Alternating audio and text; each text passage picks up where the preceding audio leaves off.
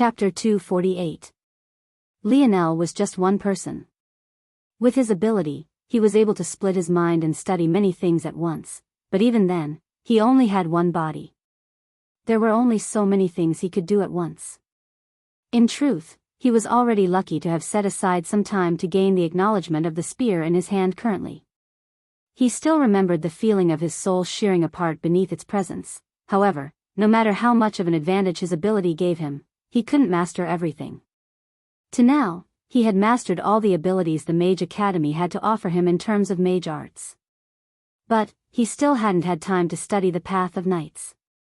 Seeing Gorgo explode like this before him, it reaffirmed his will to dig up all the secrets of this world. What remained of Lionel's robes billowed beneath the wind. He could already feel his arms slightly aching beneath the pressure. This wasn't due to Gorgo's strikes, but rather because he wasn't used to using such a heavy weapon. To the current Lionel, lifting 100 pounds wasn't a problem. In fact, this was simple even for an average male. However, lifting a weight and using a weapon of such heft were two completely different concepts. Bang! Gorgo's armor cracked and shattered into several pieces, spiraling into every which direction like the shrapnel of a grenade. His bulging muscles flexed beneath the influx of energy surging toward him, veins of pumping blood racing across his skin like crimson serpents. He raised his axe into the air. But, his target wasn't Lionel at all. Instead, he slammed the flat of the blade over his knee, shattering the blade along the line of the damage Lionel had caused. The resulting weapon was sinister beyond belief. The irregular, jagged edge looked like the jaws of a demon bearing down from above. Shoo! The axe left trails of sliced wind in its path as it descended. Its irregular edge caused the air to bend and twist, making it sound as though a ghastly flute was being blown. Lionel's gaze burned with fighting intent. His spear force coated the 2-foot-long flat blade of his spear as he pierced forward without regard. Bang! Bang! Bang! The blood in Lionel's body rolled with every collision. It was clear to anyone observing that Lionel had greater strength and that even his movement was a measure better. However, his technique was simply too lacking. Every strike of Gorgo seemed to contain a mysterious air to it. His strikes uniquely flowed from one stance to another, achieving a smooth resonance that allowed him to lose himself in battle. However, Lionel's movements lacked variation. He continuously calculated and responded with a strong pierce again and again, but this was all. He could only rely on his ability to make up for his lack of skill, but against a truly strong enemy, such a thing would be useless. Like this, Gorgo and Lionel fell into a stalemate, neither one gaining an advantage over the other. And, with Gorgo's weapon having been broken once before, breaking it again after it shrunk in size was several levels more difficult. In the distance, Lancelot was beginning to grow worried, even more so than he had been before. This boy. Doesn't he know that a spear can do more than pierce? How could Lancelot know that all of Lionel's skill came from the primitive man and woman? The primitive man only taught him how to bring out the full potential of his body with every strike, but the primitive woman's fighting technique was entirely reliant on a piercing motion. The primitive woman's spear had a modified blade in the shape of a prism. This made its piercing power incredibly strong, almost like the stinger of a bee, but as a result, it lost its ability to perform the other kinds of strikes. Due to his inexperience, Lionel took a battle that he most assuredly should have won and turned it into a struggle. Even still, Lionel didn't take a single step back. In fact, his indifferent expression began to crack, shimmering with hints of happiness. His eyes grew more focused. Ignoring the aching of his arms, he pierced forward again and again as though he didn't know fatigue. Just when Lionel was about to lose himself in battle, he frowned. An instinct that came from the depths of his heart suddenly trembled. Lionel didn't need to look to know what happened. His internal sight was too sharp. He felt the eyes of the two demon lords locked onto him. The sudden feeling was almost as though his head had been dunked into a vat of ice and water. He had almost forgotten that he was on a battlefield. Venting his frustration was fine, but burning himself out to the point of running on empty would be like asking for death. My spearmanship is too lacking. I need to absorb the experiences of more of the spears surrounding the base of this peak spear. Lionel took a deep breath. With his fatigue growing, his rolling blood was also losing its control over him. Even the violet red of his eyes began to slowly fade. Others could sense this. In fact, the sharpness of the two remaining demon lords grew. The only demon lord that wasn't inwardly celebrating was Gorgo. How could he? His state was even sorrier than Lionel's. However, Lionel wasn't worried. His body might have reached its limit, but his ethereal glabella was still filled to the brim with soul force. I should end this. Grand gravity warp. Layering arts. Demon Lord Gorgo was caught completely off guard. He had completely forgotten that Lionel was a mage. Or, maybe he hadn't forgotten, but maybe had assumed that Lionel's magic fell far short of his spearmanship. However, reality was cruel. Reaching the end of his stamina, Gorgo's legs trembled and he heavily fell to his knees. His axe failed to block Lionel's following spear strike, causing his collarbone to be run through completely. Lionel's spear force was so sharp that an invisible blade ran through the Minotaur's body, exiting his shoulder blade and running through the ground behind his kneeling figure.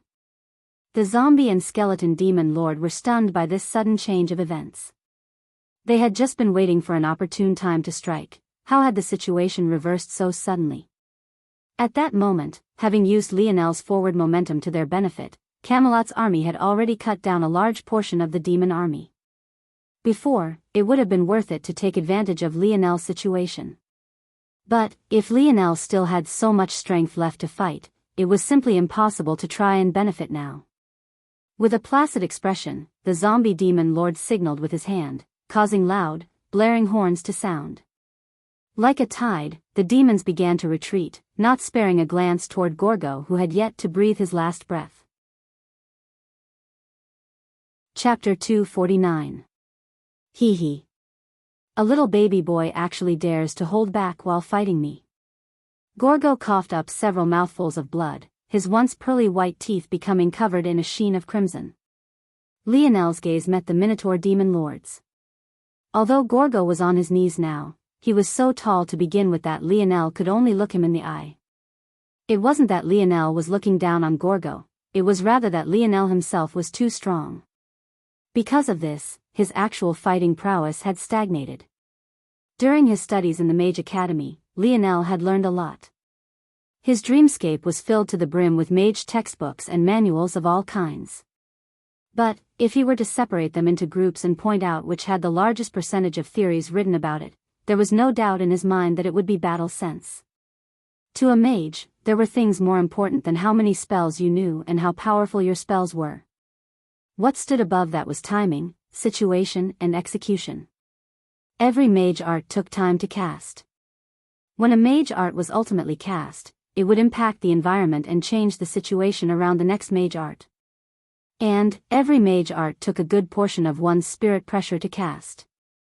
Ultimately, between knights and mages, mages were particularly worried about battle sense and efficiency. If one had poor battle sense, it was very possible for a weaker mage to defeat a stronger one. How a mage economized their spirit pressure, how they prepared spells in battle, building up with short casts to longer ones, and even down to the angles to which they pointed their wands were all important aspects of battle sense. This realization ingrained one thing in Lionel's mind: he was still too weak. Before, he hadn't realized how much of a grip this thought had on his heart until he realized just how much his loss to Lamorak had affected him. But now, he couldn't have been more clear. To the current Lionel, defeating Gorgo by relying on his combination mage and spearman abilities held no meaning. The only reason he resorted to it in those final moments was because he felt that if he continued, his life would be in jeopardy. This was maybe the first time in his life that Lionel was truly faced with his own weakness. He couldn't help but have thoughts of what would happen to him if he was less talented. Such a thing left him feeling greatly uncomfortable in his heart. It was an emotion he didn't quite understand how to reconcile with. Lionel's spear pulled out from Gorgo's collarbone and struck down again. This time, he pierced his heart. As Gorgo's life faded, so too did Lionel's blazing aura. His runes dimmed and sunk into his skin, and his violet-red eyes slowly faded to its usual pale green. A wave of fatigue overwhelmed Lionel. His breathing couldn't help but grow heavy. He was only barely able to counter the side effects of his metal synergy lineage factor after reaching the weak state. But his body still felt heavy. Of course, it also didn't help that his new weapon was over 100 pounds either. My force and soul force are still at over 70% capacity, yet my body can't keep up. Lionel frowned. He felt like a headless chicken. He was always coming up with issues he could work on, but he never had a perfect solution for any of them. He needed more knowledge. The Mage Academy had a limited amount of information on matters related to the body, but the Knight Academy should be different. Lionel turned around to hear the stomping hooves of a band of horses. The first sight he saw was Lancelot's stern face, carrying a lance bloodied by battle. Lionel smiled somewhat bitterly. He didn't have much experience in battle, but it was pretty much common knowledge that rules and regulations were extremely important on the battlefield. He had acted without regard for consequences earlier, but that didn't mean that there wouldn't be any. However, Lionel wasn't stupid either. Mages were a special circumstance. Usually, the more powerful a mage, the less restricted they were by the rules of the army. For example, Leonis, as a light mage, traveled around the battlefield to where he was needed. So, Lionel wasn't too worried about punishment. It was just that he fought too much like a knight, so it was easy for those watching to forget he was a mage. Lancelot saw Lionel's calm expression and his lip couldn't help but twitch. This boy, couldn't he at least pretend to be afraid? Though Lancelot thought this and even tried to think of ways to make Lionel suffer a small loss, he soon remembered that he actually didn't have any power to punish Lionel. This feeling left him quite stifled. In truth, he was thankful to Lionel. Though he was confident that they would have won the battle anyway, it most definitely wouldn't have been so easy. Demons were different from humans. Their population of warriors was far higher despite the fact the overall population of humans outstripped them. As a result, they were uncaring about casualties and usually attacked in waves, whittling down their stamina for weeks and months on end. Due to this, the demons had an overall losing record against humans, but in the grand scheme, it was actually humans who were on the losing end. Something like winning with so few casualties, and even taking down a demon lord at the same time, was of great benefit to Camelot. Just as Lancelot was thinking of how to deal with Lionel without appearing too weak and forgiving, a scout suddenly rushed to the front line. Sir Lancelot. Urgent tidings. HM. Lancelot frowned. They just finished a several-hour-long battle, what could it possibly be now? Speak. Lancelot finally said. The messenger looked toward Lionel and hesitated. The other knights around Lancelot were his respected guards. No commander would enter a battlefield alone, they would always have death guards around them. The first priority of these death guards was to ensure the safety of the commander. This was all to say that while it was all right for such trusted subordinates to hear this message, Lionel was an unknown factor. The scout's hesitancy just went to show how important the message was. It's all right, speak. The scout took a deep breath. I come from the number 15 small barack just northwest of here. We've been overrun by demons and are seeking assistance. Lancelot frowned. Sir Lancelot, Sir Lancelot. The information from the first scout hadn't even settled in before another messenger suddenly crossed onto the battlefield. A bad premonition suddenly struck the Knight of the Round Table. Chapter 250. In the border region, the forts were separated into small and large barracks. There were a total of 99 small barracks and 9 large barracks. All small barracks were headed by 3-star Grand Knights while all large barracks were headed by Knights of the Round Table in shifts. With this sort of setup, it was obvious that every large barack had 11 small barracks under their charge. However, what Lancelot could have never expected was for 6 of his small barracks to suddenly come out and ask for help like this. Lancelot frowned. He had thought that the demons retreated a bit too easily. Though Lionel was putting a lot of pressure on them, it was also obvious that Lionel had been reaching the end of his rope. On top of that, they allowed one of the demon lords to die too easily. Unless... Lancelot's heart trembled. Others might not know why the demon lords were insistent on keeping their numbers at 66, but Lancelot was very much aware. Leonis had explained it to Lionel perfunctorily, but how could such a thing not have a deep, underlying reason for it? The truth was that just like paladins of Pope Margrave, much of the strength of the demon lords were gained directly from Madrid. The balance of this shared power was perfect when there were 66 of them. However, when there was an additional demon lord, that balance would be lost.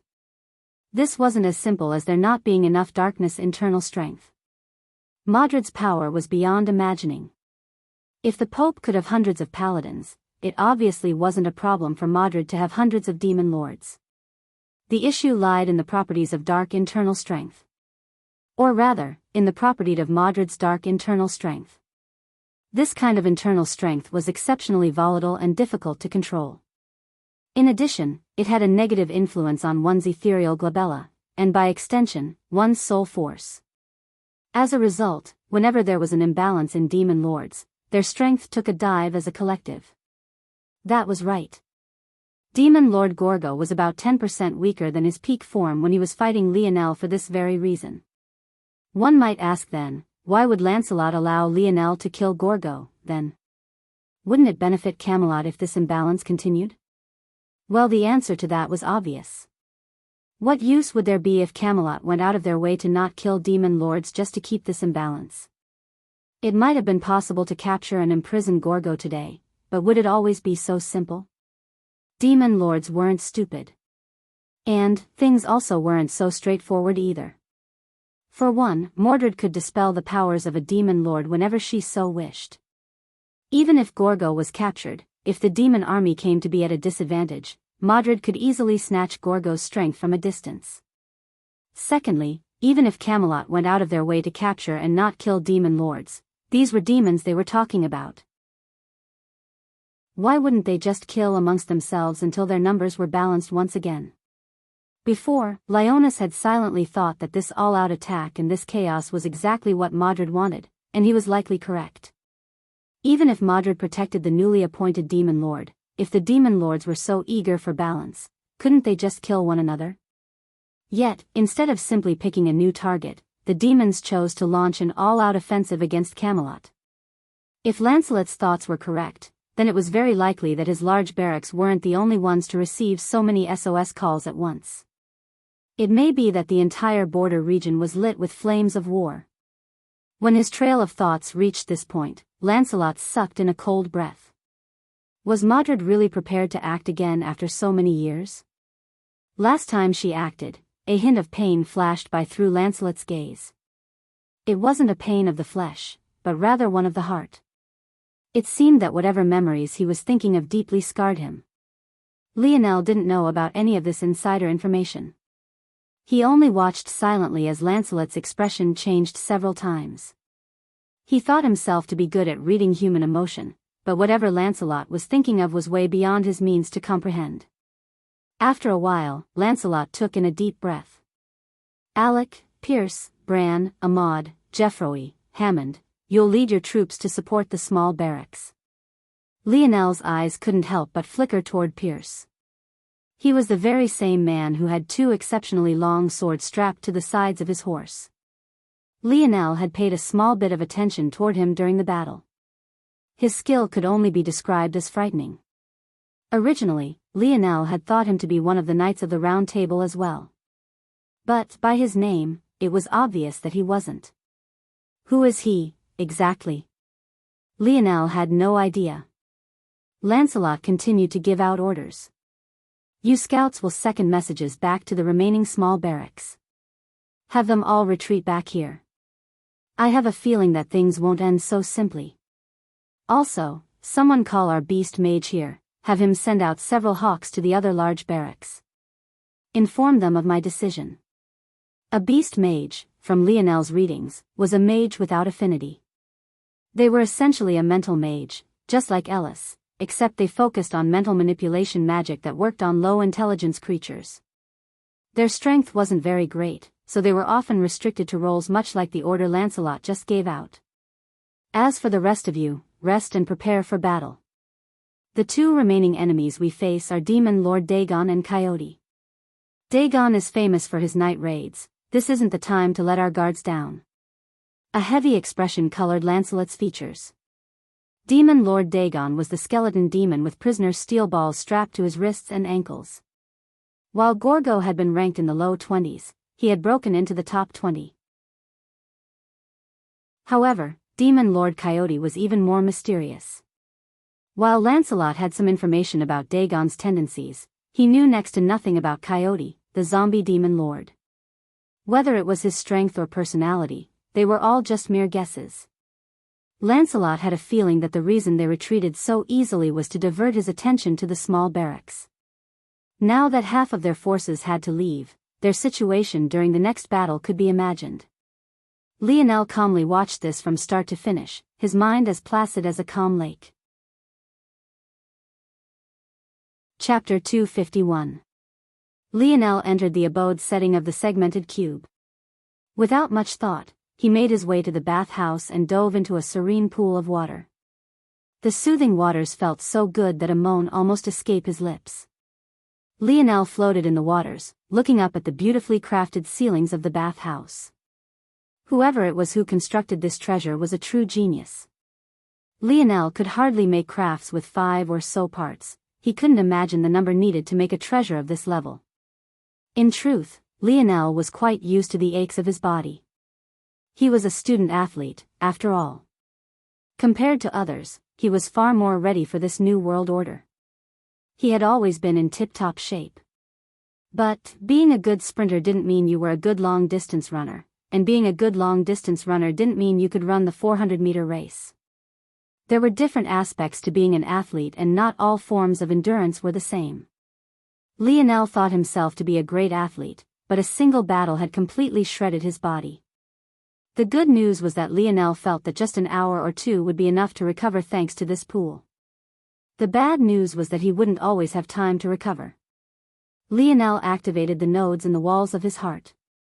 His heartbeat quickened, causing the run of blood throughout his body to accelerate, thus speeding up his recovery process. The blood was exceptionally important to recovery. Whenever one was injured, it would be the first responder in every case. This was the reason why bruises swelled and torn muscles reddened. After opening his 7th and 8th nodes, Lionel gained access to this ability. It should be safe in here, Lionel thought to himself. Minor heal. A rush of wind surrounded Lionel and a soft glow of light enveloped his body. In just a few minutes, Lionel's body recovered to its peak state. Since he could recover so quickly, there was no need to wait. This situation was too dangerous to waste time in. Interesting, Lionel felt that his strength ticked up by a measure. In addition, his body also more thoroughly absorbed the herb or essence he had been refining. So if I break down my muscles and use minor heal on them, I can train faster. Minor heal was actually a 1-star Magus art despite its humble title. It was because of his ability to cast this that Lionel was so valued. If the prince knew that Lionel thought to use it just to enhance his training speed, who knows how he would react. My mind is erratic and all over the place. Lionel stood up from the bath, cleaning himself off and putting on another robe. He didn't like the style of dress of this world very much, but he had no choice. I need a focus, a plan, a goal. If I keep going like this, I'll aimlessly wander around and fail to live up to my potential. In Lionel's life, there had never really been anything in his control. His profession was chosen for him, his meal plans and training schedule was set out for him, and he never truly figured out what he wanted to do in life. It was no wonder he seemed to be going on aimlessly. This was the first time he had no choice but to take charge. His mind was filled with bits and pieces of information, but he realized after battle today that this wasn't good enough. It was all right that he wanted to learn everything he could about this world, but what would he do with that information? How would he execute with this new knowledge? What goal was he trying to reach? That feeling he had had before the battle begun, that stifling feeling that made him feel uncomfortable to the depths of his soul. It was the first time Lionel grasped on something he wanted for himself. This wasn't about his father, this wasn't about Aina, this was something that he, Lionel Morales, wanted for himself. If he couldn't beat Lamorak into the ground, he would never feel at ease. Lionel entered the lab setting. In this world, he had always had to be exceptionally careful about using the segmented cube, so he had rarely entered it. If it wasn't because the large barracks were in turmoil, preparing for war, and as such had no time to mind him, he wouldn't have dared to even now. Lionel cast a glance toward the snow globes and frowned. Something feels off about this atmosphere. After a moment, Lionel realized what it was. There was a density of dark elemental force in the air. Understanding this, Lionel didn't pay it any more mind. The border region had a higher concentration of this energy. It wasn't surprising that the segmented cube, which was always absorbing and purifying force for Lionel's use, would react in this way to such an environment. Lionel sat at his crafting table. The more time he spent near it, the more he realized that this odd desk with different-sized wells on it was most definitely a treasure in its own right. But Lionel hadn't quite reached a level where he could dig out its secrets. What I need is a focus structure. I've already learned all I can about mage arts. The only thing holding me back in that regard is the crystallization of my spirit pressure. Though Lionel could cast magus arts now, their power was lacking in comparison to true magi. This wasn't something he could fix in a short time. After all, magi spend decades meditating to crystallize their spirit pressure. It was something only time could do. Of course, Lionel's meditation was far more beneficial than one might expect. He suspected that it would only take a year or two to crystallize his spirit to an extreme. Once that happened, his combat prowess would be enough to run through this world unimpeded. As such, Lionel made a decision. After awakening the wisdom branch, I could split my mind 6 ways. After crystallizing my soul force a bit, I can do so 8 ways now. I'll save 1 to focus on meditation. As for the remaining 7, Lionel crossed his legs and closed his eyes. He used one of his 8 minds to meditate, another to monitor the situation outside the segmented cube, and as for the remaining 6, he sent them all into the spear domain. Lionel's mind appeared within the dark world.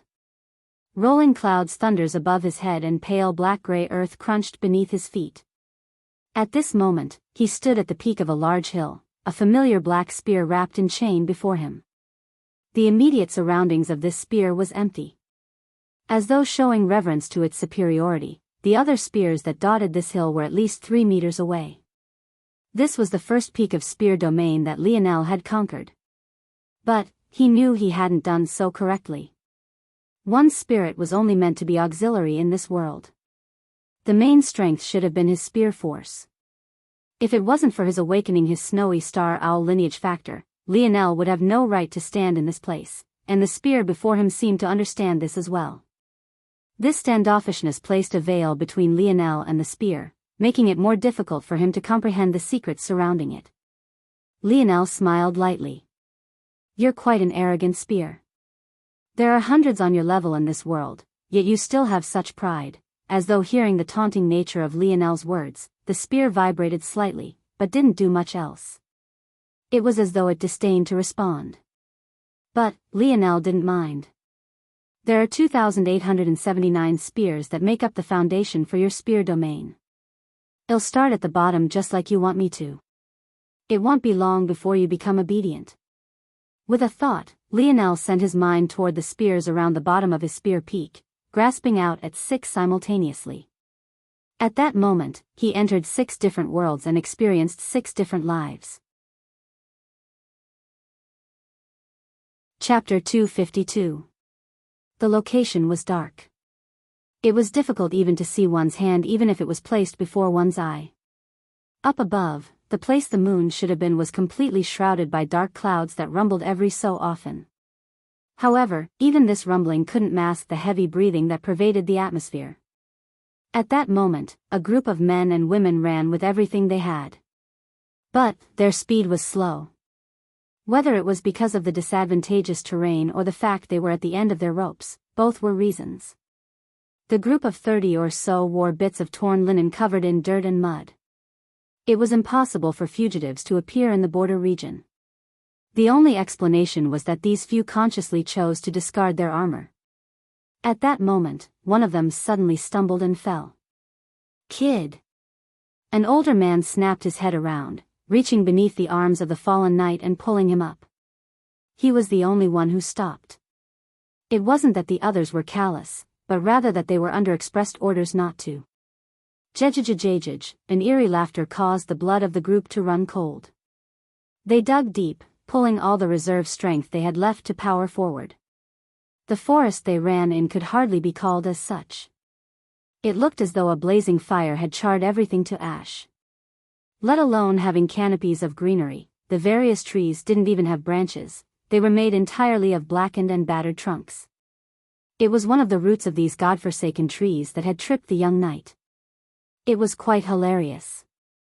Even as the young knight held back tears, unable to take his eyes off of the commanding officer who had come back to save him, he too found the humor in this situation. He, a dignified 3-star official knight, had been beaten and battered to the point of tripping and falling.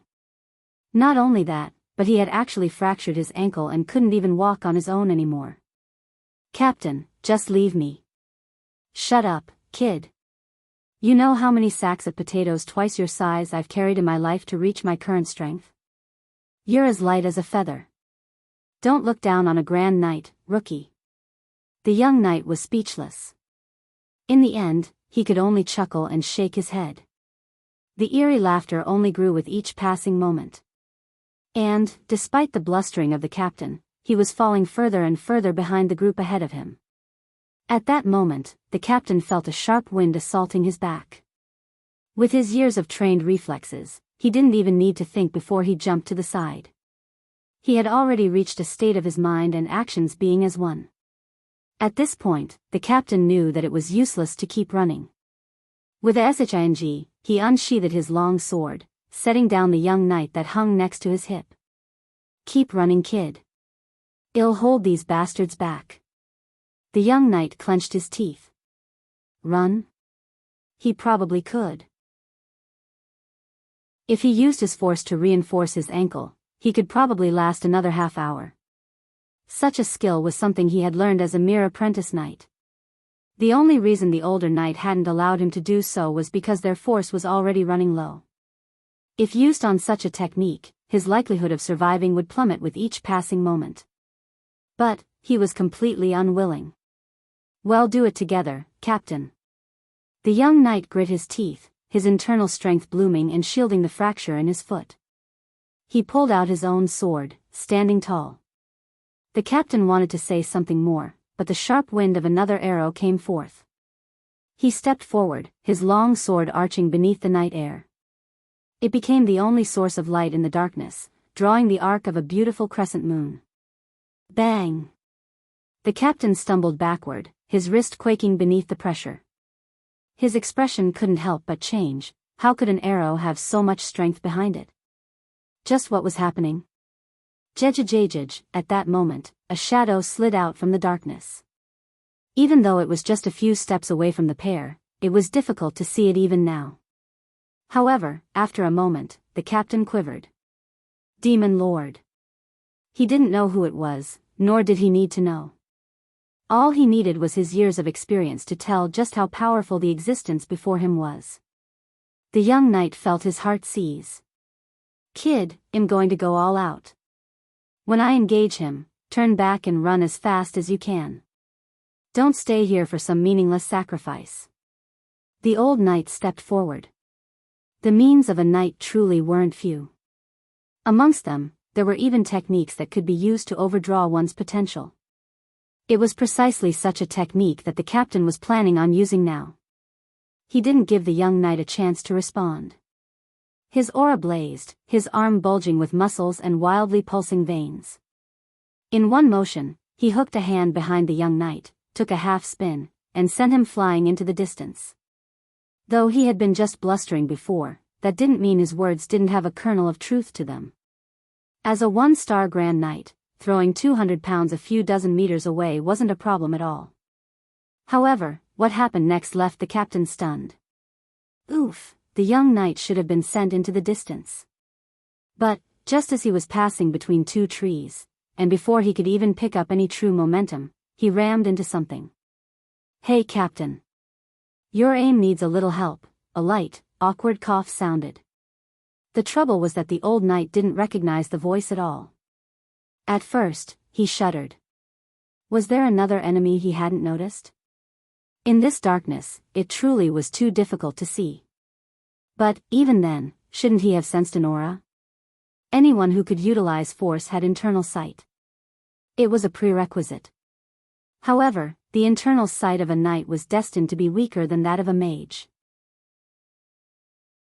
That said, as a Grand Knight, how could the internal sight of this captain be so weak to the point of missing someone just meters from him? That was impossible. Unless, this foe was just that much stronger than him? The captain felt a cold chill. He was already ready to die, but the direction he had thrown the young knight in was the direction the others had fled. Didn't that mean that this monstrous individual had already eliminated them all? And in that case, what was the point of his sacrifice? However, just when he was despairing, words that shocked him were spoken. "Who are you?" At that moment, the eerie laughter had come to a full stop. The shadow looked toward the voice that had caught the young knight as well for one simple reason: it too hadn't sensed another person until now. The sound of soft footsteps sounded as a young man vaguely came into view. To think all these light elemental luminescence arts would actually come in handy. The voice muttered to himself, his words completely lost beneath the rumbling of the dark clouds above. "Number 62 Demon Lord Malgrier, is it? Come taste my spear." Lionel grinned, the whites of his teeth shimmering beneath the night sky. Chapter 253. Running away. My combat strength is still lacking. Lionel was a bit dissatisfied with his performance. In truth, he could have caught up with the Demon Lord had he truly wanted to. The main issue was that the mission he was assigned was to bring these escapees back with him. It had been about half a month since the battle at the large barracks. As Lancelot had feared, the demons had indeed begun a large-scale offensive. As a result, many of the small barracks had been taken out.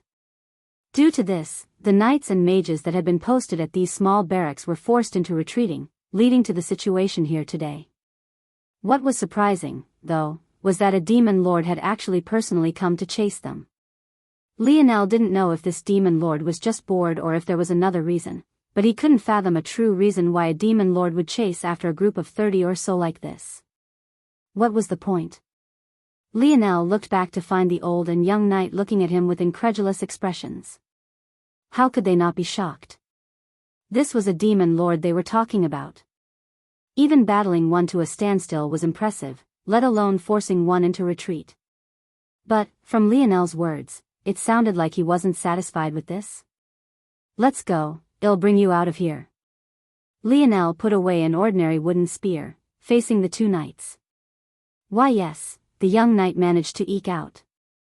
Compared to his captain, he was even more shocked. That was because he had been caught by Lionel earlier. According to common sense, being thrown with such force and stopping so abruptly should have hurt at least one of them if not both. Even if Lionel's strength was beyond the point of allowing him to be hurt by such a thing, at the very least, he alone should have been hurt. Yet, not only did Lionel fully stop his momentum without issue, but neither of them were injured. In the moment, he only felt that he was enveloped by a soft force. Then, he came to a stop and was rested on the ground. Such a boundary of strength, he couldn't even comprehend it. There were no limit to knights that could stop his momentum and leave unscathed. But, doing so while allowing him to remain uninjured at the same time. Even his captain was nothing but an ant before these things. The young knight blankly followed behind Lionel, his mind lost in the clouds. "Captain." A group of knights ahead sighed a breath of relief when they saw their captain return safely. Numerous thankful gazes landed on Lionel. "There's no time right now." Lionel waved away their thank yous. "It's highly likely that there will be more enemies coming. I've cast silence on our surroundings. Don't mind the noise you're making, just run with all you have." Lionel spoke quickly. "Silence? Isn't that an immobile spell?" But the way this senior is talking about it, it's as though it will follow us around? How is that possible? The young knight was dumbfounded. Though he was a knight, he had trained with mages many times before. After all, knights and mages needed to work together to defend the barracks. A common spell like silence that could be used by any official mage was definitely something he was familiar with. Lionel didn't bother to explain. His internal sight had already stretched out. He realized that his previous speculations had been correct. This demon lord chased after this group alone for his own sadistic reasons, but now that Lionel was here, he had retreated to regroup with his men. It could be said that the true chase was only starting now. Trace, arrow. A surge of wind surrounded Lionel. Soon, a pale blue arrow was formed, hovering about his palm. In the darkness, it was particularly striking. But, it was also dim enough that it couldn't be seen from too far away. Follow this arrow and you'll be able to meet up with the others. The captain's expression changed at these words. But, I know what you want to say. You split up to begin with so that you'd be more difficult to find. But, you don't need to worry about this anymore. Sir Pierce is leading his troops toward the region of your number 19 small barracks, so they won't be able to continue chasing you for long. I'm just the vanguard. The captain's eyes brightened along with his small squadrons. They thought they were finished. But it seemed that they had hope now. There was one among them that only grew more and more shocked with every word Lionel spoke, though. And that person was the young knight. Trace, arrow? That spell should only be able to work if the mage is present, but the way Senior is talking about it, it's as though he doesn't need to be here at all. The range of trace, arrow, is extremely limited as well. Trace, arrow, was a tandem spell, meaning it had a partner. Trace, target, was a seal-type spell that, trace, arrow, was able to home in on. The issue was that the maximum range of this tandem spell was 1 mile. But the distance between the separated group was at least 10 times that, or else what was the point in running separately? The young knight didn't believe for a moment that Lionel didn't know this. Just who is he? At that moment, the sight of several torches approaching from the distance lit the night skies. Go, now. Lionel said sternly. His carefree demeanor had vanished. Facing just one demon lord wasn't a problem. But, facing one leading a squad of 50 or so was a completely different matter. However, this was the kind of challenge Lionel wanted. Without waiting for the knights behind him to respond, he shot forward. In his hand an odd spear appeared. It was about 2 meters long, a normal length for such a weapon, albeit shorter than Lionel's spear peak black spear. However, this wasn't the true oddity. Normally, a spear's blade would only be a small percentage of the length of the weapon. But, this spear was vastly different. Its blade was 1/3 of the length of the spear.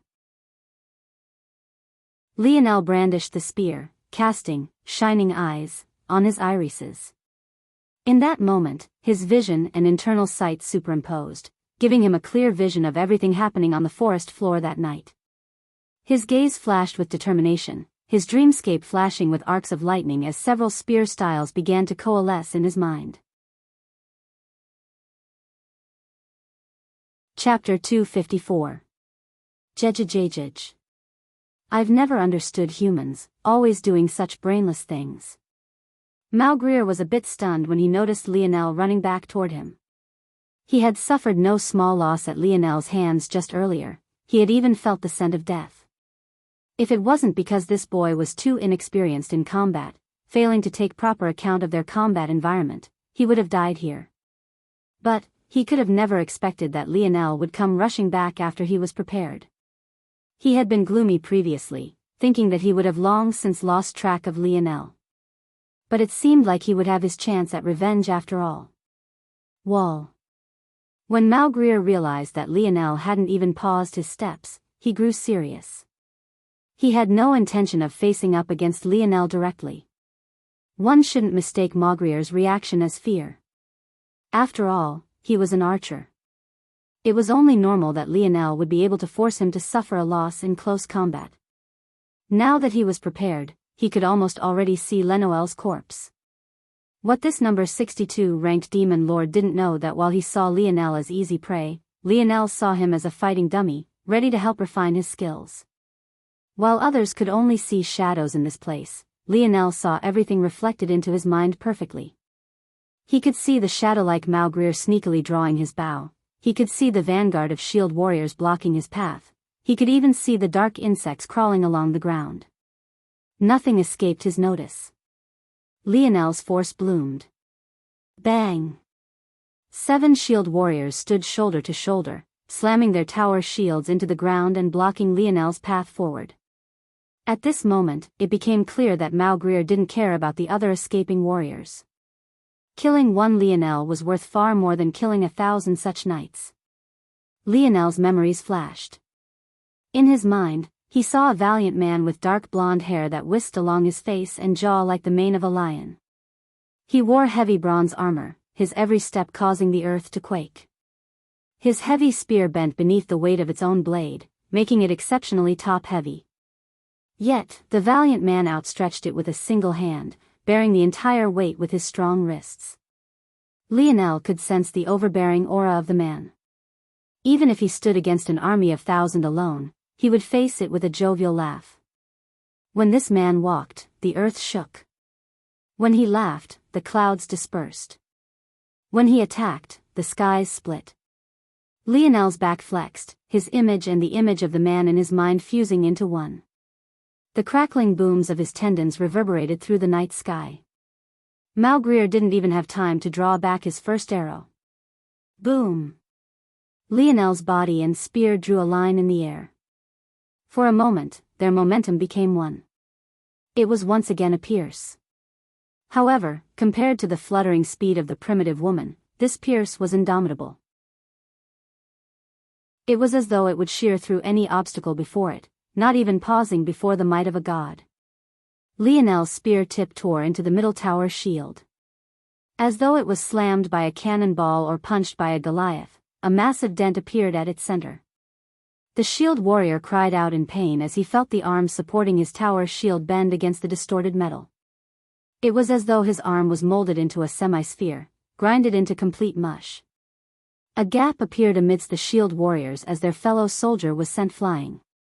Like a bullet leaving a barrel, he tore through the night air, crashing into the reserve warriors by Malgrier's side. Despite the shock, Malgrier was still a demon lord. He didn't hesitate to loose 3 arrows in quick succession when he saw that the situation was bad. However, what Lionel feared the least were projectiles with predictable trajectories. The battlefield reflected in his mind.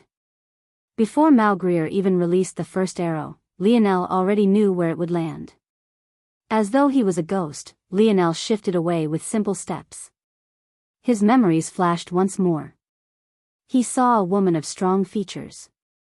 Despite the fact she wasn't the most beautiful, she had a charm that gripped the hearts of men. But, she also held a spear that took the hearts of men. Her speed was so blinding that the last thing her enemies sensed before their death wasn't pain, nor the sight of her figure, but rather the fragrance of her fluttering hair. A rich smell of apple. It assaulted Lionel's senses again and again as though she was right before him at this very moment.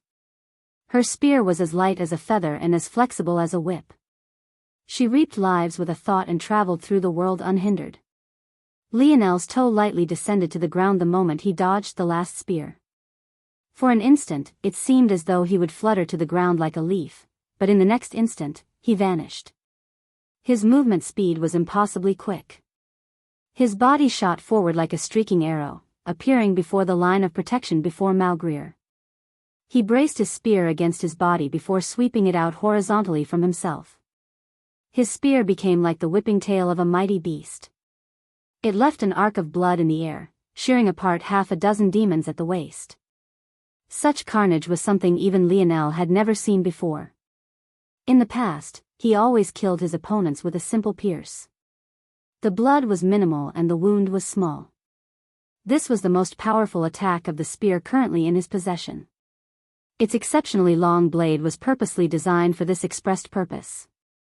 And now, there was no one but Malgrier before him. Malgrier reacted quickly. In the face of death, his expression, hidden beneath his hood, remained calm.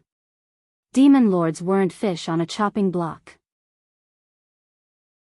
No matter how much improvement Lionel had made, it wasn't enough to treat such a character so casually, especially when it had only been half a month since his battle with Gorgo.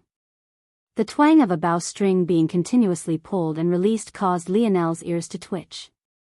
Maugrier's actions were so fast that Lionel's eyes, even with the support of his mage art, couldn't keep up. The distance between the two was just 10 meters.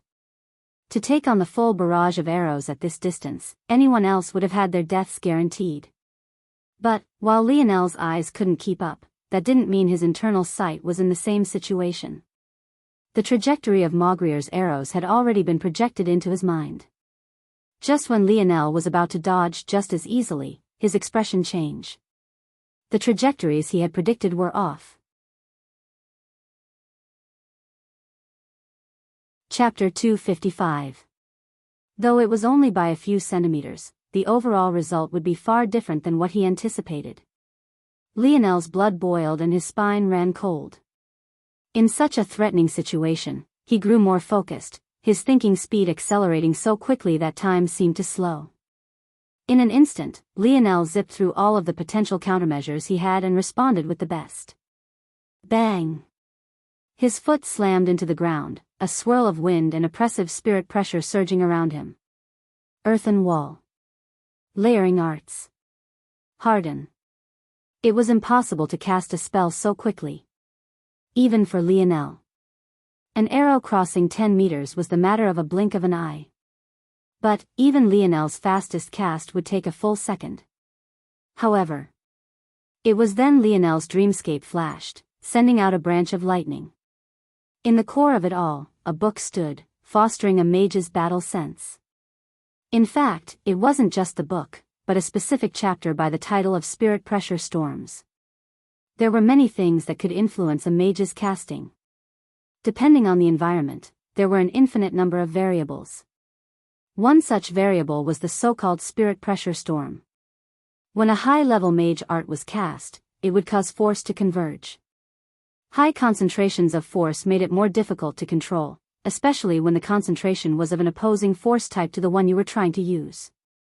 For example, trying to cast a large-scale water elemental magic right after someone cast a fire elemental magic was several degrees more difficult. If Maugrier's arrows weren't on Lionel's predicted trajectory, there was only one explanation: he had used force to control their flight. If Lionel took advantage of this and applied the concepts of spirit pressure storms here, he could disrupt Maugrier's control. Shoo! Lionel sucked in a cold breath as he felt two arrows tear through the skin on his shoulder. Taking a step forward, he cut down on the last one, continuing to close the distance. Maugrier's expression changed. At first, he had sneered seeing Lionel's reaction. Though he had been surprised that Lionel was a mage, after a moment, he laughed in his heart. How could he not? Lionel started to cast 3 different spells at once. Even the weakest, Harden, should have taken a veteran mage 2 seconds to cast. To make it worse, Layering Arts was a high-level auxiliary mage art that multiplied the strength of spells by stacking them. Layering Arts alone would take a talented magus upwards of 10 seconds to cast alone. In such a situation, Lionel was bound to die. Maugrier had thought that Lionel was simply a talented fool with no battle experience, but this situation completely upended his world. The fact Lionel completely dispelled his attempted casting right after deflecting his last arrow told him all he needed to know. The truth shocked him to his core. As a demon lord and a veteran of the battlefield, he obviously knew that high fluctuations of force would disrupt techniques. But, this was the first time he had ever seen anyone use it in battle. Maugrier's expression changed. He had laid his guard down when he saw Lionel's stupid attempt. He had been waiting to see a grand show, but now he had yet to draw more arrows while Lionel had already halved the distance between them. My lord. Maugrier's death guards surged forward to try to protect him. If I'm blocked again, he'll have time to recover and pester me with more arrows. If I can't read the trajectory of his arrows, it'll be too difficult to dodge at such close range. Thinking to this point, Lionel had already made a decision. As much as he wanted to temper his spear skills here, this wasn't an appropriate occasion. He stepped forward again. The trembling of the earth that matched his steps made the demons around him feel as though the world was collapsing. Lionel's spirit pressure surged into the earth beneath his feet. Impossible. Maugrier's expression turned solemn. He had been too busy snickering at Lionel earlier to realize, but this boy was actually directly manipulating the earth. Usually, mages would pull on free elements from the atmosphere. Using already existing elements was far more difficult and took far more spirit pressure than directly creating your own, as counterintuitive as that might sound. Mages who could manipulate the elements in their natural state were favored even amongst childs. The disparity between them and normal mages was like the difference between clear waters and mud. Even further, an earth mage who could do such a thing would be a bane to all warriors who called them an enemy. The reason was simple. Not every place had water or fire or strong winds, but any place there were humans there would be earth. Earth and tide. Lionel didn't even need to fully construct the mage art. He didn't need a tall tide. He just needed something that could quickly impede Maugrier's men. And that was exactly what he received. The earth rose into a small rolling hill. It was barely half a meter tall and not usually enough to do much of anything. But this was exactly what Lionel needed. In a flash, Lionel appeared before Maugrier, his spear descending from the skies with an undying momentum. Maugrier cried out in shock, raising his bow into the air to block. It was all he had on him. What else could he possibly use? One might expect a bow to not last even a second in an exchange with a spear, but reality was much different. A loud clang was all Lionel needed to hear to know Maugrier had successfully blocked. But so what? Lionel used his downward strike to gather up momentum, flowing into his next strike with a seemingly practiced ease. Though it still lacked the air of a true spearman, it was clear that Lionel was improving by leaps and bounds every day. Maugrier grunted. He was just an archer, how could he possibly match up to Lionel in strength? His claim to fame was his special telekinetic ability to control his force, a power bestowed to him by Lord Madrid. He didn't have the strong body of other demons. He was happy enough just to survive the first strike. Unfortunately for him, while his body was weak, his close combat was even weaker. He had hardly registered what happened when a sharp pain came from his waist. Maugrier felt the pain surging through his veins. It was the worst pain he had ever experienced in his life. He could faintly tell that when his pain reached such a threshold that his life was truly finished. He plopped to the ground before Lionel's frowning figure, unable to gather the strength to rise up. I didn't manage to cut him all the way in half. It's either my strength is still lacking or that my technique isn't perfect just yet. Lionel had only managed to cut halfway through Maugrier's waist and he was seemingly disappointed by the results, causing the demons around him to shiver in fear. Chapter 256. Lionel took a deep breath. He managed to kill a demon lord without invoking his metal synergy runes. This could be considered improvement, but he still wasn't happy with this result. He felt that dealing with Maugrier wouldn't have been a problem for him even half a month ago. I'm learning all these spear techniques, but chaining them together well is too difficult. I need a new direction. After steadying his breathing, Lionel looked up to find the remaining demons inching away from him. It was clear that if they weren't worried that Lionel would stab them in the back, they would have long since turned and run. They were all veteran warriors. They knew that with such a large disparity in strength, and especially since Lionel was a mage, they'd be finished unless they banded together. However, what they never expected was for Lionel to do nothing to them. Even up until the point the first of them ran away, he didn't lift a single finger. In Lionel's mind, he didn't benefit entering such a battle. Without a leader, these demons wouldn't be able to organize themselves to continue the chase. At best, they'd be able to regroup with another demon lord. But by then, Sir Pierce would be in position and things would become much easier. Instead of putting his life on the line fighting so many enemies alone, it was best to take advantage of their fear and allow them to run away. Lionel wasn't an invincible god. Fighting almost 50 opponents by himself was far too difficult. Though he had feats beyond this in the France zone, it had to be remembered that those were normal humans without special abilities. Lionel wouldn't play with his life like that in this place. Lionel bent forward, picking up the bough Malgrier had dropped. Oh. Lionel was stunned. The bough had a sleek coldness to it that reminded Lionel of polished stainless steel. However, it was oddly both black and rough to the touch, almost like sandpaper. But this wasn't what shocked Lionel. What truly caused him to pause was just how heavy the bough was. It weighed at least 50 pounds, and that was already about half the heft of his black spear. Now that I think about it, a huge part of the reason Malgrier was able to shoot and reload so quickly was because he didn't pull the bowstring back very far. Lionel replayed the battle in his mind. He clearly remembered that the cloaked demon lord's firing was almost like flicking a finger. In the heat of battle, Lionel didn't think much of it. But now that he had the time, he realized that the only explanation for this must be because this bow was just that powerful. Even with such a small pull, it could have such power. Lionel had always been good with long-distance weapons. In truth, this was likely a large part of the reason why his gene assessment had set him as a star quarterback. He was very good at reading a target's intentions and pinpointing a throw in their direction. This was something he only got even better at after his ability awakened. A large part of the reason Lionel chose an otlotl as his first ranged weapon was because the throwing motion was the same he was used to.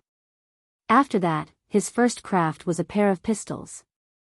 But his strength was already beginning to leave those long-barreled pistols behind to the point he rarely used them in battle anymore. It couldn't be helped, they were at most C or B-grade treasures to begin with, and he didn't like having to constantly repair the nozzles like he did. Lionel had never really thought about supplementing his long-ranged abilities with a bow and arrow before. But now that he did, he realized it wasn't a bad idea. An arrow would always be able to travel further than he could throw something.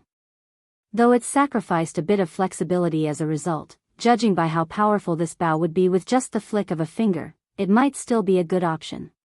I'll keep it with me, I guess. Even if I can't take it out of this zone, since it'll be here for such a long period of time anyway, it'll still be of some use. Lionel put away his spear and tested the bowstring. Ah. Lionel sucked in a cold breath. He realized in that moment that had he not reacted quickly, he would have lost the tips of his fingers. Why was this bowstring so sharp? It's not that it's sharp, but that it takes so much strength to pull that it exerts too much strain on my fingers. But if that's the case, how did such a weak demon lord pull it? Lionel flipped over Malgrier's corpse and checked his hands. Soon, he understood. First, Malgrier's hands were covered in coarse gloves made of an extraordinarily sturdy material. Not only that, but they were also thick to the point it made him look as though he had paws for hands. However, even with that, Lionel could see deep grooves on Malgrier's pointer and ring finger. It was clear that Malgrier likely replaced these gloves very often. There's also a lot of force concentration on his fingers. It's the combination of these factors that allowed him to do this. Lionel made up his mind. He was still a force crafter, after all, though he hadn't had time to design any new crafts recently. But this position he took up on the border gave him a lot more flexibility, and there were less eyes watching him. He could definitely make something better than this. After making up his mind, Lionel took off Malgrier's spatial brace. It covered about half of his forearm and had a total of 6 small spatial spaces within, 5 of which were filled with arrows of various kinds and the final of which had miscellaneous things. Oh. Something caught Lionel's attention within the last space. He quickly took it out. The object was a crystal that very much reminded Lionel of the ones he had seen within the magic art tower. After sinking his mind into it, he found exactly what he had expected. Or, not. Merlin's bestowal, Bowman King. Wait, what?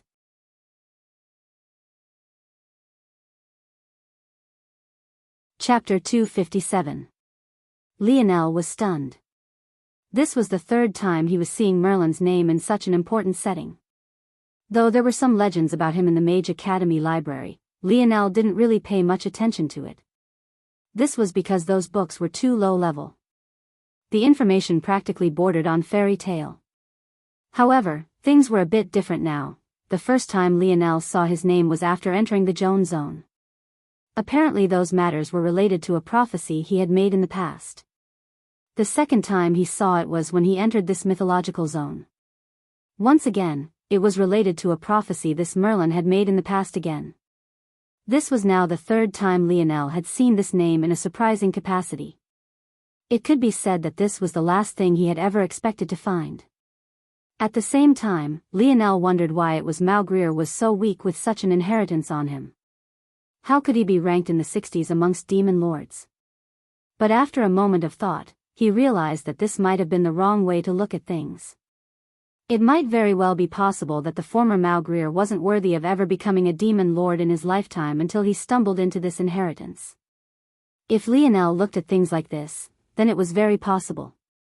If Lionel took it one step further, it had to be remembered that Merlin was a hero of the human world, not the demon world.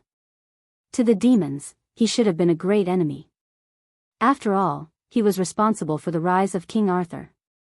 Since that was the case, such an inheritance might not be suited to demons for use to begin with. If that was the case, then the fact Malgrier made it so far with it just went to show just how special the inheritance in this crystal was. Wow, Lionel felt like the crystal was an all-new world. Unlike the crystals of the magic art tower which only had a single mage art within them, this crystal was separated into several layers, each holding a different truth of the path of a bowman. There were spells for enhancing eyesight, for accelerating an arrow mid-flight, and there was even meditation techniques for knights and mages within it. The meditation techniques of this mythological zone all had one purpose: to crystallize force. Or rather, what the people of this zone called either spirit pressure or internal strength.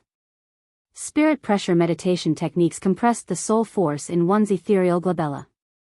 Internal strength meditation techniques compressed the force within one's force nodes.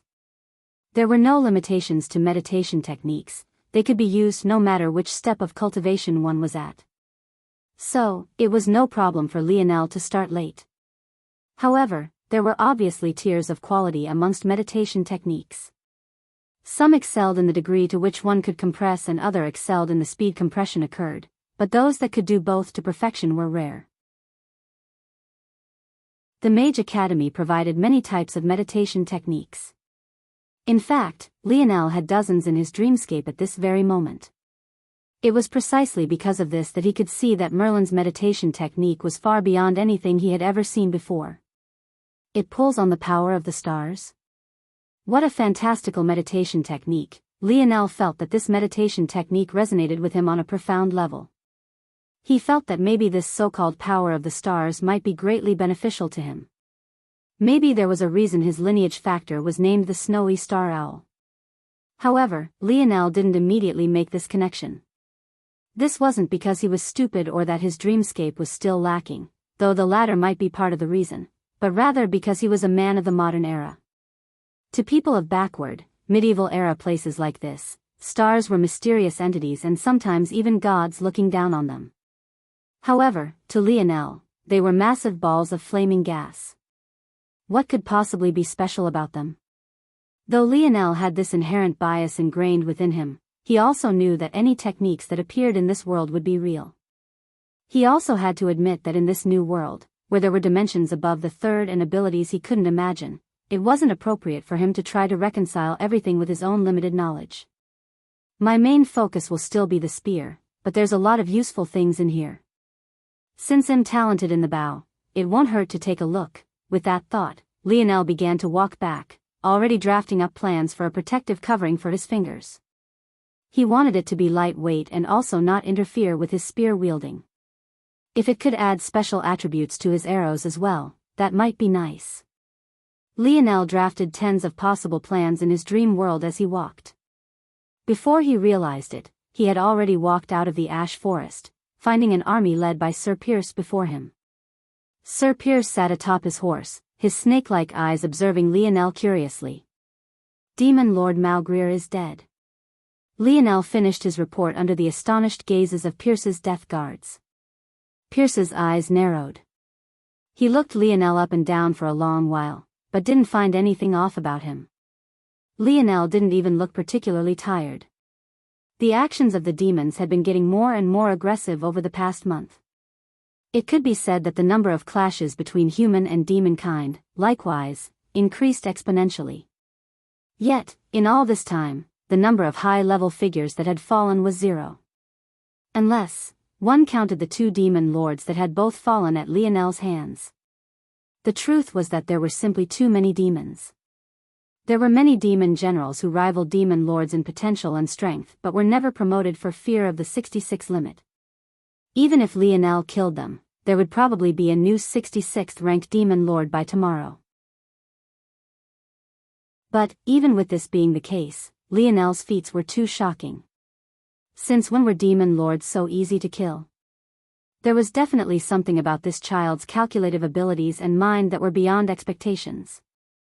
Of course, there was also the factor his enemies underestimating him due to his age, but this didn't diminish the impressiveness by much at all. Seemingly thinking of something, Sir Pierce opened his mouth to speak. "Remember, boy, don't forget the rules of Camelot." Sir Pierce didn't elaborate on his words at all, but Lionel understood what he meant.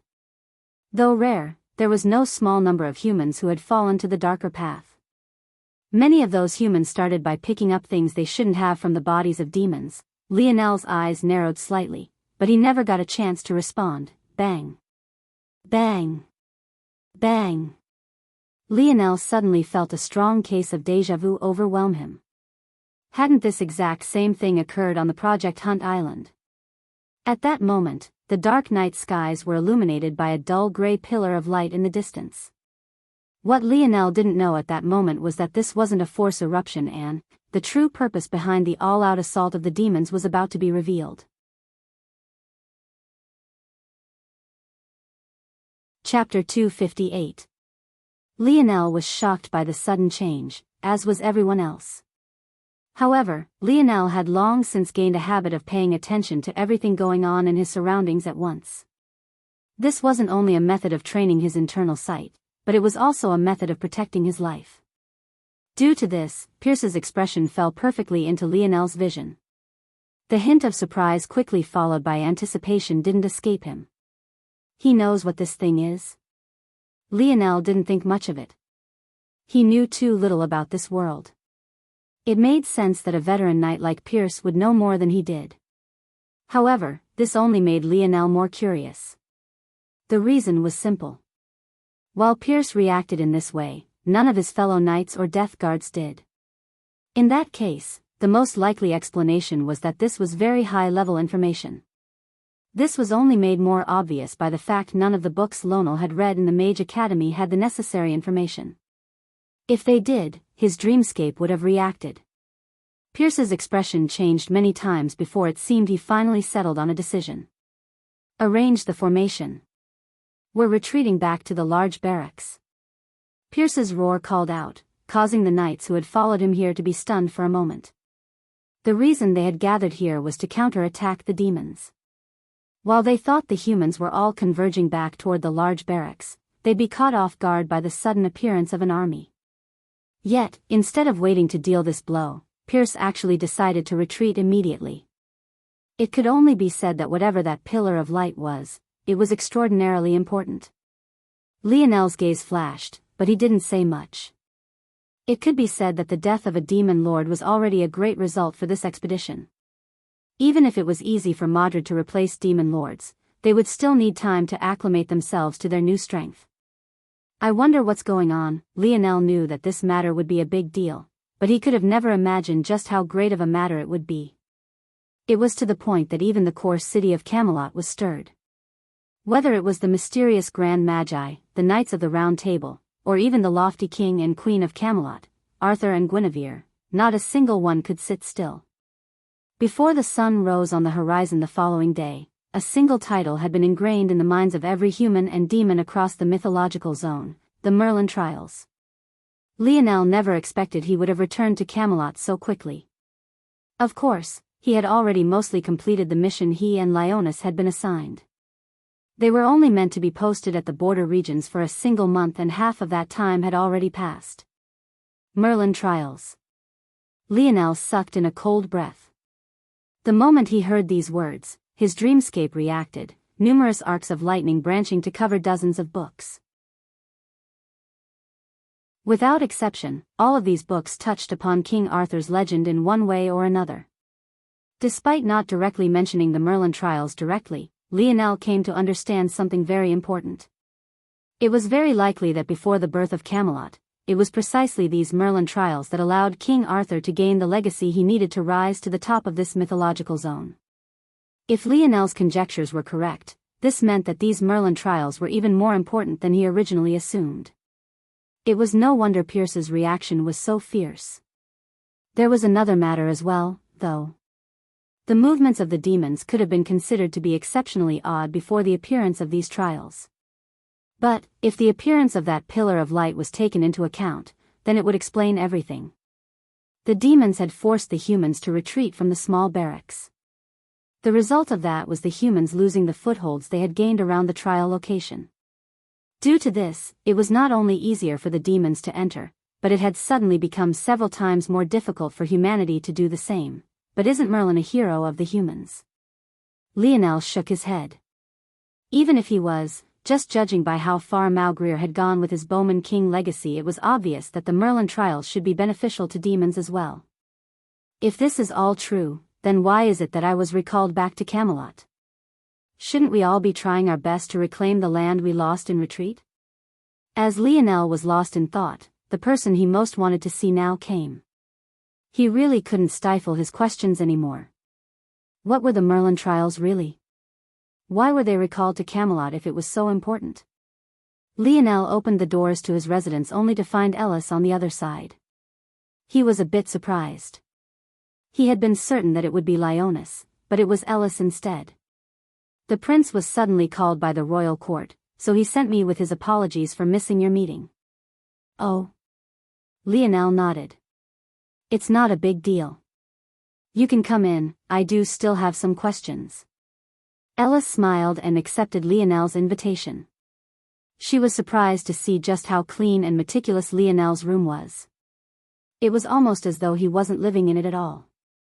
It couldn't be said that she entered the room of men often, but she knew that even a woman's room wouldn't necessarily be so orderly. Of course, what Ellis didn't know was that this was the product of his father's teachings. It could be said that the only reason this side of Lionel didn't show more was because of how odd the times were. He didn't really have a place to call home on Earth currently unless the segmented cube was counted.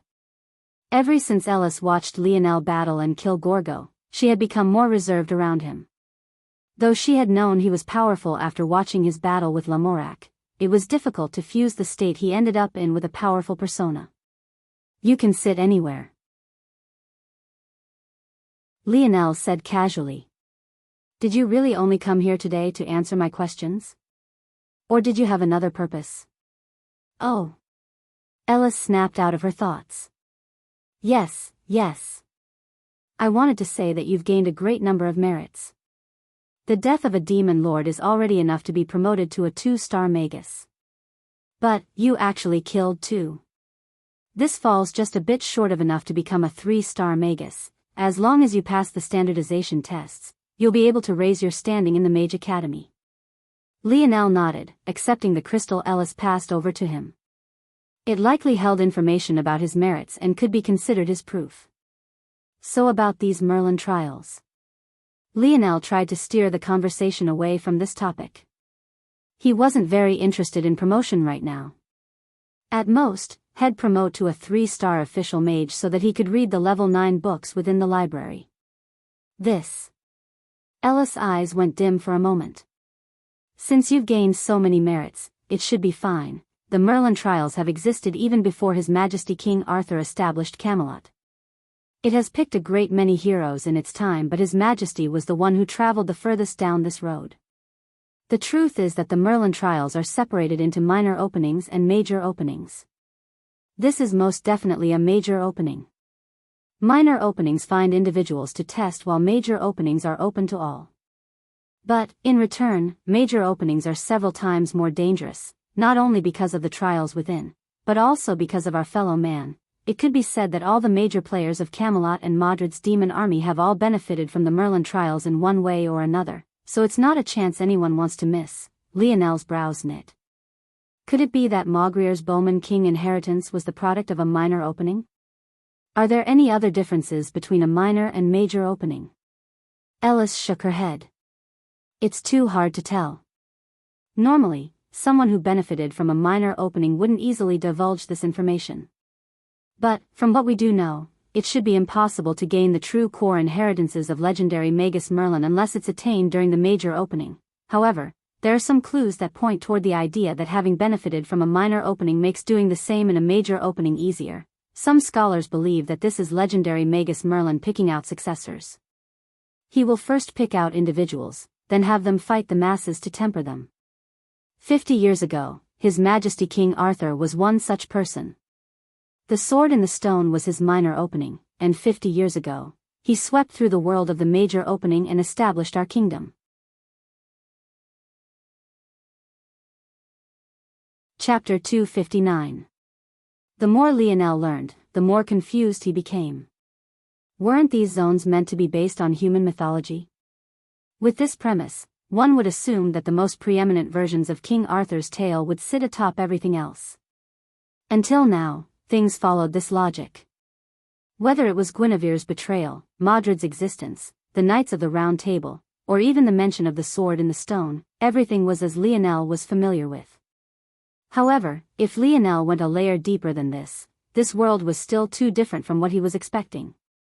The existence of Lionis, the Magi, the existence of this world's magic system.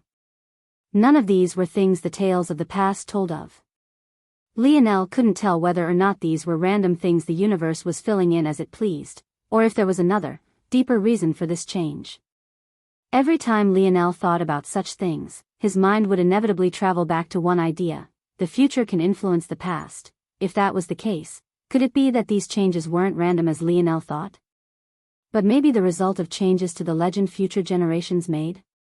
When Lionel stepped on this path of thinking, he suddenly shuddered.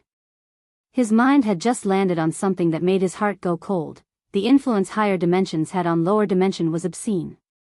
It might very well be possible that something a higher dimensional being did on a whim would be more impactful than thousands of years' worth of stories passed down in Lionel's world. And, if that was true, if someone from a higher dimensional world wanted to change the legend of King Arthur, it would be exceptionally easy. This alone was a benign thought.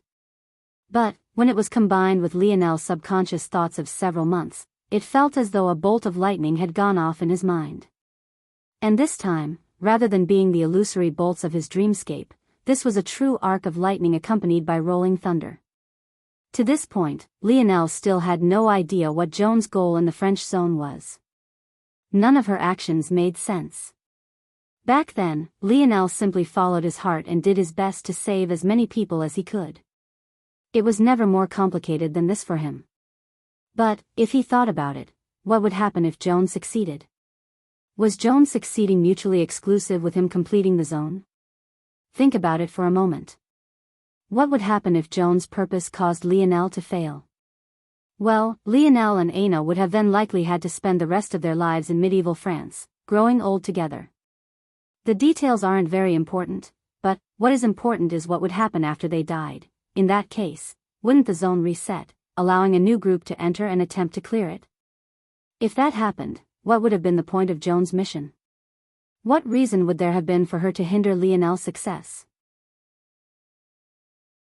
If that was the case, then their purpose couldn't have possibly been to hinder Lionel. If Lionel foolishly thought the matter would be over as long as he cleared the zone, he would be sorely mistaken. The more Lionel thought about it, the less sense it made.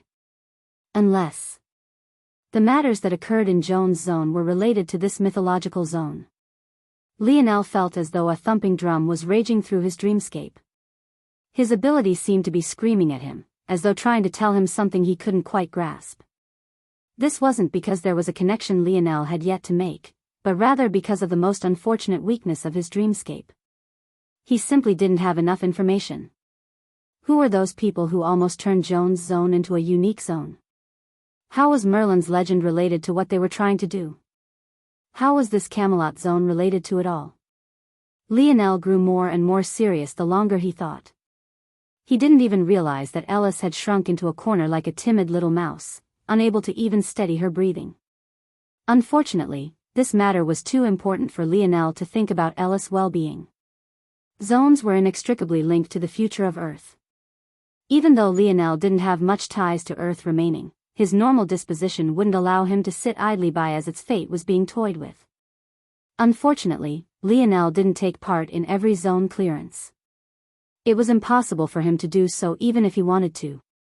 As a result, he had no idea if other instances like what he and Aina lived through had occurred elsewhere. It was very possible that as Earth cleared one zone after another, they were simply playing into exactly what some other entity wanted. According to Uncle Montez, Earth was among new worlds with the greatest potential even compared to the history of the universe. We have the talent necessary to become an eighth-dimensional world. It's for this reason that so many higher-dimensional worlds were invested in our progress and are even pooling together to give us rewards for the zones we clear. But what exactly does this higher potential mean? I don't believe that it's only as simple as reaching the eighth dimension. No, that's not the right way to think about it. I should be wondering exactly what benefits come with having such high potential. Potential. Lionel's eyes flashed open. Mythological zones were the treasures of the universe. No matter where they appeared, countless powers would fight for them. Of course, that was under the requirement that they all had access to the same world. Right now, Earth was in a protected state. It was difficult to travel from higher to lower dimensions. This was a protection the universe gave not much unlike a mother did to a child in her womb. However, that didn't mean it was impossible. Though someone from the fifth dimension couldn't descend, someone in the weaker levels of the fourth dimension could pay a heavy price to descend. For now, all of this wasn't very important. All Lionel was thinking about now was the zone he was in now. Mythological zones were already so highly sought after. But, what if on top of being a mythological zone, it was born in a world with infinite potential? If that was the case, just what kind of treasures would such a place birth? So is that how it is? Lionel knew that he had only grasped a small part of the truth. He also knew that it was impossible that this was the only goal of those people. With how many legends and folktales Earth had, who knew how many of them were able to form zones of their own? And, if there were many, it was impossible for Lionel to be at and protect them all. All he could do was focus on what he could control. As long as he was here, he wouldn't allow these higher dimensional beings to succeed. At the same time, Lionel caught a faint inkling of why it was necessary to appear in zones like Jones. If it was a matter of entering a historical zone, it was only necessary to plant someone in that timeline. Though that seemed impossible to the current Lionel with his limited scope of understanding, he felt that for a higher dimensional being, this was likely not impossible. However, how would one enter a mythological zone? It wasn't a true part of history, there was no place to return to. It seemed the only way to enter was the zone gate itself, but Lionel could hazard a guess that the 12 who entered likely didn't have anything to do with these higher dimensional beings. It was possible that the Aderna family or even the Slayer Legion was related. If that was the case, then Lionel would simply accept that his hypothesis was incorrect. But, in the case the Aderna family wasn't responsible, then that meant that all the actions these individuals had taken were precisely to find a path into an impossible-to-enter zone. The moment Lionel had this thought, his heart stilled. He felt that he had regained his peace and that he could finally breathe steadily once more. Even he didn't realize it, but he felt so uncomfortable at the idea of some unknown person, thing or organization controlling his life that he nearly went mad for a moment. This was the true Lionel, a man who wanted to control everything in his palms. It had always shone through on the football field. And the day he chose to display it in the real world, it was unknown what kind of monster would be born. The discomfort in Lionel's heart seemed to stack. First it was Lamorak, now it was this. At every turn, it seemed that someone wanted to play the strings of his life without his consent. Lionel's lip curled. It was an oddly cold smile, the kind he hadn't smiled in his entire life until this point. Seeing such a scene, Ellis felt her soul crumbling. Luckily, the expression soon disappeared, replaced by Lionel's usual appearance. Handsome, bright and kind. Sorry about that, Ellis. I was thinking about some matters. So why is it that we were recalled to Camelot with such an important thing happening at the border? Ellis patted her chest, wiping the sweat from her brow. Is this the man I'm supposed to seduce? How am I supposed to do that? She bit her cherry lips. To answer your question, the matter of the Merlin trials is too important. Even our grand knights can't guarantee maintaining order. The allure of such a treasured place is too much. Since we already lost the initiative, it's better that we retreat so we can be selective about who goes. That way, we can eliminate other variables. That was how it was. Camelot wanted to control who could and couldn't enter. Lionel nodded slowly. I hope that you won't hold me back, Camelot. I would hate to become enemies with you all. But, if I have to choose between clearing the side missions and betraying you all, I will choose the latter. Though it was necessary to have good relations with Camelot to complete the side quests aside from killing Modred, it wasn't necessary for the main quest. If Lionel had to choose, the choice was obvious. He just hoped Camelot wouldn't force his hand.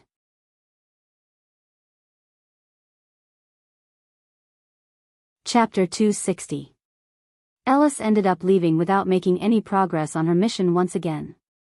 However, Lionel didn't have the mind to bother with her thoughts. He felt a slight urgency in his heart. The instant she left, he buried his head into his training. He hardly touched his bow. To him, his talent in the bow was so overwhelming that he didn't need to practice very much to bring it to a high level. Instead, he focused his entire being on his meditation and his spear. By the time the news came down, he had almost gone through 100 spears. But, compared to the over 2,000 he had to master, he had hardly put a dent into his true goal. However, even still, he could feel his spear force being slowly refined over time. Lionel was still at the very first level of spear force. However, according to the dictionary his father left behind for him, there were separations between the kinds of spear force one comprehended. The longer he could suppress his breakthrough while building and refining his spear force, the greater benefits he would gain in the future. With a hidden sharpness in his eyes, Lionel left the segmented cube. The Mage Academy was bustling, even more so than usual. The usually quite indoor garden around the Magic Art Tower was filled with the young and old. Everyone was waiting for a single announcement. At that moment an old woman with a head of dry, graying hair sat silently atop a platform, quietly meditating as though the happenings of her surroundings had nothing to do with her. However, no one dared to snub this woman. Judging by her violet robes and the fiery red patterns that adorned them, this lady was a 2-star fire magus and very likely one of the headmasters of the Mage Academy. Suddenly, this seemingly frail old lady opened her eyes. A resounding pressure singed with no small amount of heat suddenly pervaded the atmosphere. It felt as though all the moisture in the air was being sucked dry. Even the lush green grass beneath their feet looked as though they might wilt away at any time. Without even having to say a word, silence took hold of the surroundings. The deterrence of such a magus, so infinitesimally close to the penultimate barrier, was too great. Who would dare to snub her? Surprisingly, without even bothering to waste any time, she began to speak of the topic at hand. There was no introduction, no flowery words, just a cold and emotionless arrow toward the heart of the matter. The Merlin trial gates will open in 2 months. Only those at and above the age of 16 will be allowed to enter. Rights for entry will be decided on your merits. Those between the ages of 16 and 20 must reach the 2-star official mage standard. Those between the ages of 21 and 30 must be 3-star official mages. Those between the ages of 31 and 50 must be 1-star magi. Those older than this must be 2-star magi. Those that meet this first requirement will be allowed to enter a round of selections. There will be 50 spots for those within the first age bracket, 25 for those in the next, and in the oldest there will be just 10 spots. Those of you who will be part of the quotas given to your families will not be included in this total. The selection will begin in an hour within the core city. If you've been found to be lying about your credentials, the punishment won't be light. So, think twice before you step through the teleportation formations. Prepare yourselves. The fire magus was short and succinct. Those in the vicinity didn't even have the chance to process before her spiel was over. An hour? There was no time to prepare. Some of them hardly had any idea what these Merlin trials were, but now they were suddenly thrust into a competition for it. It had to be known that not everyone was like Lionel. He had access to the Crown Prince, and there was also Ellis, who seemed to have a special standing within the Mage Academy outside of being a lecturer. Even then, Lionel hardly knew much at all. If it wasn't for the fact he passed his 3-star official mage standardization test and was able to read the level 9 information within the library, he would likely be even more clueless. Let alone these people who had even less access than he did. Lionel remained expressionless, his 3-star official mage robes reflecting a deep blue embroidered by bronze. He stepped into the teleportation formation toward the core of Camelot, his mind mentally prepared for anything. The truth was that with his combat prowess, the 16 to 20-year-old bracket was nothing more than a joke to him. His attending should be nothing more than a formality, but for some reason, he was still on his guard. Lionel's vision blurred. A moment later, he found himself in a large arena. By all rights, such a large arena should have been bustling, filled from wall to wall with spectators. However, this wasn't the case at all. In fact, it was eerily silent. Seats that could seat upwards of 50,000 were covered in black sheets as though to divert one's attention from the fact they were empty. The stands weren't completely with people, though. That said, it was certain that the youths and older mages that stood around Lionel wished that they had been. Reason being, the characters silently watching them from above were simply too awe-inspiring. Their presence alone made their knees weak. There were no more than 100 of them, but each and every one seemed to carry the weight of the world on their shoulders. There were the 7 supreme magi, the Knights of the Round Table, the General Stars. One after another, their standing and strength seemed to only grow. Even after all of that, there were still 2 individuals who made the mages around Lionel feel as though their hearts had stopped. They both sat upon thrones, their strength so great that the air seemed to solidify around them.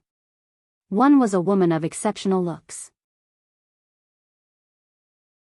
She had soft, wheat-colored skin, flowing black hair and shimmering blue eyes. Her beauty was intoxicating to the point of drawing all who looked upon her into an illusion. She wore a delicate blue dress and her neck and chest was wrapped by a soft white fur scarf. She embodied nobility to the greatest degree. The second was a man. His blonde hair was bright to the point of being blinding. His jaw was chiseled, his eyes deep and unfathomable, and his smile was charismatic and enchanting to the extreme.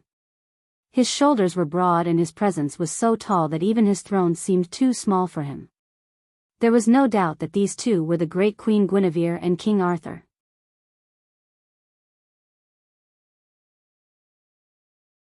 Chapter 261. At that moment, another teleportation array was lit. This time, a whole host of young and old knights walked out. It was very obvious that they came from the Knight Academy. It wasn't long before they, too, were shocked by the lineup before them. It was clear that Camelot was taking this as seriously as they could. Lionel suddenly felt a pair of eyes on him. He casually turned his head to find a familiar large man. Sir Lamorak looked down toward Lionel with placid eyes. It was impossible to tell what his emotions were at that moment. He seemed like a man who wouldn't blink even if a mountain came crashing down before him.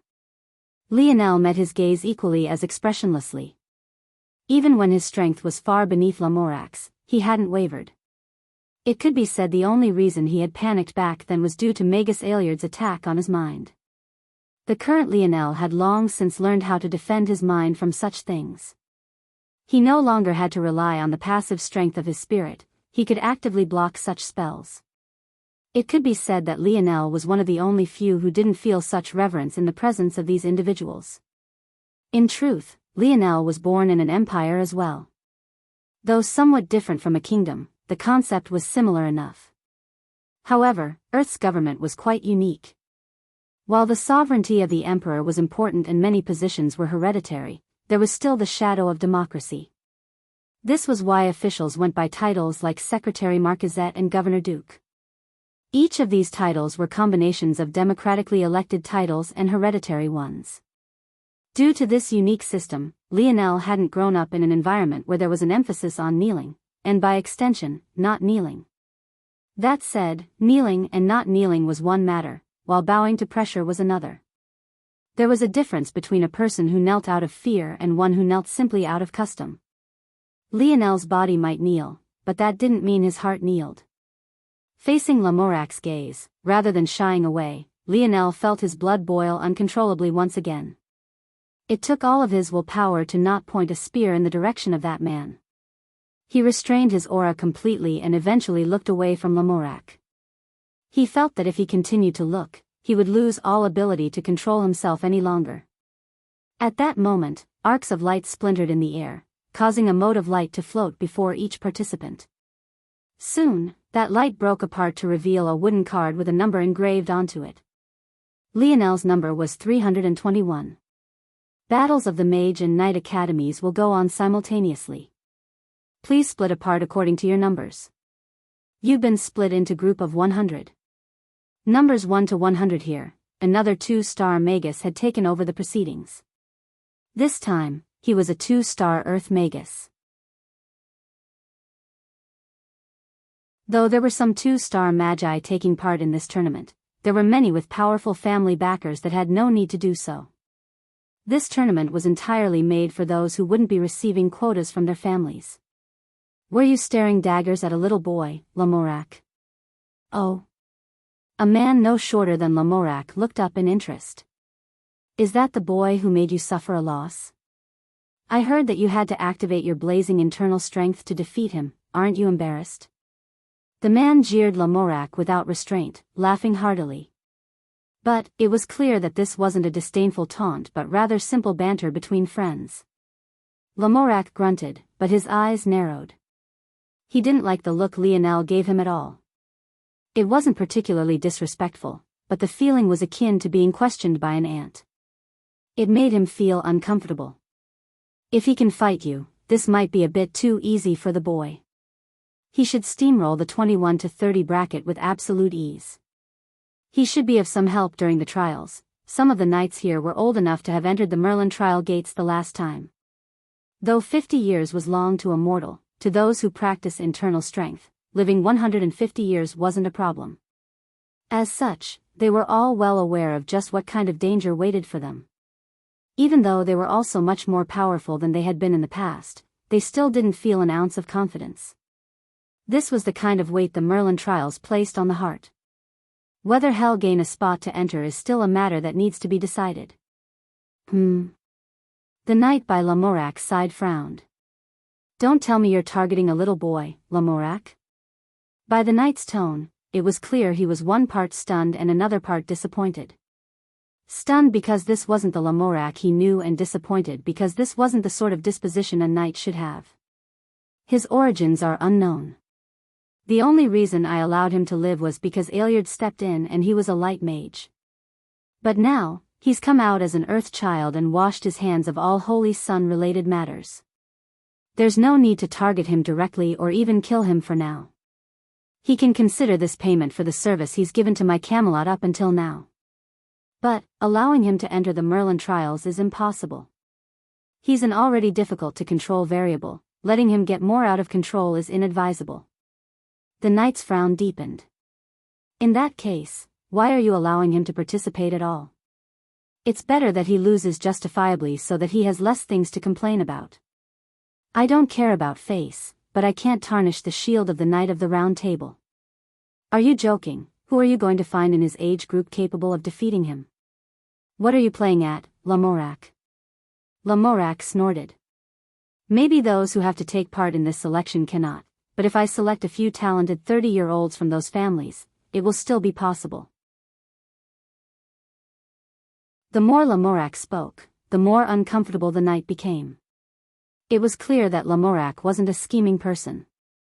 Would a scheming person so easily reveal their snake tail like this?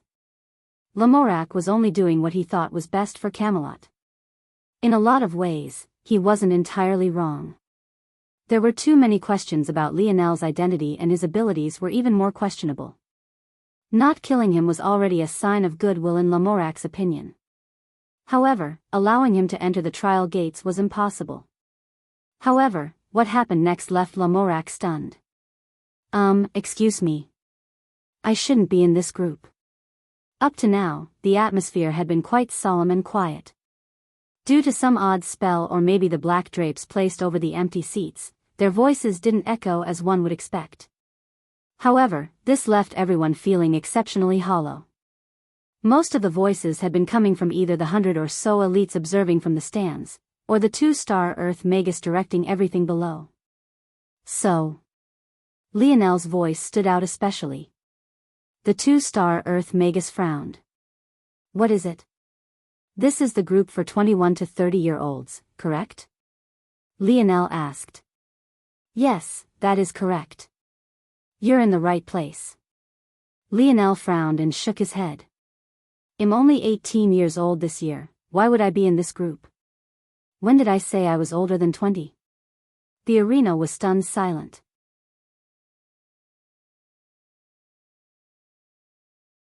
Chapter 262. The Earth Elemental Magus looked toward Lionel with shock. In truth, he had heard of this Lionel before. No, it was more accurate to say that everyone had. And, due to his position, he was in a unique enough standing to know some special matters about Lionel as well. The main point was that Lionel was recently given credit for killing 2 demon lords. This was a feat only the likes of the General Stars and the 2- and 3-star Magi had. Yet, it was now in the hands of an immature boy. It was already difficult enough to reconcile Lionel's talent with his age. But, if he was even younger than they all assumed, just what kind of ridiculous matter was this? Now that the 2-star Earth Magus thought about it, the registration of ages should have been done by the candidate themselves. After all, everyone here should have been registered with either the Knight Academy or the Mage Academy. Lionel was in a bit of a special situation since he was an orphan. It seemed that as a result, others guessed his age for him. That doesn't make any sense. Who would input an age for another without first asking? What would such a person gain?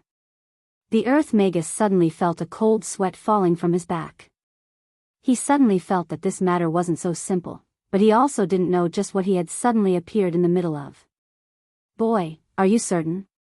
The punishment for such an infraction isn't light. Lionel almost rolled his eyes. How could he not be certain about his own age? But at the last minute, he held back. In this world, he had claimed to be an orphan. In an era like this one, it wasn't rare for orphans like him to be off on the estimation of their own ages by a year or two. If he seemed too certain of his own age, then it would only bring more questions about his identity forward. Thinking to this point, Lionel decided to take a step back. I'm an orphan, I can only make estimations of my own age. But, I shouldn't be older than 20. Hearing Lionel's response, the Earth Magus looked at him with an incredulous expression.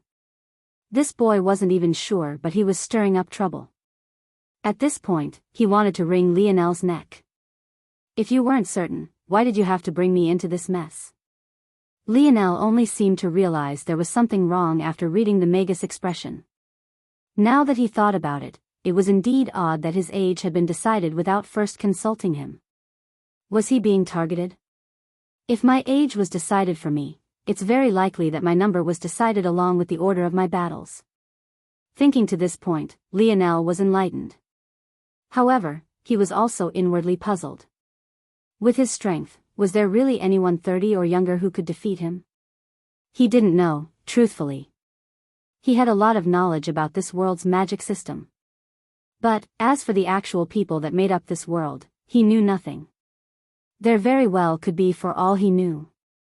Still, Lionel was confident. That said, just because he was confident, didn't mean he'd allow others to ride on his head just because they felt he was an easy target. There's no need to drag this out, honored Magus. My knowledge is limited, but I do know that there exists an auxiliary spell that can test skeletal age. If I'm wrong, I'm willing to take on whatever punishment you have. The Earth Magus expression changed. The truth was that they mostly were using the deterrence of Camelot to avoid such trouble. The age detection, mage art was a 2-star Magus art. Not only was it a high-level spell, but since it served no other purpose, it was rare for magi to learn it at all. It took years of meditation and calculations to learn just a single 2-star magus art. Why would anyone spend it on such a spell? It could be said that those who did had done so for research purposes. Since age detection was a spell that relied on understanding the intricacies of the human body, comprehending it deepened one's understanding of healing magic. This was all to say that those who could afford to waste time learning such a high-level spell had exceptionally high standing within Camelot. In fact, they may be among those overwhelmingly influential individuals within the stands currently. The Earth Magus turned a helpless eye toward the stands. Obviously, he didn't have the ability to cast age detection. At that moment, several cold gazes flashed within the 21 to 30 group. It was nearly imperceptible, but Lionel caught onto a few, causing him to sneer within his heart. The longer he spent in this new world order, the more he learned about how useless ideas of law and justice were. Lionel, right? How about this? You're so powerful to begin with. Whether you participate in the lower or middle age bracket, the result will be the same. Why not just allow things to proceed as is? Lionel almost laughed in response. If that's the case and the result is the same regardless, why not just let me participate in the lower age bracket? The Earth Magus was helpless. He was really hoping that Lionel would just take a step back. But who knew where this child gained enough guts to be so contentious before the eyes of so many elites? In the end, he could only look toward the stands for guidance. Pope Margrave watched on with an amused light in his eyes. He found Lionel to be quite interesting. From what he knew, this child was quite clever. If he was doing this, it meant he realized he was likely being targeted and simply didn't care to continue being respectful. Finally, someone from above stepped forward. When Lionel saw who it was, his internal sneer only deepened. 3-star official Magus Lionel is an orphan. His age is unknown.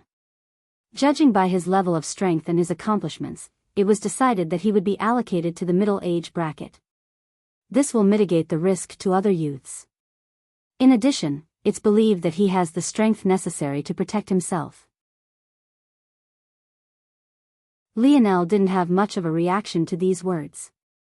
I would like to ask for my age to be confirmed, please. Lamorak, who had obviously been the one to stand out, narrowed his gaze. The decision has been made. Is that so? Lionel asked. Are you certain? Lamorak's aura suddenly became sharp. I can just cast it myself if it's really so troublesome. Lionel said as though not noticing Lamorak's expression. Before anyone could react, a strong wind surged around Lionel. 1 second, 2, 3. Shoo! A light formed around Lionel's body as motes of light began to form from his body. The lights grew in number and gathered.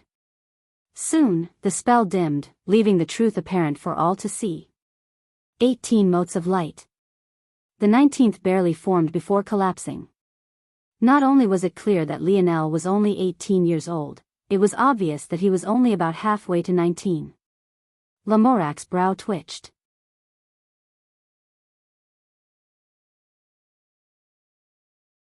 Chapter 263.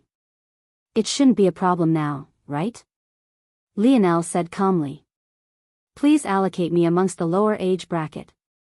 There's no need to make wild guesses and conjectures any longer. There seemed to be nothing wrong with Lionel's words, but they were laced with a hidden sarcasm that gave away his immaturity. It seemed that he wasn't very good at controlling his emotions, but this only made sense. He was still a teenage boy. However, none of that mattered. He was in the right. All of Lamorak's diligent planning went to waste. Never did he think that Lionel would actually have the ability to cast such a spell. In the stands, Leonis smiled. This Lionel. It seems his true self is coming out more and more every day. If Lamorak keeps pushing his buttons, he might not like the ultimate result. Without a choice, Lionel was allowed to enter the lower age bracket. From start to finish, the two with the highest authority, King Arthur and Queen Guinevere, didn't say a single word. They didn't step forward to help Lamorak, nor did they say anything in favor of Lionel. It seemed they were intent on being spectators to the end. As rulers of a kingdom, they had long since become accustomed to internal strife. Though it was a bit surprising that Lionel could cast a 2-star Magus art, it wasn't as surprising as killing 2 demon lords. So in the end, it was still acceptable. Like this, Lionel's steam rolled through the lower age bracket. He didn't want to give Lamorak another excuse to target him, so since he was taking part in the Mage Academy selection, he used nothing but mage arts from start to finish, not pulling out his spear even once. In fact, he didn't need to use anything but apprentice arts. His skill and battle sense caught the attention of many of the elites of Camelot. With each passing moment, he only impressed them more. Despite knowing that he was being watched by so many powerful beings, he was still able to maintain his calm, taking control of the battlefield with practiced ease. The truth was that while they were impressed, Lionel was not. He could cast faster, his spirit pressure reserves were larger and his ability was created to be calculative. If he couldn't defeat them, he would be no more than a joke. Lionel knew that it would be almost impossible to find those with his level of strength at his age within the 3rd dimension. Only those born in higher dimensions would be able to match him. Soon, the result was obvious. Lionel proceeded not to lose a single battle and claim the first spot amongst the lower age bracket. Within the middle age bracket, 2 young men stood side by side as they watched this with cold expressions. In truth, if an age detection was cast on them, it would be found that they were in their mid-30s. They had already bended the rules to battle it out with Lionel and force him into a loss. But they had never expected such a result. The reason they could get away with such a thing was because they were merely the servants of the Lamorak knightship. Since they were orphans, they could use the same excuse of not knowing their own age as well. In addition, since they were mages, they looked younger than they really were. The truth was that though they had cold expressions, they were inwardly sighing breaths of relief. If they were caught, the one to suffer obviously wouldn't be Lamorak, but themselves. It could be said that Lionel had saved them as well. In a way, Lionel accepted his first-place token and turned to leave, not sparing a glance toward Lamorak again. Whether this matter would end with just this was still up in the air. Lamorak coldly watched as Lionel left. It could be said that he lost all face today without anything to show for it. However, he didn't feel hatred toward Lionel. He didn't do this because he hated Lionel. He simply didn't want Camelot to raise a snake in its grasses. Since this didn't work, he just had to think of something else. Lionel retreated to his living quarters. However, there was no happiness on his face. Instead, his gaze was suffused with a cold light. After a moment, he laid down a few auxiliary protection and detection spells before entering the segmented cube's lab setting. There were still 2 months left until the leaving date. So, he had to be prepared. First he needed to complete his glove craft. After that, he would have to bite the bullet and make some utility treasures. Before, he didn't want to waste the precious ores he obtained from the Project Hunt Island because they were simply too difficult to gather and he wanted to save them for his divine armor, but now he had no choice. Lamorak seemed to believe that it would be a simple matter to deal with him. However, he had never been a pushover. As Lionel began to meditate, the cold determination within him only grew. He knew very well that at that moment, within the arena, the 100 or so elites of Camelot were discussing the placement of the youths the selection had just chosen. However, whether or not the position promised to him would be given to him was still up in the air. There were 3 reasons Lionel chose to come back to Camelot despite knowing this would be a possibility. After all, he had already been burned once by returning to the Royal Blue Fort. He wouldn't make the same mistake twice without reason. The first reason was information. He simply didn't know enough about the Merlin trials. Had he not returned, he would have no idea that the opening was still so many months away despite the appearance of that pillar of light. The second reason was due to the side quests. Completing and clearing this zone perfectly required Lionel to have a good relationship with Camelot. If he didn't, it would be several times more difficult. He didn't want to break off relations unless he absolutely had to. And, finally, it was the Night Academy. Lionel had still not gotten the opportunity to read through the libraries of the knights. It was very possible that the information they held would help better his dreamscape. Thankfully, this selection provided a unique opportunity. The regulations of the academies had been relaxed so that students could improve in the time leading up to the opening. Lionel would take advantage of this time. He didn't know what trials lay ahead of him. For all he knew, his conjectures about the higher dimensional beings interfering with this zone might all be wrong. But the one thing he wouldn't be was unprepared. As expected, just as Lionel was beginning to lay out his plans, the debate between the elites of Camelot had begun.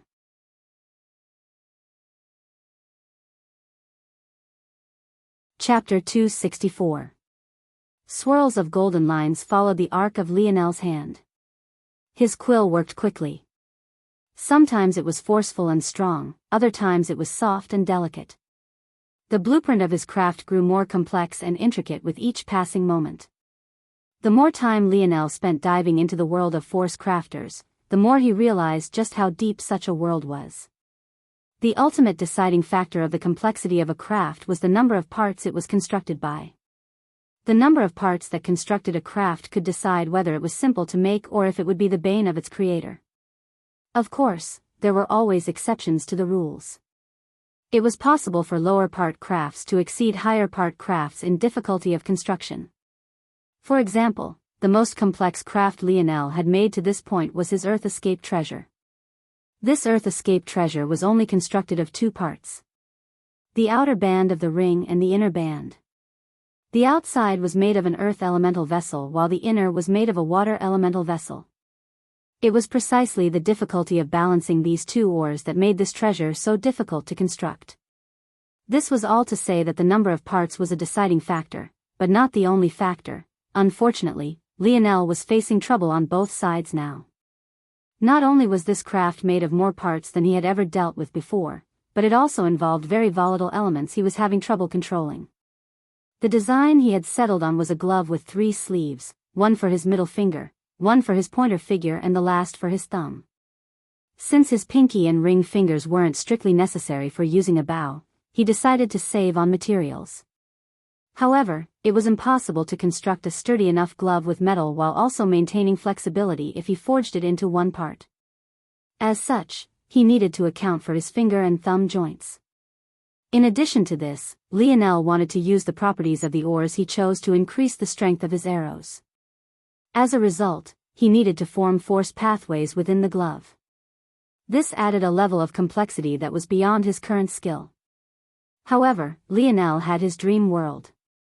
If he wasn't skilled enough now, he would practice and practice until he could accomplish his goal in real life. This craft will have a dual wind and lightning elemental affinity. It'll use the fluttering leaf ore and second strike lightning elemental ore. If others had Lionel's thoughts, they'd think he was insane. Fluttering leaf ore was a wind elemental vessel, or best known for its light weight. It's a favorite for constructing flight-type treasures, especially wings. Second strike lightning ore was a favorite of lightning mages.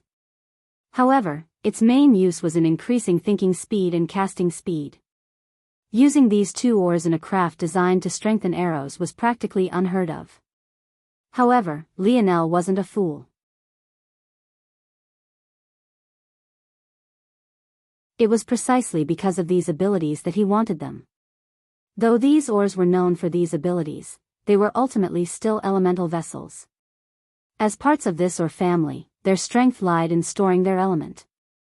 The reason they were known best for their respective abilities was because they were great at providing a controlled output of their abilities. Flight required a controlled stream of wind. If wind was erratic in flight, the likelihood of death was simply too high. On the other side of the coin, just how fragile was the nervous system? If a lightning ore could be relied upon to speed up one's thinking speed, it was as gentle as it came. This is what made these two Lionel's ideal choice. His hand was an important part of his body, especially his right hand, which was dominant in the wielding of his spear. In addition, an arrow had a slim and delicate body in most cases. Whether it was for his arrow or for his hand, Lionel had to maximize safety and not strength. Lionel knew he could pick other oars for a more exaggerated effect, but he was still too unskilled to guarantee their success. Maybe in the future he would look into such things, but for now, this would be his best shot. He'll use wind and lightning vein oars as the foundation of the force pathways within the glove. However, they'll only play a supporting role. All of the elemental force will be provided by the wind and lightning vessel oars. The final part will have 11 parts and be a Tier 9 black grade treasure. Lionel continuously tweaked his final design.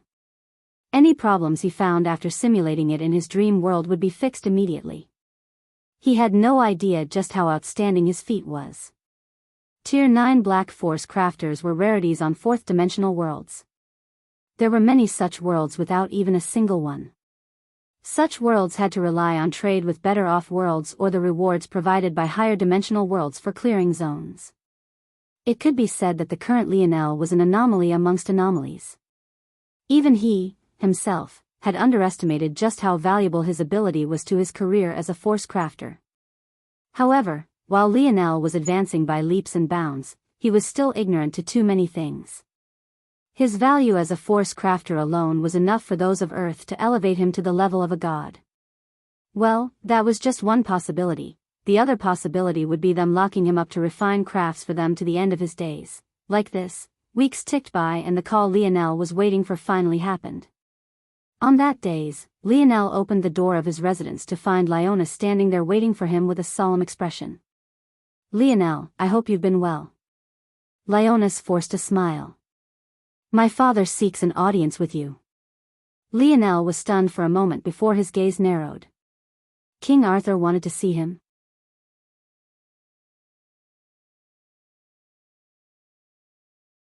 Chapter 265. A normal man wouldn't ever gain the right to enter a king's castle in his entire lifetime. But there were always rare instances in which one would gain such an opportunity. If you place yourself in one such person's shoes, it would be possible to imagine the surging emotions. The air of nobility that seemed to permeate every corner of the atmosphere bore down on the soul as though wanting to suppress any ego and pave the path for reverence and respect. Lionel had never been to the capital city of Earth before. The best he had seen were images of the Grand Palace. He remembered feeling awe at the sight, and currently, he felt no different. He lacked such experiences in life. How could he not be surprised and even feel somewhat suppressed in such an atmosphere?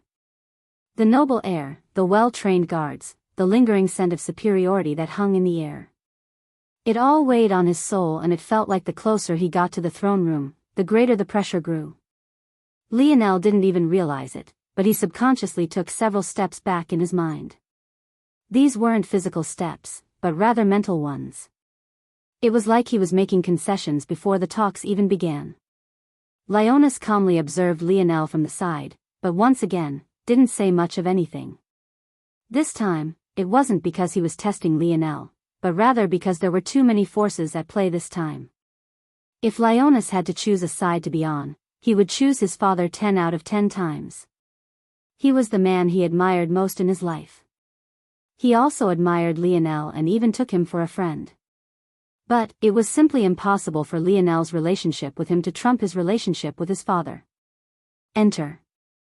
A dignified voice shook Lionel's heart and the doors to the throne room opened. Lionel had seen such a place already. The throne room of Pope Margrave wasn't much different aside from the fact this place was much less bright. However, Pope Margrave didn't give Lionel such an oppressive feeling. Compared to the laid-back version of himself at the selection, King Arthur didn't carry the same carefree smile. Rather, his brows held a touch of dignity and his lips were pressed into a relaxed line that hid his emotions to perfection. Lionel approached the throne and knelt to one knee as a sign of respect. He had read about proper mannerisms within the libraries of both academies. Following them wasn't very difficult thanks to his pristine memory. However, due to this knowledge, Lionel also knew that he wasn't meant to rise until he gained King Arthur's acceptance. Lionel had thought he would hear something immediately, but he never expected for his show of respect to be greeted with a long drawn-out silence. 3-star official Magus Lionel. Born an orphan to the Fiori barony.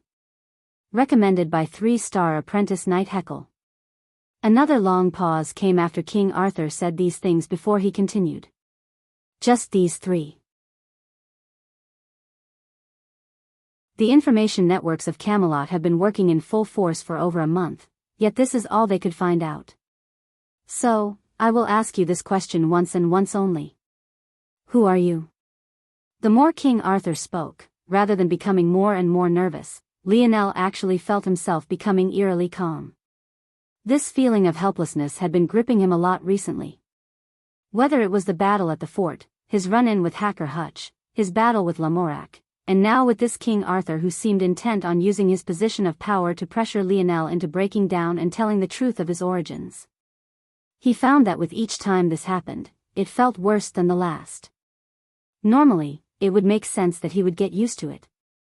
After someone lowered their head once, it became easier and easier to do it as time went on. Eventually, raising it back up again became an impossible task. But, for whatever reason, this didn't happen to Lionel. King Arthur didn't seem to notice anything. But, Leonis, who had gained a deep understanding of Lionel over the past month, suddenly felt that Lionel's aura was growing more and more stable. Leonis' expression flickered for just a moment. Lionel remained silent. However, his lack of a response made King Arthur's gaze narrow. The throne room didn't have many guards. There was simply no need. The most powerful warrior of Camelot was before them, so how many guards did he really need? But, it was safe to say that those who were here were the cream of the crop. Seeing Lionel's lack of a response, their auras, too, grew sharper. What happened next was completely unexpected. Lionel stood.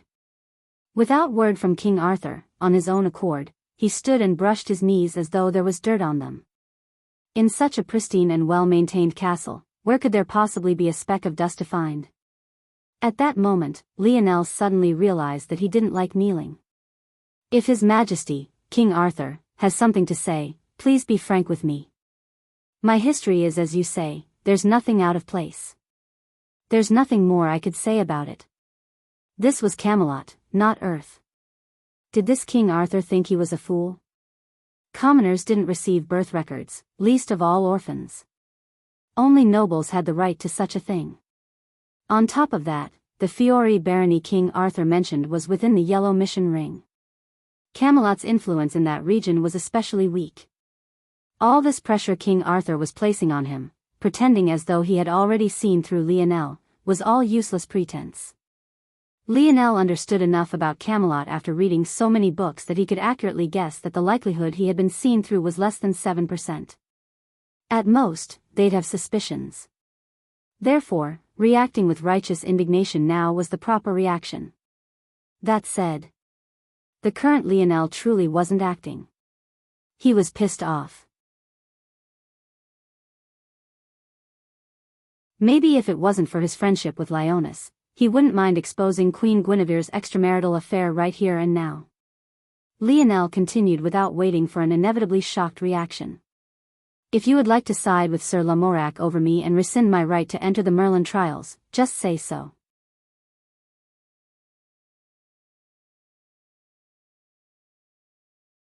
Chapter 266. Lionel raised his head to look toward King Arthur. His gaze was as calm as a lake, splitting the kingly aura that descended upon him in a steady stream. King Arthur's aura became more and more stifling. It wasn't just him. The guards along the walls of the throne room felt rage and indignation. Who was this boy to speak to their king in such a way? It had to be remembered that though King Arthur was an orphan, he was still of noble birth.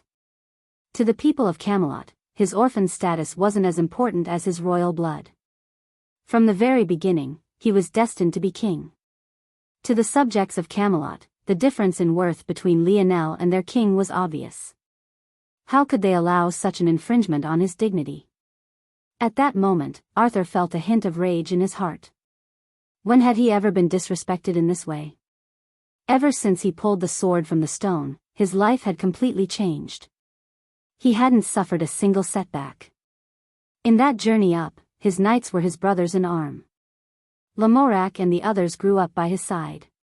He would have never made it here had he not relied on the judgment of his close friends. It was impossible for a king to make every decision himself and see through every mystery alone.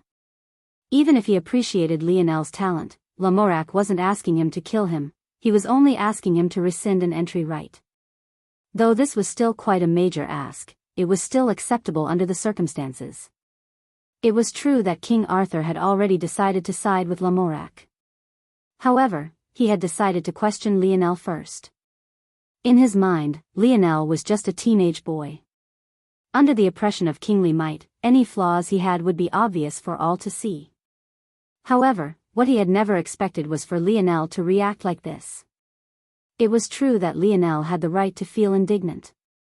A major opening of the trials only happened once or twice a century. If he missed this opening, it would mean that he would never live up to his full potential. However, Camelot was in a precarious position right now. King Arthur would rather wrong an innocent than give way to a villain. Whether it was the internal strife with the church, or the outside pressure of the demon army, both were issues that couldn't be looked down upon. If he also raised another tiger in the meantime, his kingdom might truly crumble. He already had his back pressed against a wall, yet now he was withstanding the verbal assault of a junior. How could he not be enraged? King Arthur slowly regained his calm. Though his heart was billowing with anger, his face had hardly shown any ripples from start to finish. He was a king. In the end, he wouldn't lower himself to the level of a child. 3-star official Mage Lionel, it has been decided by the Royal Court of Camelot that your rights for entry into the Merlin trial gates will be rescinded. You may leave. King Arthur felt no need to explain himself. He could insist that Lionel's origins were too mysterious. He could say that Lamorak and he had fought side by side on many battlefields and he trusted the judgment of his brother. He could bring up any number of fallacious reasons he wanted. However, he didn't. He disdained to. What reason did he have to explain himself to someone beneath him? He was a king. The king of Camelot. His word was final. That said, this king could have never expected Lionel's response. Lionel nodded as though this judgment had nothing to do with him. Then, he turned to leave without another word. He had entered this castle with awe in his heart and he left with indifference hanging around him. He didn't even bother to bid farewell to Lioness. King Arthur's gaze flashed with rage, but Lionel's footsteps didn't pause. It was complete disregard. In the end, King Arthur chose not to move, even waving his guards who had half unsheathed their weapons off. As Lionel walked out, he affirmed something in his heart. There were many versions of King Arthur. There were stories that painted him as a heroic man without flaws who only fell due to the betrayal of those closest to him. However, there were others that painted him as a hero of an era with tragic flaws that drove those closest to him away. After this interaction, Lionel already knew which version of King Arthur he was dealing with. Long after Lionel left, King Arthur let out a sigh and shook his head. He ultimately wasn't an oppressive ruler. He had his own guilty conscience, but that didn't mean he would change his mind. He had already decided to side with Lamorak. Father, I think you've made the wrong decision. Lioness, who hadn't felt it was right to follow Lionel, stayed behind. After a long while, he finally spoke these words. So this is why you decided to stay back. In recent days, it seems like you haven't wanted to spend any time with this father of yours at all. If others knew this, they would be shocked. After all, Lioness had nothing but admiration for his father. Avoiding him didn't sound like something he would do. Father, King Arthur waved his hand. Say no more, the decision has been made. The words a king speaks can't be so easily taken back. He is an earth mage, so ensure that this is properly accounted for. Ensure that he doesn't leave Camelot within the next year. After this, let him go and do as he pleases. If he moves to join Madrid, kill him. If not, leave him be. King Arthur gave this task not just to his son, but his guards as well. Wouldn't it be too much of a joke if Lionel was allowed to escape through the ground and leave toward the trials even after he was banned from doing so?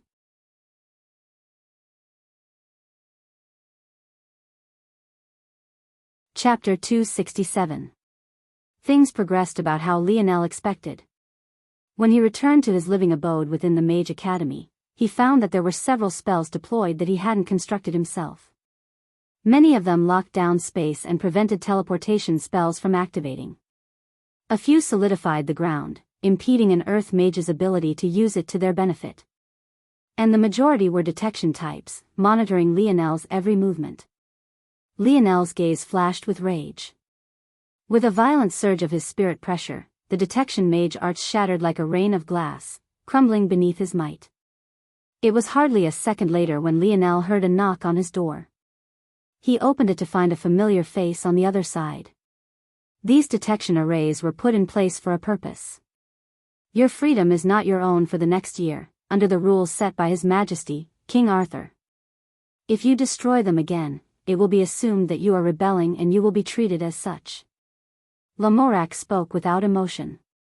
Then, without waiting for Lionel to respond, he moved to the side and allowed a mage without affinity to enter Lionel's abode as though it was his own.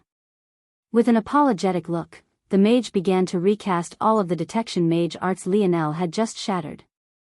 It was only after 20 or so minutes that the mage finally finished and took his leave. After observing the whole process, Lamorak left the door ajar and took his leave. Bang! Lionel slammed the door shut with such force that it flew from its hinges. The commotion wasn't small. With Lionel's strength, let alone the door, even the passageway it flew through was left with cracks that stretched along the wall. In fact, the sound was so abrupt and violent that Lamorak felt his heart skip a beat for just a moment. He seemed to have completely forgotten that he was dealing with a child.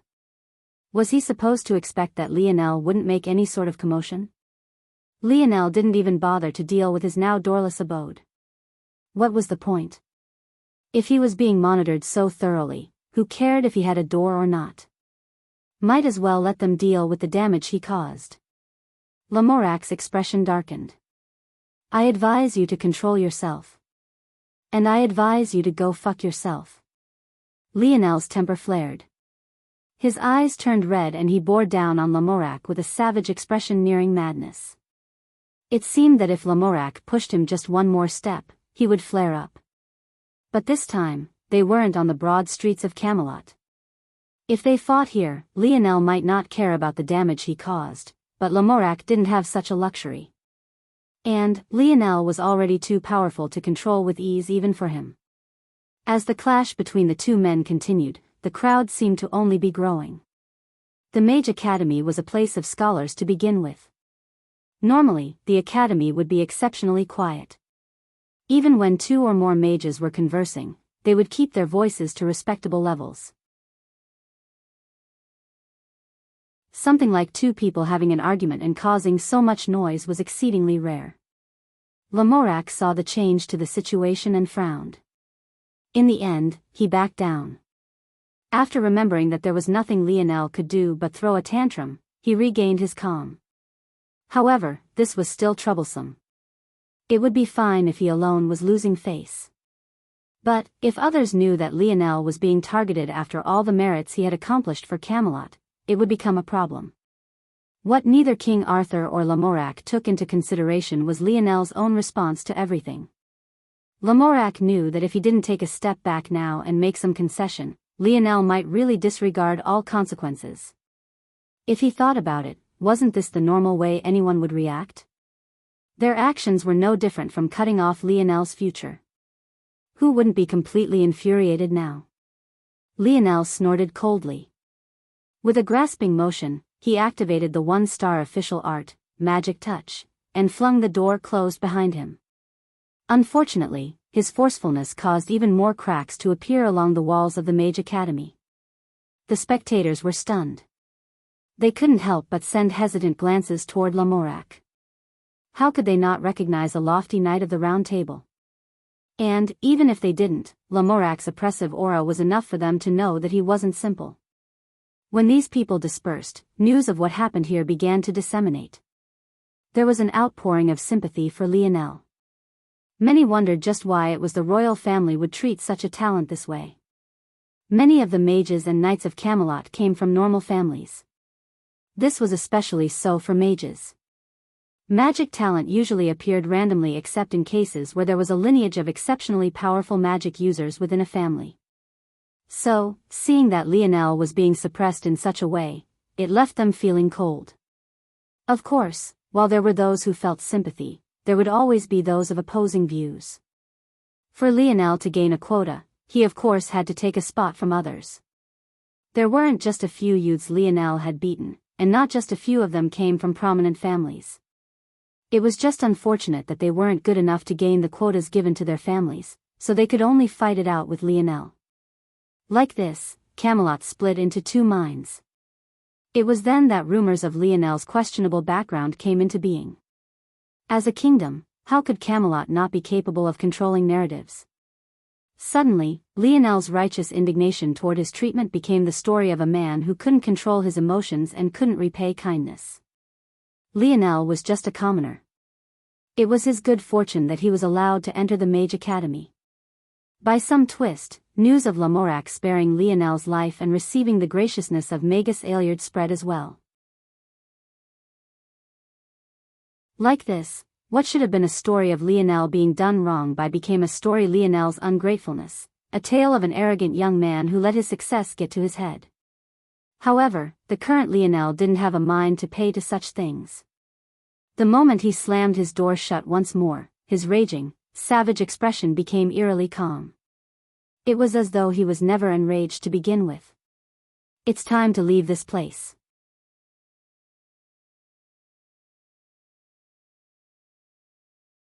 Chapter 268. Lionel wasn't a fool. He had already expected much of this to happen the moment he heard King Arthur's words. Everything he had done until now was just an act. In truth, Lionel really was enraged. But, he wasn't the kind of person to blow up when he felt such a way. It was far more likely for him to grow calmer in such a situation, like a volcano waiting to erupt. His interaction with James during their final meeting was a perfect representation of this. Back then, Lionel had been feeling all sorts of emotions swirling in his mind. Yet, the outward persona had been calm and placid, even while he was losing a friend of a lifetime. This was just the kind of person Lionel was. In his brief interaction with Lamorak, he had accomplished two things. First, he made Lamorak underestimate him. A person who can't control their emotions isn't a very dangerous person at all. By painting himself out to be an immature teenage boy, much of his threat had been lessened by several degrees. However, this was just a secondary matter to Lionel. It would at most give him a small advantage. His true plan lied within the shattering of the detection arts. Lionel had no doubt that Lamorak would have a meeting with the mage who drew these arts very soon. In fact, that meeting might be occurring at this very moment.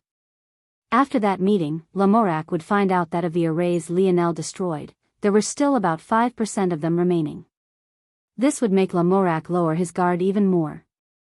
But they would have no idea that Lionel had already caused a flaw to occur within the arrays. Lionel walked to the center of his room and sat in meditation as though trying to calm himself.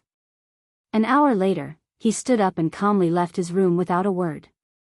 Lionel continued to walk as though nothing had happened. There was hardly anyone to find within the hallways of the Mage Academy, and the few that did see him only sent various glances Lionel ignored. Just minutes later, Lionel had already left the ground of the Mage Academy and out the gates of Camelot's walls toward the outer city. At that moment, within the Mage Academy, a familiar mage was sitting in a room adjacent to Lionel's, diligently monitoring the arrays he had cast. Though he didn't really know what was going on, what he did know was that he wasn't in any position to reject. This was an order that came from King Arthur himself and was even being overseen by a Knight of the Round Table. He might have been a 2-star magus, but his standing was far beneath that of others. What he was the very best at were auxiliary-type arts. He was a great addition to any special team unit. Whether it was detection, deciphering, or obstruction, he was good at them all. Even still, this magus didn't dare to be casual with his actions. Lionel was a person who had killed 2 demon lords.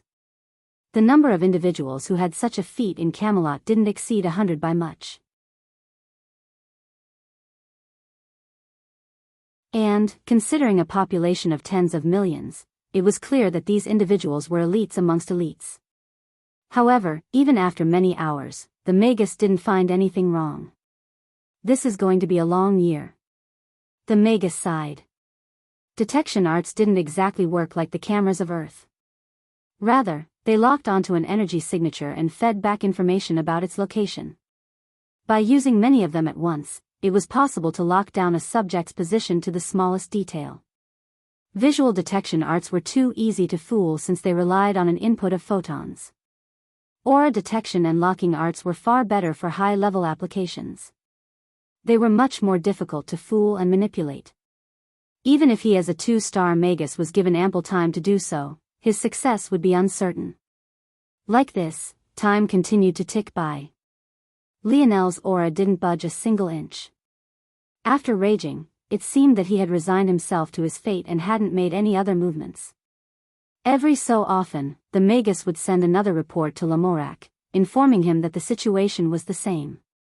In truth, Lamorak was also personally monitoring Lionel, it was just that his approach was a bit different. He stalked the walkways of the Mage Academy, scanning through any potential escape routes periodically. At that moment, he was in a state of meditation on the roof of the Mage Academy. To him, everything was within his grasp and everything was going well. He didn't think there was anything wrong with Lionel's lack of movement. Helplessness was an expected emotion at this point. Still, something felt off about all of this to Lamorak. He just couldn't put his finger on it. He thought back to everything he knew about Lionel. In truth, it wasn't much. His interactions with Lionel had been few and far between. That said, with the exception of when Ailiard cast a mental art on Lionel, he had always been calm. But this wasn't enough for Lamorak to be suspicious. He hardly knew Lionel. For all he knew, Lionel's calm disposition was nothing but a facade he put up. Forget it, I will just go and check myself. Lamorak didn't feel that there was anything wrong.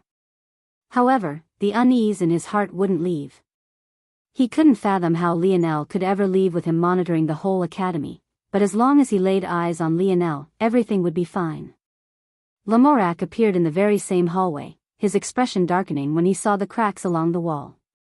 The damage Lionel had caused was truly too much. Without so much as knocking, he tried to swing Lionel's door open. Unfortunately, the door fell over, exposing an empty room within. Lamorak's expression twitched. At that moment, blaring noises sounded from within Camelot. They were so loud that the earth seemed to shake beneath its pressure. Lionel, who had long left the range of Camelot, looked back with an expressionless visage. Then, he turned around and continued to walk away as though none of it had anything to do with him.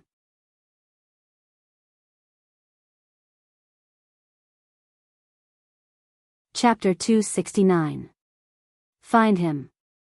I don't care what you have to do. King Arthur's voice boomed across Camelot's castle. There was no doubt that it was completely rage-fueled. Even when Lionel had completely disregarded him, he hadn't felt so enraged. But now, he felt as though his face was being slapped for all to see. To him, it was perfectly fine if Lionel's future prospects were completely cut off. However, if Lionel were to leave the control of Camelot, every risk he had taken to now would be for naught. Now, not only had he offended maybe the greatest talent birthed since himself, he had also allowed this talent to vanish beneath his nose. No, it was even more shocking that this talent had the ability to disappear without any of them noticing in the first place. King Arthur's rage lit a fire beneath the elites of Camelot. Everything had already been dancing on a blade's edge for so long, and now this had suddenly shoved them all into death's abyss. The workforce of Camelot split into 3 teams under Arthur's urging. One focused on finding traces of Lionel, another studied the room he had left, and the last controlled the narrative of the capital, morphing the image of Lionel into one of an evildoer. However, the Magi were completely stunned after deeply analyzing the changes to Lionel's abode. The more they looked, the denser their cold sweat became. Just what kind of man had they made an enemy out of? After a thorough investigation took place and King Arthur learned what happened, his fury could tear a hole in the skies. It turned out that when Lionel shattered all of the detection arrays, he had taken the opportunity to infuse his aura into the walls. In this case, aura was just the signature of his spirit pressure. Every mage had a unique signature that couldn't be duplicated except by extremely skilled auxiliary mages. However, the more powerful a spirit pressure, the more difficult it was to replicate. It was likely that there was no one in Camelot that could replicate Lionel's aura. Taking advantage of this, Lionel slowly controlled his spirit pressure to influence the newly constructed detection arrays after Lamorak confronted him for destroying them. Then, as though that wasn't enough, when Lionel slammed the door, he directly tampered with the last line of defense the Magus had left. However, because he had missed those arrays when he first destroyed the detection arts, the Magus and Lamorak both subconsciously believed that he wasn't skilled enough to see them, so they weren't tipped off by Lionel's actions. But none of this was what truly infuriated King Arthur. According to eyewitness reports, Lionel left barely an hour after his initial interaction with Lamorak. He didn't wait until the dead of night, he didn't sneak out and slink around like a rat, he walked straight out the Mage Academy, through the gates of Camelot, and out without even quickening his steps. Blatant disregard. Blatant disrespect. It was as though he was using his actions to show them just how little regard he had for them and their statuses. Due to the fact Camelot had initially tried to keep the matter regarding Lionel under wraps, those who knew the truth behind the matter were strikingly few. As a result, Lionel walked out like a free man without a single issue. Now that they were spreading the narrative and more people were finding out about it, it was already too late. Lionel could have used any number of techniques. He could have used the light refraction, Magus art to hide himself from the eyes of others. He could have escaped through the earth after leaving the restrictive arrays of his abode. He could have even taken his time to set up a teleportation art to leave the range of Camelot's influence. Yet, he chose none of these paths. He chose the simplest and most disrespectful method he had available to him. Such a thing not only left the cheeks of Lamorak and King Arthur burning, but it fueled their hearts with rage. For the first time, Lamorak felt something other than indifference when he thought of Lionel. Initially, to him, this was never about Lionel. This was only a simple risk assessment in his eyes. In truth, many of the elites of Camelot had already concluded that Lionel was most likely the recipient of a minor opening of the Merlin trials. This would perfectly explain his weird gadgets, his strength, and especially his spears. It made sense that while their King Arthur gained the sword inheritance of Merlin, Lionel gained the spear inheritance. After thinking to this point, there was no reason for them to obstruct Lionel, who would easily divulge the fact they had benefited from a minor opening. The fact so many held on tightly to this secret was why they knew so little about minor openings. However, back then, Lamorak had felt an itch in his heart despite thinking this made sense. He simply hadn't thought of it before. Due to this itch, he decided to implore King Arthur to place Lionel under house arrest. Though King Arthur was initially reluctant, after Lamorak described his worries and his opinions on Lionel's character, King Arthur ultimately decided to trust in his longtime confidant. However, neither of them could have ever expected this result. It was now guaranteed that Lionel would never stand with Camelot again. In addition, if he truly was Merlin's chosen spear heir as many of them thought, then it wouldn't be long before his strength was beyond anything anyone but King Arthur and Modred could face. Unfortunately, time was running out. The opening of the trial gates was quickly approaching. Camelot simply didn't have the manpower necessary to split for such a large search. That said, everyone knew where Lionel's ultimate destination would land him. Suddenly, whether it was King Arthur, Lamorak, or the elite families of Camelot, they all had one more enemy outside of the demons.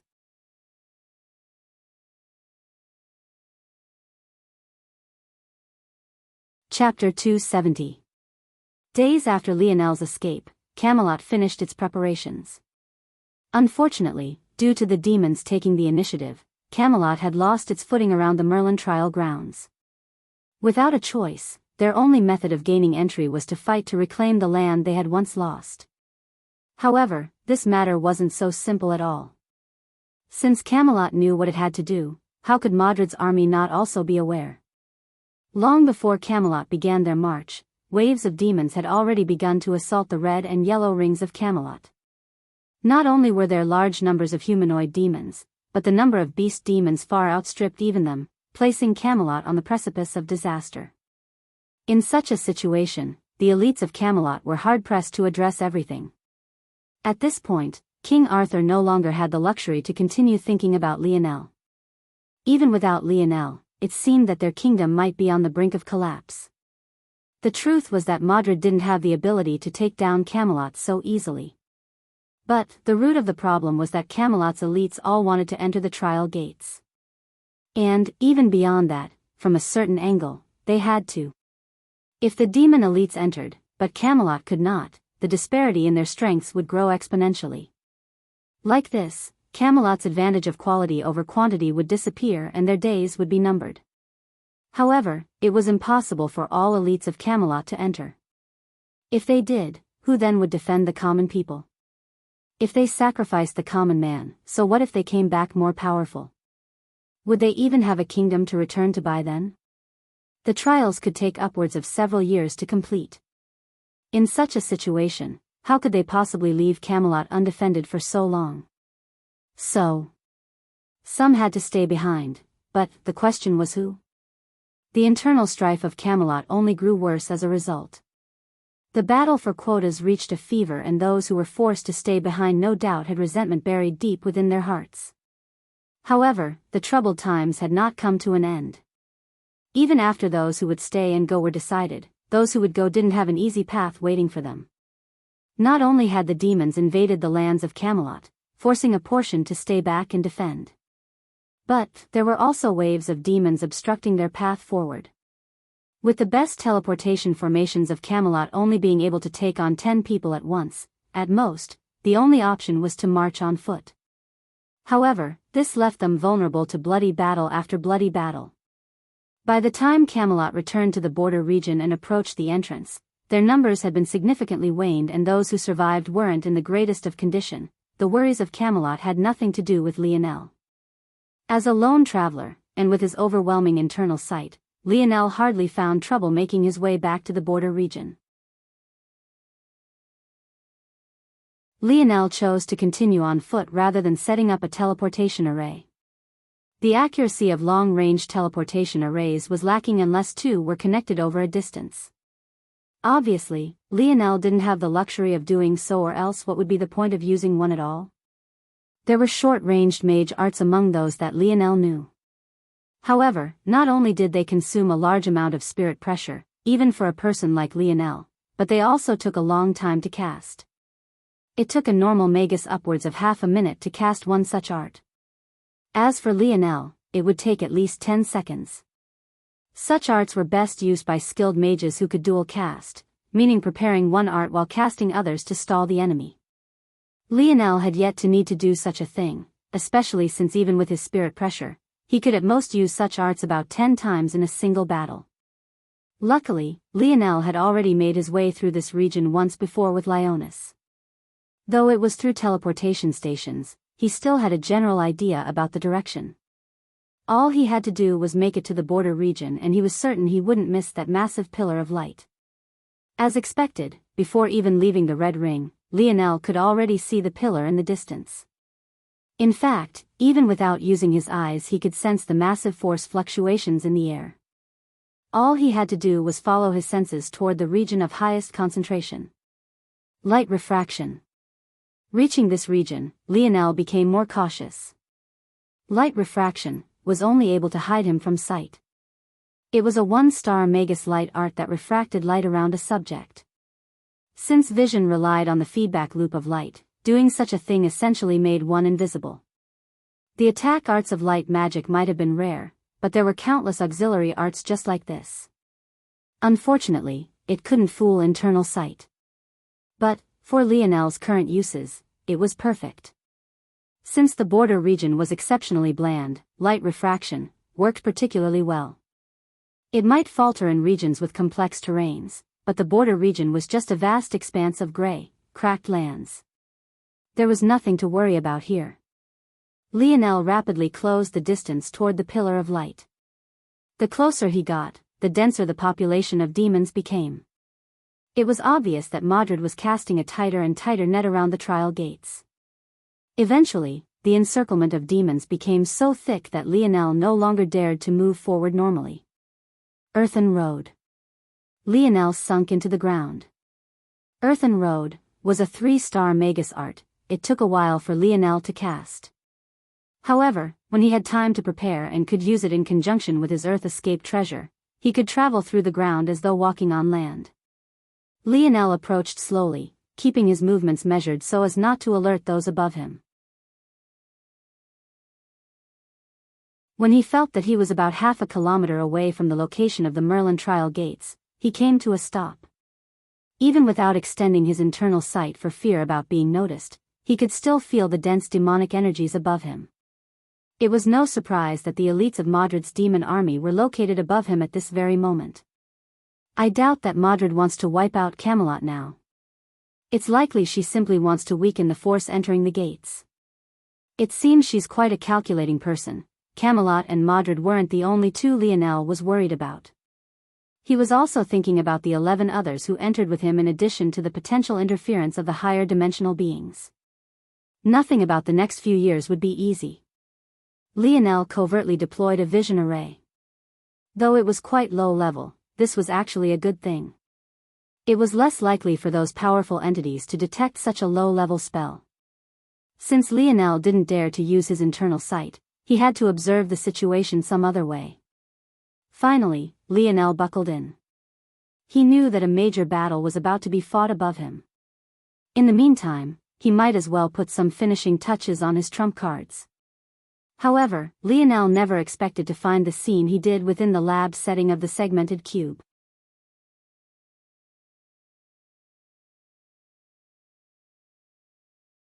Chapter 271. Bang! Bang! Bang! Streaks of black and silver launched across the lab setting. Lionel usually kept the lab setting exceptionally tidy. His father's blueprints were always neatly arranged. The ores he used were always placed within the snow globes after he was finished, and any scraps he had remaining had their own place as well. However, the lab setting was currently an absolute mess. Lionel's craft table was overturned. His father's blueprints were scattered and by some miracle managed to remain undamaged. At the same time, the snow globes which were once neatly arranged by category and type were sprawled all along the ground. The two clashing entities continued without a care in the world as though not noticing Lionel's presence at all. Lionel's brow twitched several times. Hey! Finally unable to take it, he roared out in full force, fusing his spirit pressure into his voice. As expected, it completely disrupted the rhythm of the two fighting streaks of light, causing them to fall over. After rebounding along the ground, the streak of silver shot toward Lionel, landing on his shoulder and bouncing up and down as though venting its frustration. By that point, the identities of the two became obvious to Lionel. The silver streak was Lionel's metal spirit familiar, Little Tolliver. As for the black streak, well, the little mink landed on the ground, a dissatisfied expression on its little face as though it was unhappy with the sudden change of events. It shook its little head, clearing its vision. When it saw Lionel, its eyes lit up with a hint of fondness. Lionel frowned. What's going on? Is it possible to overshoot the entry limit of a zone? Lionel took out the dictionary. He was extremely confused at this moment. First, there was the fact the little mink exited the snow globe without his permission. This was already questionable. But, beyond that, this zone should have a limit of 12 individuals. According to what Lionel knew, the universe didn't treat the life of a beast or a human any differently. Both were instances of life. As such, a beast should count as an entry, no? Now that Lionel thought about it, shouldn't little Tolly also count as an entry? Before, Lionel had ignored it because he assumed that since Tolly was his familiar, the both of them together counted as one entry. But, the appearance of the little mink made him rethink it. Originally, he thought that maybe the suspended animation state the little mink had entered had allowed it to skirt the requirements of the zone. But now, it had obviously, somehow, made its way out. Was it so easy to circumvent the rules of a zone? Unfortunately, Lionel was thinking too simply. Spatial treasures capable of housing life were exceptionally rare to begin with. Someone like Lionel who had the segmented cube was so rare that 1 in a million didn't do it justice. Easy was only a relative term to Lionel himself. For others, accomplishing the same feat would be impossible. That said, that didn't mean there weren't consequences. Ping asterisk, replying to Seed, it is possible to overshoot the entry limit of a zone. Lionel blinked, his mind spinning. He froze a moment later, suddenly thinking of something and almost cursing the dictionary for being too blunt again. Is there a penalty for doing so? Ping asterisk, yes. What penalty? Lionel's heart sank. Ping asterisk, the most frequent penalty is a time reduction. Lionel nearly cursed. This damn little mink, it was always causing him problems. The original time limit of 10 years was already pushing it. Though, now that Lionel had given up on perfectly completing the zone, it was still hard to say whether whatever reduction penalty he faced would allow him to clear the main quest. According to the dictionary, the main question was to save King Arthur. With how complicated everything was becoming with Modred's actions, it was hard to tell exactly what that entailed. Lionel really couldn't afford a time reduction. Lionel sucked in a cold breath and calmed himself. Worrying now wouldn't be helpful to him. How much time do I have left after the reduction? Ping, 1,821 days remaining. Lionel winced. That was a little under 5 years. The little mink's appearance really almost halved the time he had left. How infuriating. Could it be that little Tolly doesn't influence the time? Ping asterisk, replying to Seed, little Tolly's soul is fused with Seed's. As such, it does not count. Lionel could only let his frustration dissipate. There was already nothing he could do.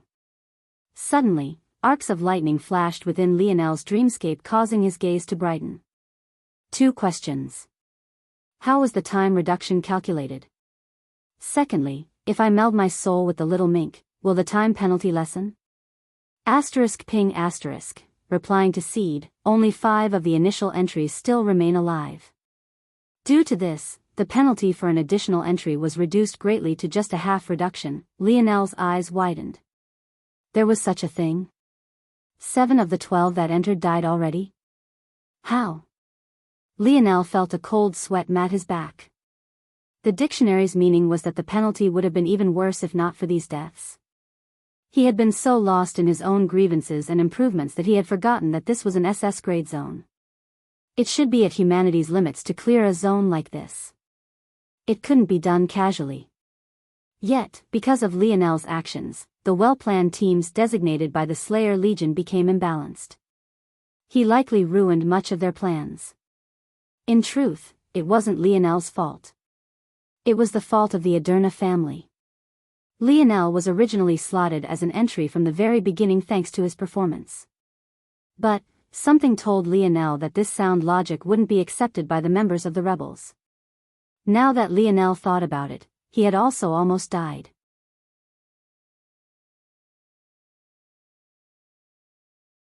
Had to not been for a stroke of fate, he too would be among the dead. Thinking to this point, Lionel grew several levels more serious. In this place, his life was truly on the line. He couldn't take things lightly. Yes, becoming one with the little mink would remove the penalty, though only by a margin. Lionel took a deep breath. His plan was simple. The messenger mages of the frontlines had given Lionel no small amount of inspiration. Usually, those beast-taming mages could only control weak-willed animals with low intelligence such as the falcons and hawks they used to pass on messages. However, Lionel had several advantages over them. Firstly, his spirit pressure was several times more powerful. Secondly, he had several methods of lulling the little mink's mind into lowering its guard. He had to at least take the chance if possible. All this said, Lionel couldn't have possibly guessed what would happen next. The little mink blinked out and into existence. When it reappeared, it had already sat on Lionel's opposite shoulder, standing in opposition to little Tolly. At first, Lionel had his guard up. But this, his strong internal sight suddenly felt something stretch out from the little mink to him, tying them together. Lionel's expression changed. He felt a subtle link between himself and the little mink. But, it wasn't through their souls but rather. Lionel took a step, his face twitching. Our shadows are connected. Lionel subconsciously felt that this connection was no weaker than a soul connection. In some ways, it might have been even deeper.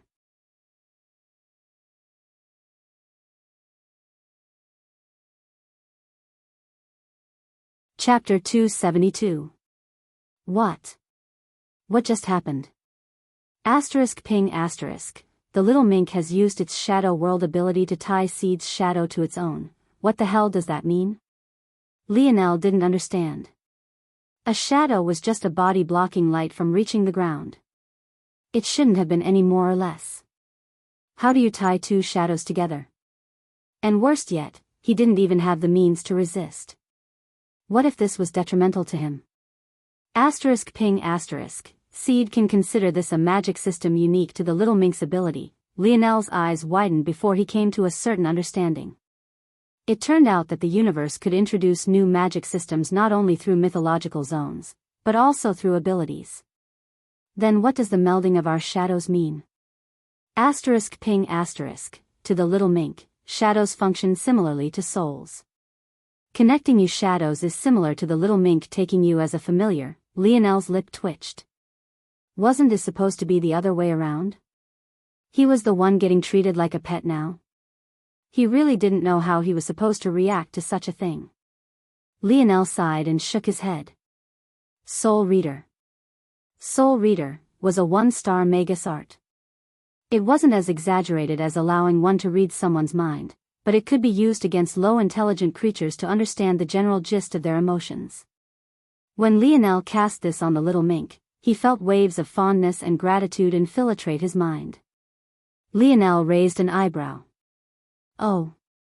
This little guy must think I was the one who saved it from that monocle-wearing bastard. Lionel scratched his nose, feeling a little bit like he was taking advantage of a child. Though he had indeed saved the little mink back then, that was for his own purposes. He would have felt more comfortable just killing it, but his heart had softened at the last moment. In addition, the only reason he saved the little mink was to stop Simeon from using his ability to control it.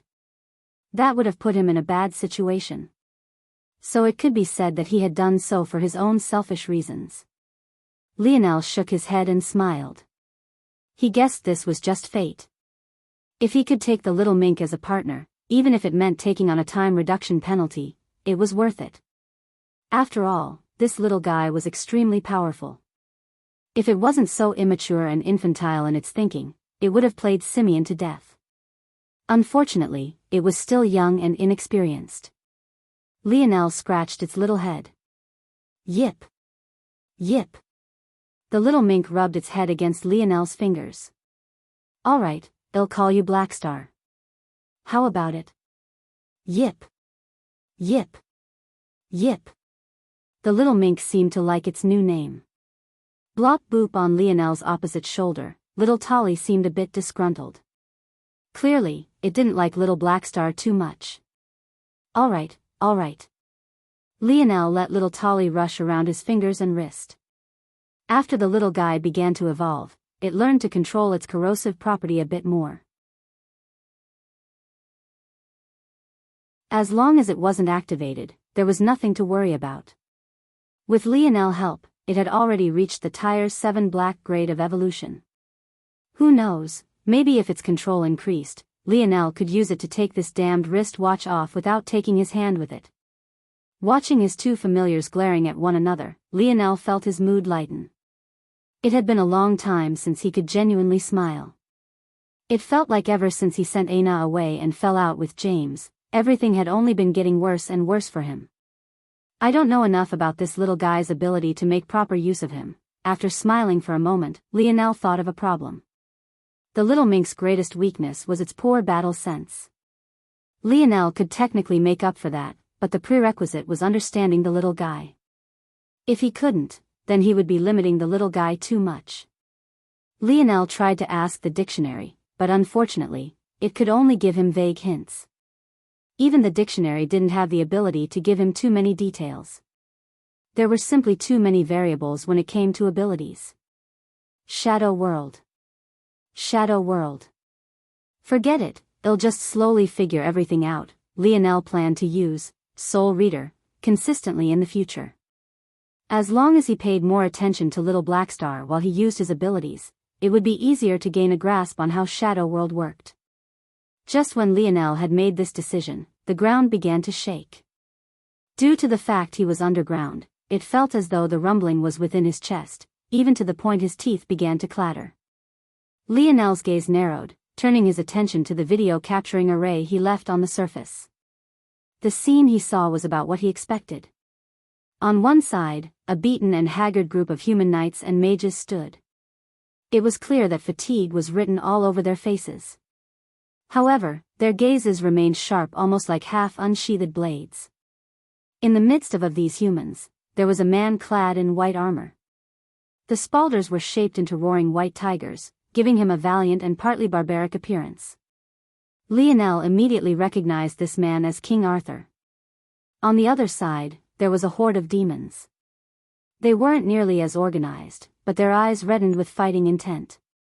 Some of them with part bestial bodies let their tongues hang from their mouths, not caring as thick, grotesque globs of saliva dripped down. In the midst of these demons, Lionel's eyes locked onto a woman. In truth, this woman should have taken his breath away. She had a valiant air that reminded him of Aina, but she had a maturity Aina was still lacking. Her body seemed carved by the hands of a god, perfectly proportioned and without an inch out of place. The way her black armor flowed into a skirt that revealed two long, pale legs could grip the gaze of all those who saw her. However, Lionel hardly spared this woman a glance, because his eyes landed on something else directly afterward. It was yet another woman.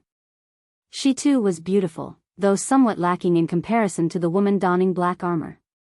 She wore fiery red armor and had a cap of red feathers attached to her shoulders. Still, it wasn't her looks that caught Lionel's attention. Gazing upon her, his eyes couldn't help but narrow. Supreme Monet.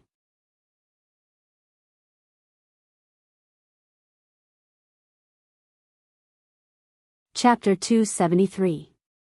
Lionel sucked in a cold breath. If Monet had managed to get close to Madrid, this was either a good thing or a bad thing. Something like betraying Lionel and siding with the demons was impossible. After all, doing so would put Monet's life on the line as well. Unless her zone detection treasure made a mistake. Lionel had already learned the hard way that such treasures tended to be unreliable. Had it not been for his luck until now, he probably would have fallen in a zone already simply due to lack of information. If Madrid's detection treasure informed her that the main quest was to save King Arthur, this could be a good thing. However, if for whatever reason it was off in its assessment, then Monet might become an enemy Lionel had to fight against. This might be a problem. Lionel looked through the rest of the opposing armies. He immediately found the remaining three who had entered with him. Big Buddha. Little Nana. Violet Rain. Lionel was stunned. Could it be that adorable little girl was all alone now? What happened to the rest of the Aderna family? Did they all really die? Lionel knew that there was an escape ticket to leave zones. However, he couldn't imagine that a family would leave their little sister behind like this. There had to be another explanation. On the other side, the fact that only Monet, Big Buddha and Violet Rain stood on the side of the demons likely meant the others were dead, including Badger's partner, Mayfly. Lionel didn't know how to feel about this. Though he had no love lost to the Slayer Legion, Mayfly had been among the two who came to save him. Though he didn't really need such help at that time, sometimes the thought was as important as the action. The two armies faced each other, the tension towering into the air. King Arthur sat upon his horse with a stoic expression. A strong dignity scrunched his brows. The version of him now was completely unlike the enraged monarch he had been before. Rather, he had once more regained his bearing, facing off the enemies of humanity with a valiant momentum. On the opposite side, Madrid stood. Unlike King Arthur, her demeanor didn't hold any dignity. This wasn't to say that her momentum lost out, but rather than her method of showing her majesty was much different.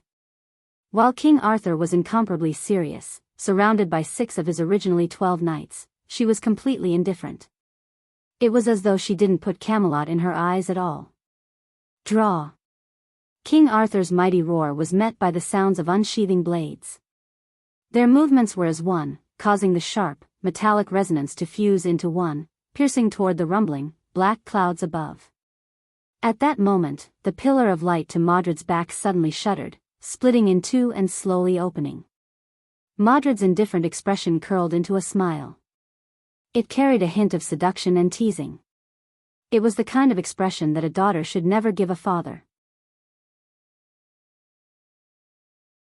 But those who were aware of the relationship between Modred and King Arthur were few and far between. "There's no need to fight, now is there? We can simply enter together and leave the rest up to fate."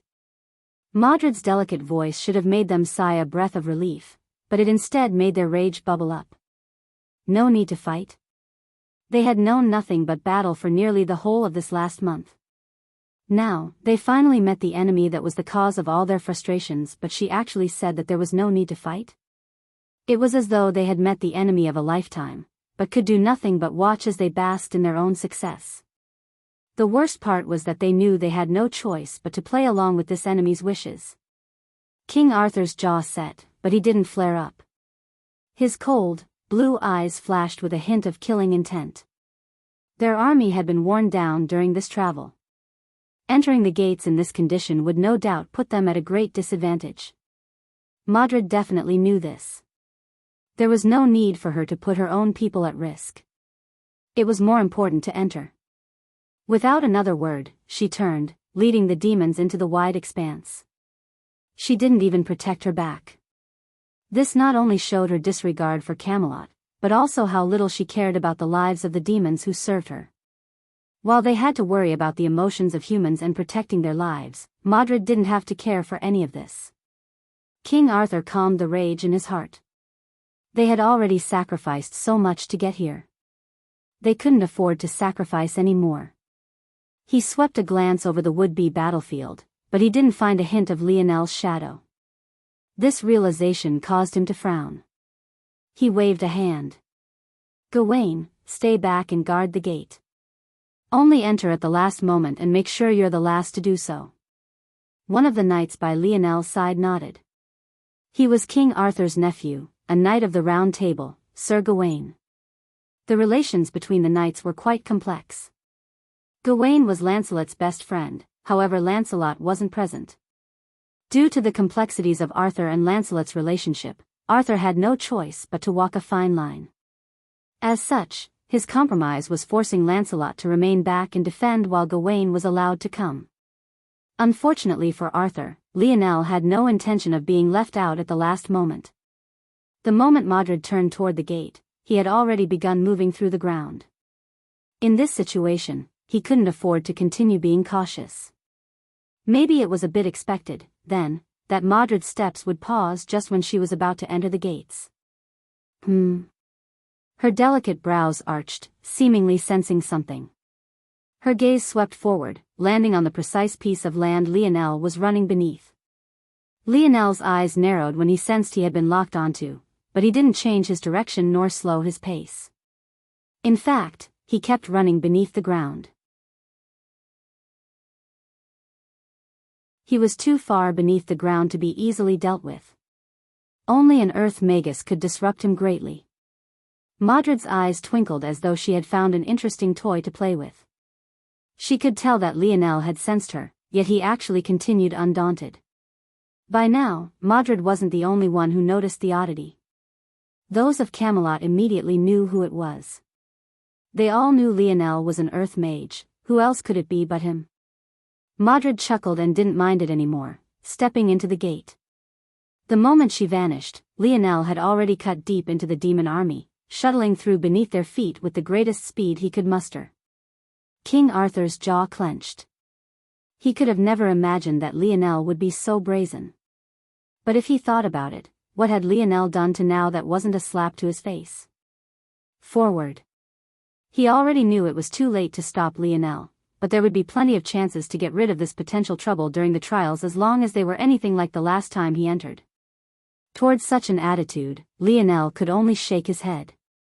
He really didn't want to save such a man, but he had no choice if he wanted to keep his own life.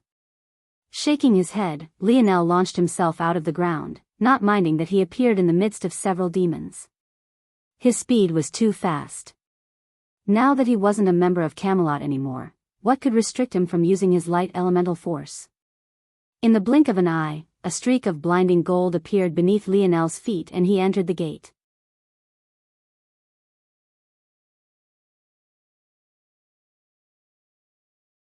Chapter 274. Just one chapter today. Lionel didn't find what he expected to find on the other side. From the reactions of the demon and human armies, it seemed that they would have another chance to deal with him within the trial. So, he had been fully prepared for an all-out battle the moment he stepped in. However, this wasn't what he found at all. At the moment, he stood on a dull gray platform. It was a meter by meter in length and width. There was nothing particularly special about it at all except for the fact it hung mid-air amidst an endless darkness. Lionel stretched out his senses, but he couldn't sense a ceiling nor a bottom. It was as though he was floating in the depths of space. It almost felt like a dream. But, if it really was so, little Tolly wouldn't still be happily squirming around his fingers, nor would little Blackstar be lazily lying around his neck. Since both of them were by his side, it was clear that Lionel's true body had entered whatever space this was, at least upon his initial assessment. Just when Lionel was feeling confused, an aged voice suddenly rang around him. Due to the surroundings, it was difficult for Lionel to tell whether it was sounding directly in his head, or if it was being transmitted to him some other way. But, Lionel didn't linger on this question for too long as the words the voice said caught his full attention.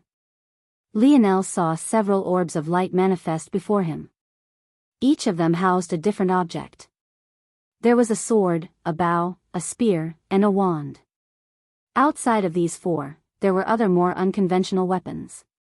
Lionel could see maces, staffs, and battle axes. But, none were as large as the first four Lionel noticed. I'm supposed to choose one of these. Lionel didn't really need to think much. He had never touched a sword before and there was no real point in learning now. The spear was even easier to ignore. Though this might sound odd, after a moment of thought, it became obvious why. Everything in this trial was tied to the third dimension. It might very well become obsolete at higher realms unless Lionel put in the effort to evolve it. This zone represented an opportunity.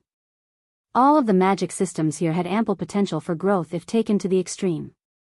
However, why would Lionel need to do such a thing for the spear since he already had the spear domain ring on his finger? The last two were a bit more difficult to choose between. Lionel was very interested in his world's mage art system. It had been very helpful to him to this point and he could see it being useful at least into the immediate future. At the same time, Lionel had long since realized that his talent in the bow was overwhelming. Even though he had awakened his spear domain lineage factor, he still felt that his talent for marksmanship overshadowed it by a large margin. In the end, Lionel decided on the bow. It came down to a simple risk assessment.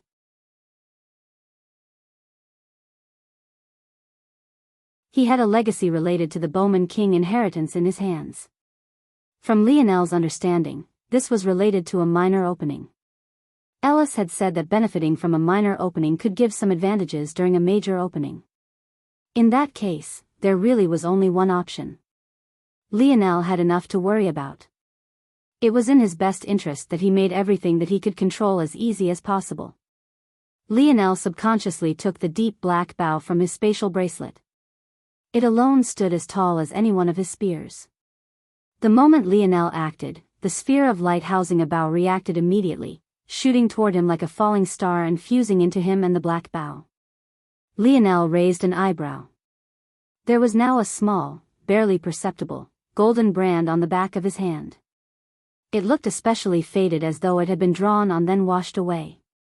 Lionel subconsciously felt that this tattoo of sorts would become very important very soon. Lionel didn't get much of a chance to observe the tattoo for long because the situation around him changed completely in the next instant. His gray platform shot forward as though trying to fling him off. Luckily, some unknown force kept his feet planted, or else he really would have been in a sorry state. Lionel's vision blurred and his mind spun. Not knowing whether he was moving up, down, left or right left him completely disoriented. If it wasn't for a vague forward trajectory, he wouldn't have any idea where he was headed. Suddenly, the platform came to a grinding halt. Lionel's eyes squinted and he shook his head. At that moment, he felt several auras lock onto him, many of which were filled with killing intent. Lionel's vision slowly cleared, allowing him to look around for the first time. What he saw left him smiling a bit bitterly. All around him, platforms just like his own hung in the vast expanse of darkness. There were about 200 of them in total, half of which were taken by humans and another half of which were taken up by demons. Many of the strings of killing intent came from the demons that floated around him, but that was simply due to their hatred of humans. The more pointed streams of killing intent actually came from the humans. Lionel could feel King Arthur's gaze sweep over him. But there wasn't just him.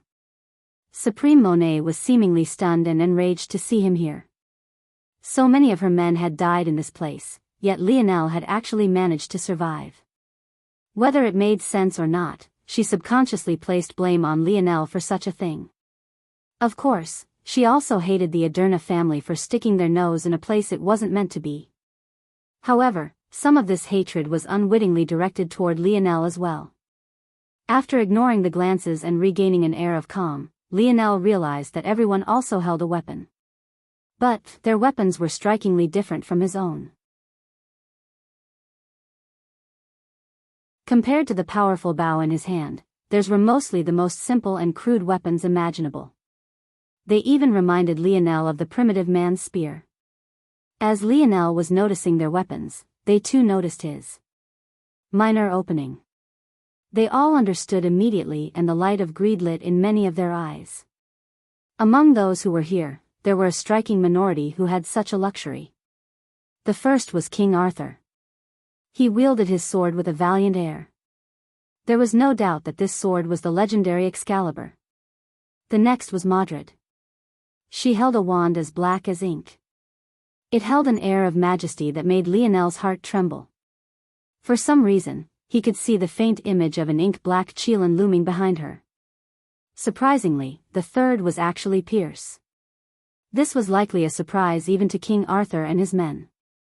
Pierce's long twin swords gently touched the ground, being held lightly in his palms. The fourth was Pope Margrave. He held a radiant cross to his chest as though sinking deep into a perpetual prayer. The light around him seemed to illuminate even the endless darkness. Before Lionel could observe the others, the situation changed once again. The world warped. A single massive gray platform over 20 meters in width and length appeared. At that moment, a demon's own gray platform shot forward, connecting to the massive platform outside of his control. Before Lionel could understand what was happening, a creature began to manifest.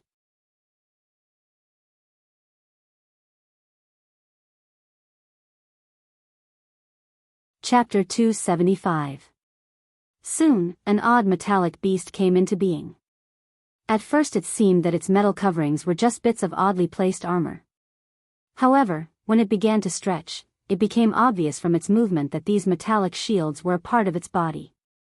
It stood on 4 limbs, looking somewhat like a large silver tiger. However, its tail was exceptionally long, being formed of shield-like scales that reminded one of a scorpion without the final pincer. This tail was almost like a whip, being double the length of the creature's body. It had 2 sharp tusks that left its mouth partially open. At the same time, it only had a single vertical eye that split its forehead in 2. At this time, the beast was surrounded by a shield.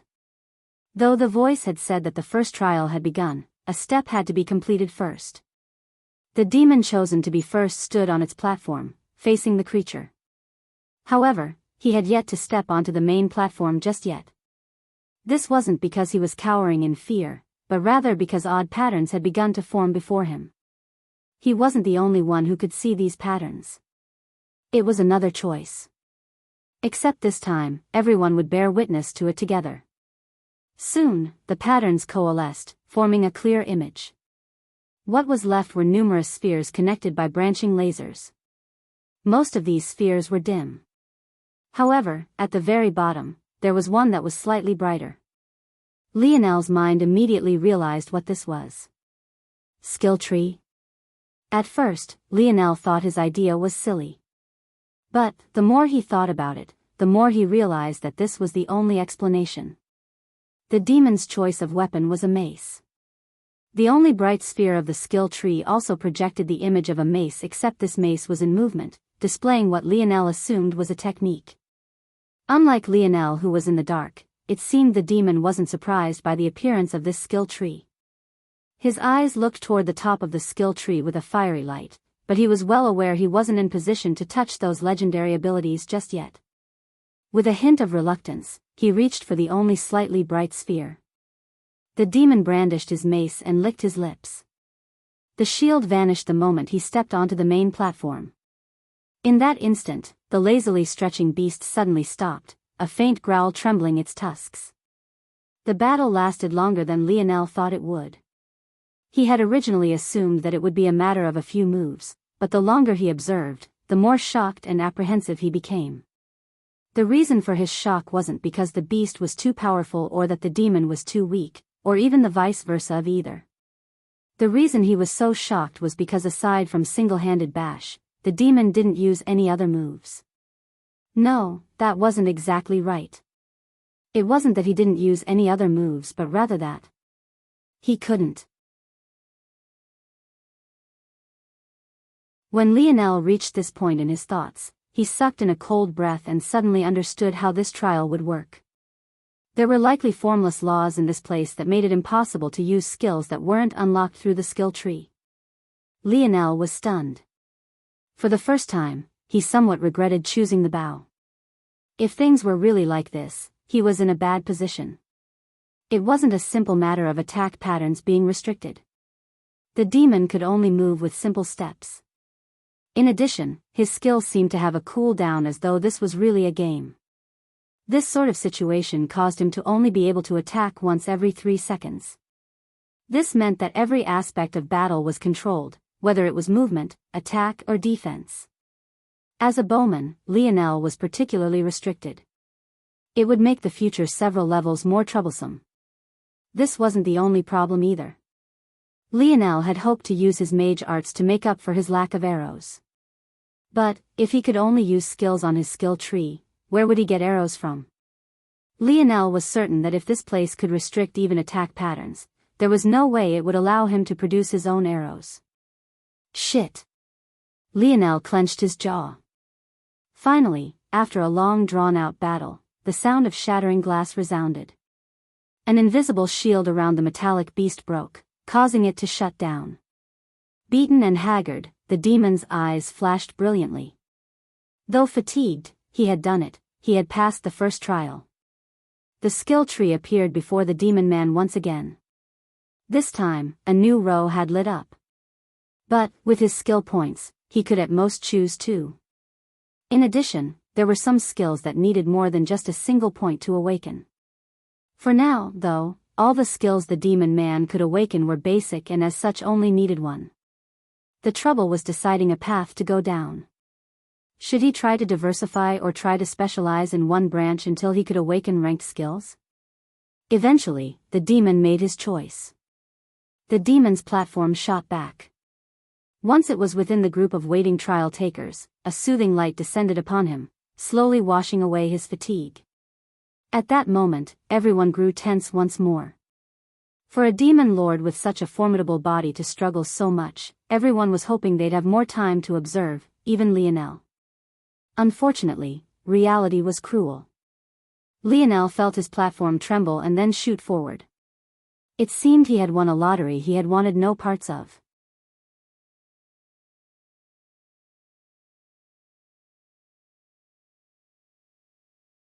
Chapter 276. Lionel settled his breathing. Since he had to go, he would go. Numerous gazes flooded toward Lionel. Compared to the interest the previous candidate had, the curiosity toward Lionel was several levels greater. This could only be expected. After all, Lionel was the beneficiary of a minor opening. He was definitely among those who would last to the very end of these trials. At the same time, he was a target. As for the reasons why, only those who entered the Merlin trials before would be aware. The skill tree appeared before Lionel the moment his platform connected to the large stage. Seeing it up front and personal like this, Lionel realized there was a lot he had missed before. The skill tree actually had 3 roots. These roots were the starter basic skills that didn't have any prerequisites to unlock. Among these roots, there was the weaponry root, the physical root and finally the special skill root. From what Lionel could tell, the weaponry root were all related to his bow. The physical root was related to movement techniques, use of force, defensive techniques, and another broad range of matters. It seemed to have the greatest variety. Finally, the special skill root seemed to be universal in its use, meaning that Lionel's special skill tree was likely the same as everyone else's. The special skill root was indeed unique. The more Lionel looked at it, the less it seemed to conform to the previous rules he had come to know. For one, it took more than just skill points to unlock them. You seemed to need to pair them with rewards for trials that had been cleared. In addition, there were sometimes less stringent prerequisites and sometimes more. For example, the silver skill force burst could explosively increase the strength of force attacks for a time. However, it required the unlocking the bronze skill force burst 3 separate times. However, there were also some gold skills that had no prerequisites whatsoever. It didn't seem to have much rhyme or logic to it. That said, Lionel took a mental note of this. He didn't believe it was without reason. Lionel turned his attention back to the weaponry root. Lionel's weaponry root was a basic skill named Single Shot. Much like the demon's single-handed bash, it allowed him to fire 1 arrow every 3 seconds. The voice suddenly snapped Lionel out of his thoughts. He was pleasantly surprised for a moment before understanding. This must be his advantage as a beneficiary of a minor opening. The jealous gazes he was receiving pretty much confirmed this. Some even seemed to be urging him to hurry up.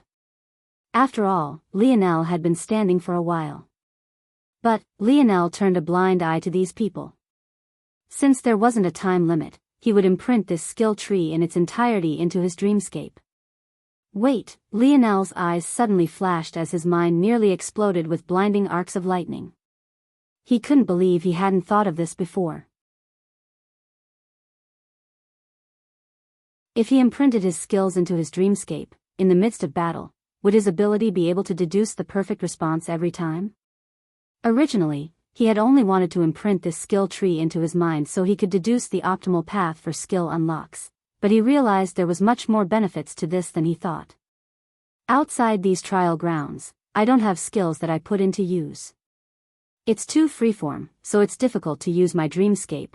This was the real reason Lionel never thought of using his dreamscape like this. Real life wasn't a game. You couldn't just break down a person's abilities into skills they could use at any given time, or, could you? If Lionel broke down all of his techniques and abilities into their simplest forms, then arranged them into his dreamscape, what would happen then? Let's use these trial grounds as a test. This environment was perfect for Lionel to test whether or not his idea was viable.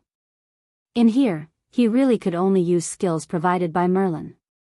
What better place would there be to test whether or not this new application of Dreamscape would work? If this worked, this would fix another big problem Lionel was having as well. To now, he had yet to be capable of fluidly linking all the spear legacies he was gaining. But, what if he could arrange all his spear skills into his Dreamscape as well? Lionel's breathing hitched slightly. If this worked, his ability which had always been lacking in direct combat might allow him to become a true monster. However, Lionel knew he couldn't get ahead of himself. In order to use his dreamscape in this way, he had to raise his battle sense to obscene levels. Only by being able to read his opponent would he be able to perfect the suggestions of his dreamscape. Experience. It all comes down to experience. Lionel's gaze turned bright. These Merlin trials would be perfect for him. The moment he made this decision, he blocked out the entire world. He didn't care about the impatience of those waiting for him. His heart had slowed to a crawl. The moment the voice descended, a quiver of arrows descended before Lionel. Lionel understood immediately. This basic quiver gave him 10 arrows, and a single arrow would be replenished every minute. It seemed that his advantage in weapons didn't extend to his arrows, but this was fine too. He had enough advantages already. His gaze turned serious as the shield around the metallic beast disappeared. It was the very same beast the demon faced, and it was likely the invisible barrier the demon cracked was now revitalized. Lionel felt that Little Blackstar and Tolly's movements were restricted the moment the trial began, but he wasn't surprised. On the special skill tree, he had already seen numerous skills related to familiars. It seemed he wouldn't be able to make use of them until he unlocked them. But this was fine. For now, Lionel didn't think he needed them just yet. He brandished his bow, knocking his first arrow.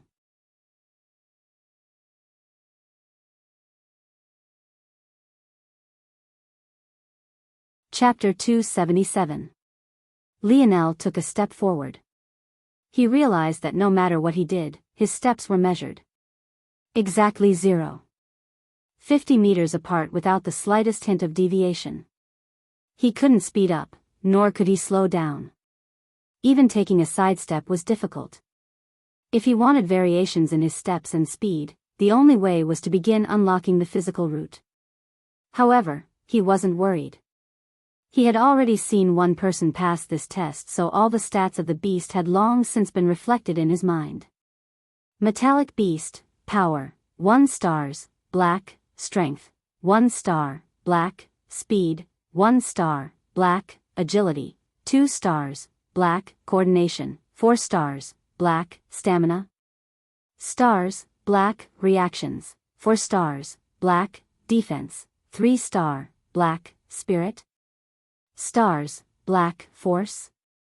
Stars, black, power accuracy, 100%. Lionel knew that this assessment was 100% accurate. This metallic beast was purposely nerfed by Merlin. As such, all of its abilities were perfectly measured without the variation one would expect in real life. In addition, during this first trial, it seemed that the beast's long, whip-like tail couldn't be used to attack. There were only 3 attack patterns: lunge, sweep, and bite. The beast can lunge at most 1.5 meters. A sweep of its claws extended its range by half a meter at most. Bite will only activate if I enter a 2-meter range of its, and also has a range of half a meter. It can attack only once every 2 seconds and will be stunned for 0.20 seconds after suffering a hit. However, if I hit it in that spot, these kind of perfectly measured battles, they were simply too easy for Lionel. Shoo! An arrow appeared right between the brows of the metallic beast just as it was stalking its way toward Lionel. Stacked shot. Lionel thought to himself. He reloaded his bow, shooting again.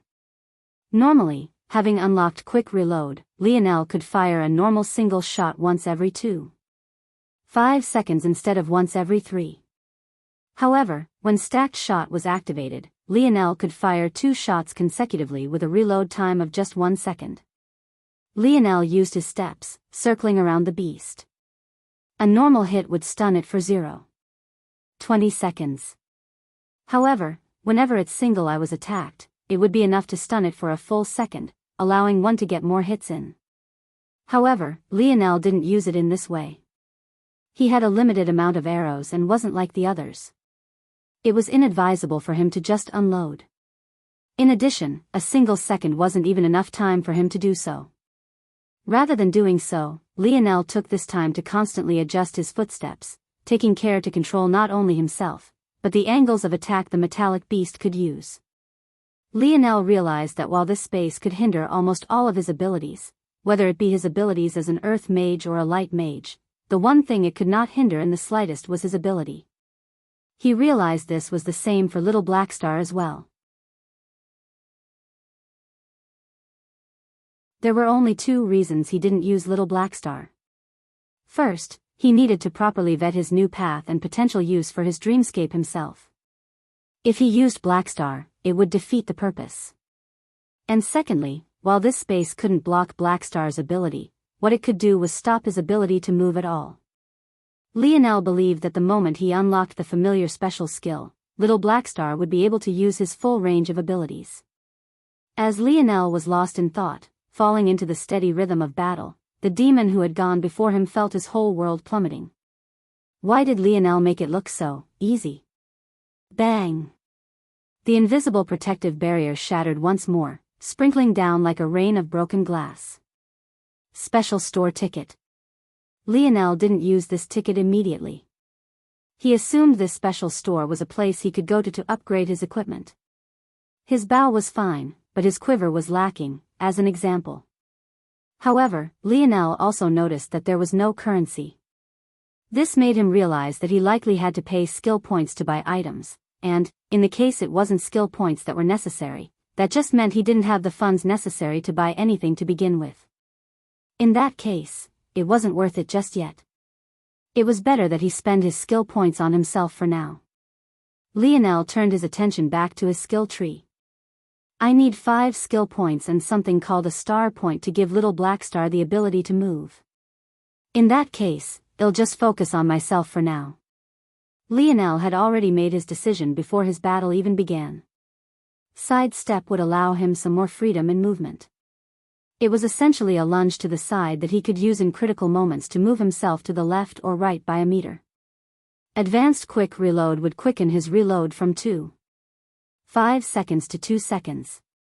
Reinforced arrow was his first force ability. It undid the shackles on his force by a small amount and allowed him to reinforce his arrows. With this, he would finally be able to use the Tier 9 black grade gloves he had designed for this bow, albeit it by a small margin. Critical arrow worked just like a video game's critical strike did. It gave him a boosted chance of dealing more damage to his foes. Though it was a passive ability, due to the percentages, it would become very useful in the future, especially when he began to fire more arrows. And, most importantly, critical arrow was a prerequisite for many of the higher level skills he was eyeing. Lionel took a deep breath and stepped back onto his platform. He could sense numerous gazes on him, many of which were both hostile and cautious. It was clear that after his performance, many had begun to take him as a serious competitor.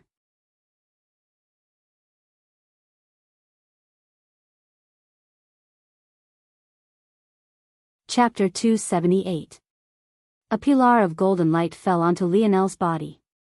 At first, he thought it was a pity. Aside from soreness in his muscles from pulling his bow again and again, there wasn't much else wrong with him. However, the moment the pillar fell onto him, Lionel realized that he had thought too simply. Lionel felt his meditation technique begin to circulate on its own. He immediately realized that this meditation technique wasn't one he had learned from Camelot, but rather a meditation technique he had grasped from Merlin's Bestrol, Bowman King. Meditation techniques all relied on breathing. This wasn't only the expansion and contraction of the lungs, but of the force nodes as well. Where they differed in complexity was in the purity of force they used to temper one's already existing internal strength and the methods by which breathing could be done. Many meditation techniques could only intake energy through the mouth and nose. Some higher-level techniques could use the hands in thanks to special seals formed by the fingers. However, Merlin's technique was on a completely different level. It could absorb force directly through the ethereal glabella. Not only was force capable of doing this exceptionally pure, but it was also incredibly dense, making it easier to crystallize one's force. The special force capable of doing this was known as Star Force. Star Force was among the highest level forces in all of existence, existing on a level no inferior to light elemental or dark elemental force. In fact, this was only when considering the lowest grade Star Force there was.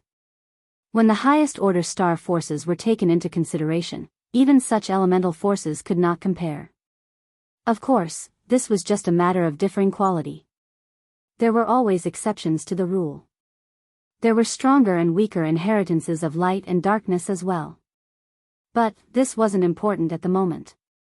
What was important was that Star Force was well known for 2 abilities, its purity and its density. Compared to other forces, Star Force was the most well known for its purity. Not only was it exceptionally pure, but it could influence its surroundings to be purified. In fact, this latter abilities where much of its preciousness came from. In addition, star force was naturally dense. Even without undergoing crystallization, a given portion of star force could execute more actions than the same amount of another force. What Lionel realized at that moment was that this recovery opportunity wasn't just for healing his body, but it also circulated his meditation technique for him, purifying his force. Lionel immediately realized that this refinement was several times faster than it had been in the past. Suddenly, Lionel's expression changed. The 2 stars within his ethereal glabella began to greedily absorb the star force flooding into him. Soon, they began to spin faster, pulsing out with radiant star force that was a level purer and denser than what was provided by Merlin's trial grounds. Lionel felt like he had been hit by a bolt of lightning. Dimensional cleanse. Could it rely on star force as well? Now that he thought about it, every time he formed a star, his body would be cleansed and impurities would be washed from his body. Didn't that conform with the abilities of star force? Lionel couldn't believe he hadn't made this connection before. At that moment, he realized another weakness of his dreamscape. Things he didn't place within his dreamscape obviously couldn't be used to draw conclusions. Lionel had never placed his own techniques within his dreamscape. Everything that could be found within it now were things he had read within the Mage and Knight Academy libraries. Lionel took a deep breath, quickly circulating the meditation technique. This time, he didn't restrict his stars, instead allowing them to act as they pleased. In the past, he hadn't been able to absorb enough star force at once to elicit this response. But now that he had, he realized his body was perfectly suited to Merlin's meditation technique. Others continued to take their trials, but Lionel didn't have time to spare for them. By the time the feeling faded away, Lionel realized that just one of these rewards was the equivalent of an entire month of meditation for him. If he continued at this pace, in another dozen or so trials, he would have enough assurance to form his 9th and 10th nodes. Lionel felt that once he formed these final 2 nodes, he wouldn't have anything to fear within this zone any longer. He felt a keen anticipation. But soon, he buried these thoughts deep within his heart. Even after the pillar of light stopped, Lionel didn't open his eyes. Rather, he had focused his attention on the skill tree once more. Namely, the skill at the very top. In truth, there were 5. One pictured an endless snowy plain. The whistling of harsh winds and sharp, fluttering snow made Lionel feel a bite of cold just by looking at it. The second was a forest painted in red, yellow and brown. It was a lush landscape of fall that made one gasp in astonishment. However, it carried with it a withering feeling that ate at the heart as though reminding you that death was a step away. The third was filled with greenery. A sun hung high in the sky, beaming down with endless heat. Lionel felt as though his eyes were being scorched just by glancing at it. The fourth could only be described like a cool breeze. It was fleeting and calm while carrying an air of rebirth and revitalization. These 4 skills were linked and came together as one to form the highest level skill. This highest level skill could only be described as having a myriad of changes. Lionel knew exactly what these skills represented. When he first laid eyes on them, he couldn't help but be shocked. To think that these trials could give him such an opportunity. However, grasping it would be troublesome. The only method of doing so would be to unlock every skill of the weaponry route. Still, the moment he laid eyes on it, Lionel knew he had to no matter what.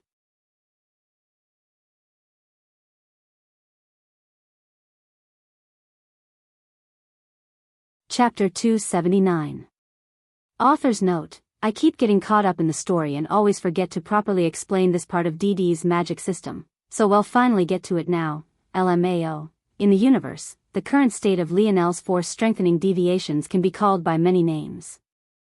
However, the one that resonated the most with Lionel was the embryonic stage. These so-called embryos were represented by the small translucent spear and the 12-sided star in Lionel's ethereal glabella, each representing Lionel's spear embryo and light embryo respectively. Unlike the various fictions Lionel had indulged in back when his life was more normal, the comprehension of force-strengthening deviations was incredibly complex.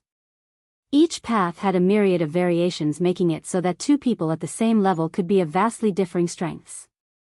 Ultimately, the path of improving one's force, strengthening deviations, or, rather, comprehending and refining them, was known by some wise men as the comprehension of the cycles of the universe.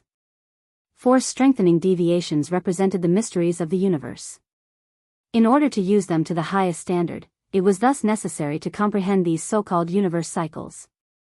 And how thoroughly one comprehended them dictated just how powerful one's force strengthening deviations would be.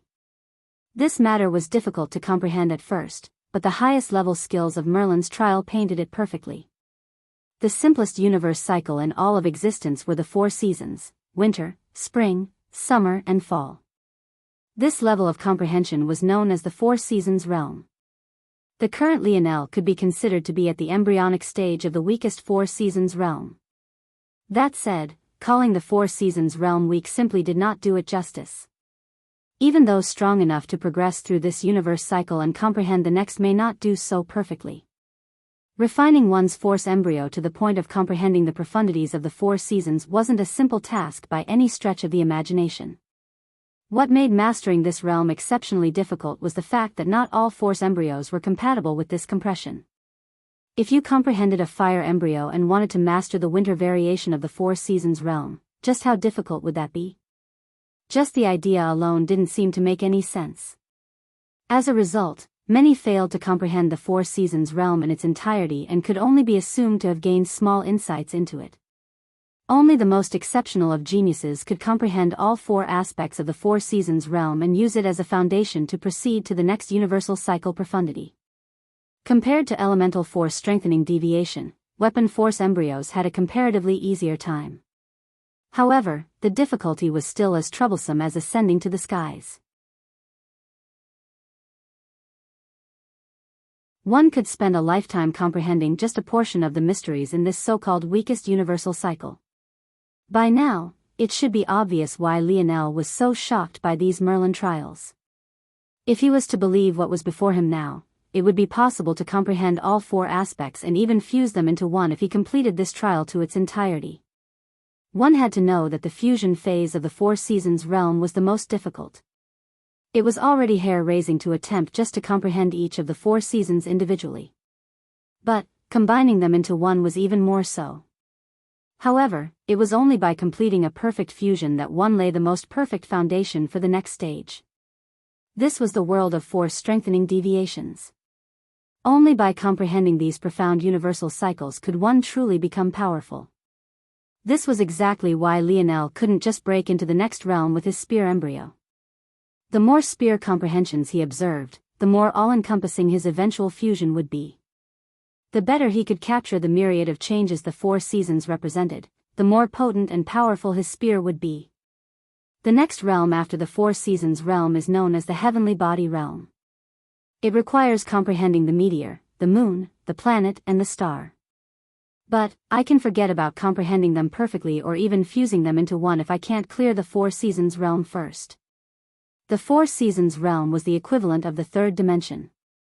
However, when mastered, it was the equivalent of peak existences within the 4th dimension. Likewise, the heavenly body realm was the equivalent of the 4th dimension. When fully mastered, it was the equivalent of peak existences within the 5th dimension. Though, these things are easier said than done. And the reason for this is due to the fact there are different kinds of comprehensions within each realm. The first kind of comprehension is one who doesn't attempt to grasp the universe cycle at all. For example, Lionel could try to forcefully evolve his current 3rd-dimensional spear embryo into one of the 4th dimension as long as he gains access to 4th-dimensional force. This sort of comprehension is the weakest and is known by various existences as shell comprehension or empty comprehension. The second kind of comprehension is the one displayed here. This is relying on the comprehension of another to grasp the truths of the 4 seasons realm. Lionel wasn't certain if he would be allowed to keep Merlin's comprehensions when he left these trial grounds, but if he could, then he would fall into this second kind of comprehension. This sort of comprehension was in the middle of the first and the third kind. It wouldn't be as powerful as the peak existences of the 4th dimension, but it should be able to make Lionel undefeatable within his own realm of strength with a fair amount of ease. The third kind of comprehension was the most powerful. This kind was the result of one relying on themselves to comprehend the truths of the four seasons and fusing them into one. Only in this instant would the true strength of the four seasons be perfectly displayed, and only then would it truly be possible to leap an entire realm to battle. After knowing all of this, the reason why Lionel would be so eager to gain these skills was obvious. Even though it wasn't as good as comprehending the third way, it would still be very helpful to him. It would allow him to lay a foundation for his own personal comprehension in the future. In addition, this was just for the bow.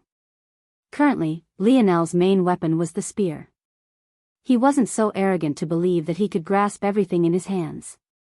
He was only one man, and he was already struggling with juggling everything he had to learn and master already. In such a case, wasn't mastering the second kind of comprehension better than not comprehending it at all? In that way, he wouldn't have to worry about his bow skills lagging behind for a long while. In addition, by using his bow as a framework, he would be able to light his path of the spear. It would definitely become many more times easier to bring his spear embryo to completion in these circumstances. But, once again, Lionel forced himself to calm down. The number of skill points he would need numbered in the tens of thousands. In addition, he hadn't even formed a bow embryo yet.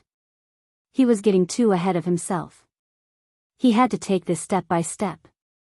Just as Lionel was reaffirming his own resolve, a familiar voice sounded once again. Lionel's brows shot up. His head immediately snapped toward the platform to see who had gotten such an exaggerated result, only to find King Arthur standing over the metallic beast, his back straight and his aura towering.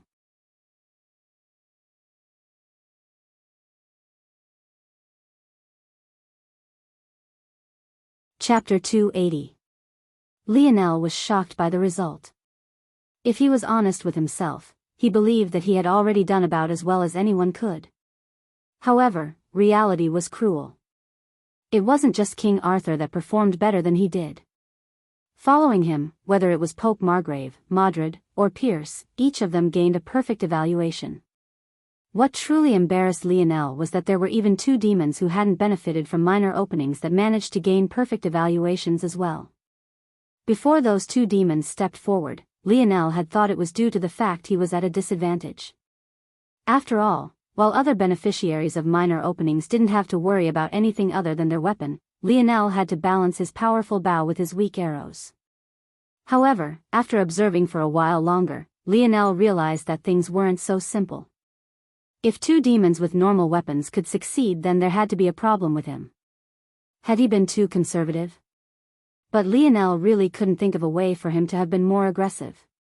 As Lionel was realizing that matters wouldn't be as simple as he thought, the shock only continued to grow. After the two demons passed with perfect evaluations, Supreme Monet stepped forward and received yet another.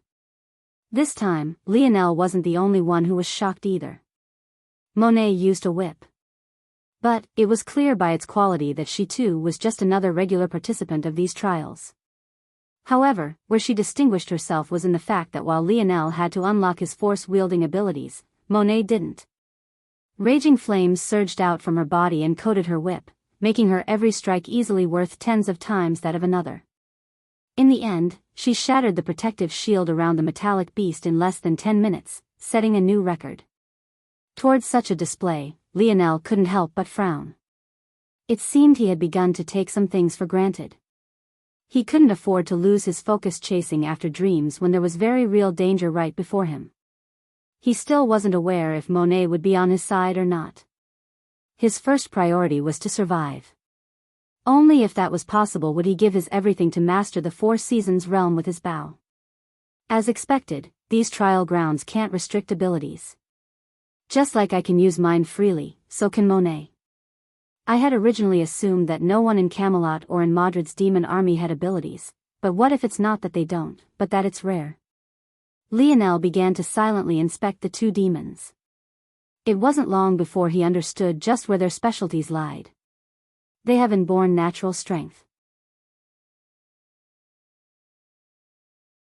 It seems that the abilities those of this mythological zones have aren't as broad and varied as ones from back on Earth, but it's possible for rare variations like this to occur. Lionel didn't dare to casually inspect King Arthur with his internal sight, but he believed that if he did, King Arthur might very well have such special inborn strength as well. Coupling that with the fact he had Excalibur and everything would make sense. The only questionable one was Mordred. She should have been in a similar position to Lionel, only being able to rely on long-ranged attacks from weak spells. Her situation was not much different from his own. Yet, she still managed to gain a perfect evaluation. Ultimately, though their situations were similar, they still differed by one major point. While Mordred's wand could amplify the strength of her weak spells, it was difficult for Lionel's bow to do the same for his arrows, at least not by the same measure. Lionel grew more serious the more he thought. It seemed he had fallen a step behind. There were already 7 people with better evaluations than him. It was fine for Monet and the 2 demons for now since they didn't get the initial boost of skill points Lionel did. At most, they were on par with him with all of them having received 7 total skill points. But, if things continued like this, Lionel would only fall further behind. In addition, if Lionel couldn't perform better, he doubted that he would ever earn enough skill points to trade for the fall, winter, summer and spring embryos, let alone the fusion of them all. To make matters worse, not everyone had gone yet. Who knew if there were other monsters waiting in the wings? Now that Lionel thought about it, the others that had entered this zone with him also had abilities that wouldn't be restricted. As though to confirm Lionel's worries, Big Buddha and Violet Rain went up one after another. Big Buddha seemed to have gained large gloves for his hands from the weapon selection round while Violet Rain had chosen a sword. Both of their battles were without suspense. As though even this wasn't enough, after many had gone, little Nana was the last to go up. Lionel frowned when he saw her. Compared to the shy little girl she had been when he last saw her, she seemed somewhat even more reserved and scared. Lionel's initial thought was that she had been scared by the trial. After all, she was only a teenage girl and younger than even the young Lionel by several years. Didn't it make sense if she was scared? However, when she used her bind ability and then easily dispatched the metallic beast to the point of breaking Monet's record, Lionel realized that her fear wasn't toward the beast, but rather toward turning back to approach. Pope Margrave? Lionel's frown deepened. Could the death of the other Aderna family members be related to the Pope? But this didn't make any sense. Why would the Pope kill them all but little Nana? And, if he did do so, why would he allow little Nana to enter these trial grounds? Shouldn't he be like King Arthur, doing everything in his power to stop her from entering? The more Lionel thought about it, the more confused he seemed to become. Just when he wanted to see if it was possible to communicate with the little girl directly, a familiar voice sounded. The small gray platforms began to rumble.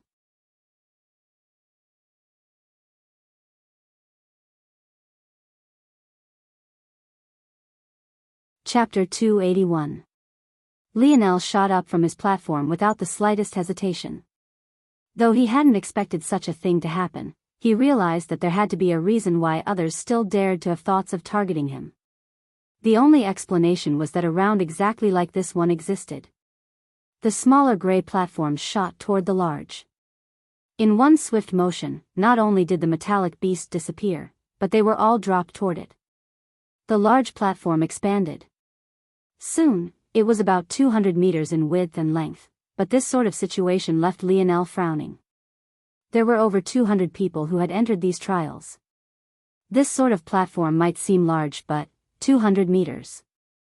40,000 square meters, that leaves 200 square meters to a person. Ultimately, when the math was broken down, everyone got a 14 by 14 meter region to themselves. How was this considered to be much space at all? For Lionel, who had taken the path of a bowman, he would be placed at a striking disadvantage. Lionel's gaze suddenly flickered. What is that? Realizing the danger he was in as he fell toward the large platform, Lionel immediately chose the smartest path available to him and began to pay attention to those that could threaten him. Of course, all those that fell into such a category were those who managed to gain perfect evaluations. However, in doing that, Lionel found something that stunned him. Each and every one of them had 2 orbs of light hovering above their heads, whereas no other person had such an orb of light. Those have to be the star points they earned. Could it be that they can be stolen during an elimination round? Lionel's eyes widened. That had to be so. Why else would they only appear now? If he noticed such a thing, how could others not notice as well? In that case, Lionel's feet hadn't even landed onto the large gray platform yet when he had drawn his bow. A hint of force wrapped around his bow, causing it to glow with just the slightest sheen. However, in the next moment, the seemingly normal light began to crackle with faint hints of yellow lightning suffused with the green glow of wind. Lionel hadn't been able to use the ability of his glove treasure until now because his force was restricted. But after unlocking reinforced arrow, everything would be different. Lionel also realized something else. While he was at a disadvantage in being in such a closed space, he also had a huge advantage as well. Among those soon to land on this platform, none were safe from him. Reinforced arrow. Shoo! The sharp sound of wind and crackling lightning took hold of everyone's senses. Everyone had been entirely focused on where they would land on the platform and the enemy they'd have in their immediate surrounding. How could they expect that not only would someone attack while still in the air, but that they'd also attack someone over 100 meters from them? One of the two demons with inborn strength was completely caught off guard by Lionel's actions. How could he have ever expected to be targeted at this time? In his shock, he acted on reflex, trying to deflect Lionel's arrow, but to his horror, he realized that the rules of the Merlin trials were still restricting his movements. He hadn't spent any skill points on the physical route, and even if he had, the maneuvers one could buy that applied to this situation were too far up for him to even afford. Feelings of disgruntlement and unwillingness welled up in the demon's heart. Who among those who were here weren't heroes of their generation? Each of them stood at the top of their respective kingdoms. To die like this. And even while being unable to use his true strength. He was unresigned. Pooh! A bloody hole shot through the demon lord's skull. Before anyone could react, the two orbs of light above his head flickered and disappeared, reappearing above Lionel.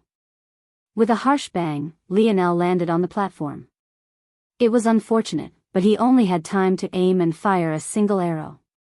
However, the benefits he had gained were unimaginable. He hadn't thought he'd get the chance to earn star points so quickly. Now, all he needed was 5 skill points and he'd be able to allow Blackstar the ability to move. Just when Lionel was feeling that he had benefited, he suddenly felt his heart go cold. Even after all this time, the primitive man's instinct still ran through his veins, making him feel as though he was in imminent danger. Lionel looked up to find not a small number of eyes on him. Whether it was the demons or the humans, the vast majority had turned their attention toward him. It was only then Lionel realized that he might very well have acted too rashly. If he realized the advantages and disadvantages he had, how could others not as well? Lionel might have benefited in catching everyone off guard, but now he was pegged as the most dangerous whether or not this was the objective reality. Everyone realized that if they turned their back to Lionel now and fought their own battles, who was to say that they wouldn't be the next to suffer beneath one of his sneak attacks? This wasn't all, either. They all realized that Lionel now had 2 star points floating above his head. Not only would killing him now benefit them into the future, but whoever did so would gain 2 star points. The benefit of such a thing was inconceivable. Lionel slowly took a step back, but realized he couldn't take another. This wasn't because he was at the edge of the platform. In truth, at this moment, he would rather prefer if he was. Unfortunately, though he couldn't be said to be in the middle of the large square platform, he was still about 40 to 50 meters from its bottom edge and over 100 meters from his closest side edge. Suddenly, he was faced with enemies from all sides.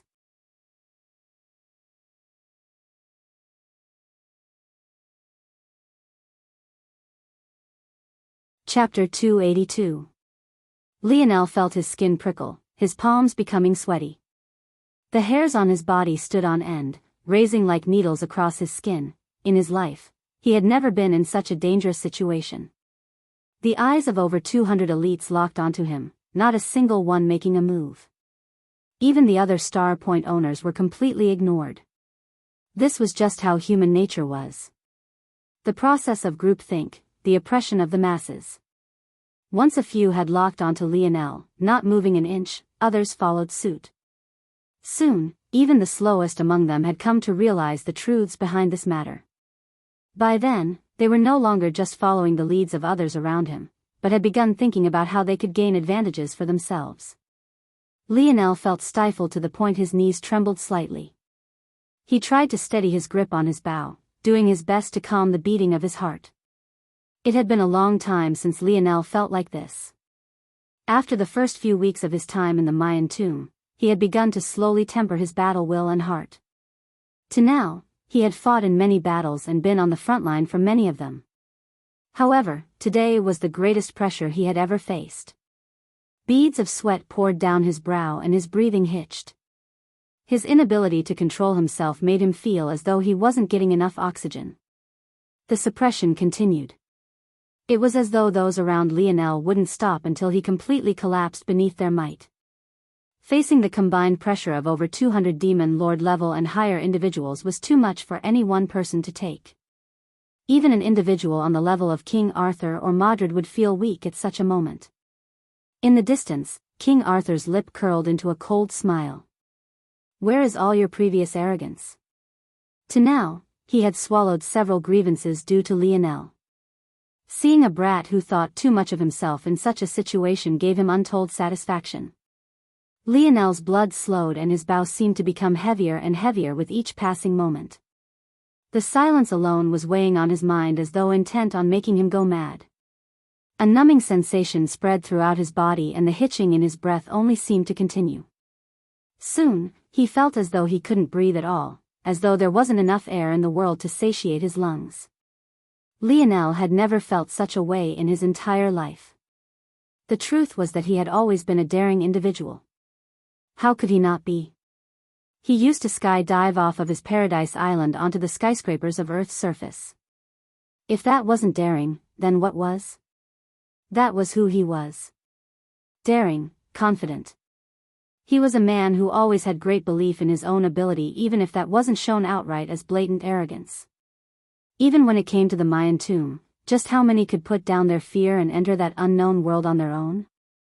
Just how many people would have waited for the others to wake up first? Or cower in fear after running into their first battle? Though Lionel's actions back then seemed stained by his unwillingness to kill, beneath the first and most obvious layer, there was a hidden depth of courage and bravery. But it felt as though all of that was crumbling down now. It was sudden and abrupt.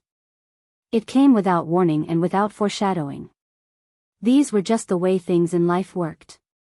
But at the same time, it represented yet another one of the myriad of choices one had to make along their path. Is this where he'll die? Lionel had this same thought for the third time in his life. The first was when the sacrificial virgin of the Mayan tomb had her hands wrapped around his neck. The second was during his battle with Lamorak, who had eyes on him even now. And the third was now, the first time, he accepted death.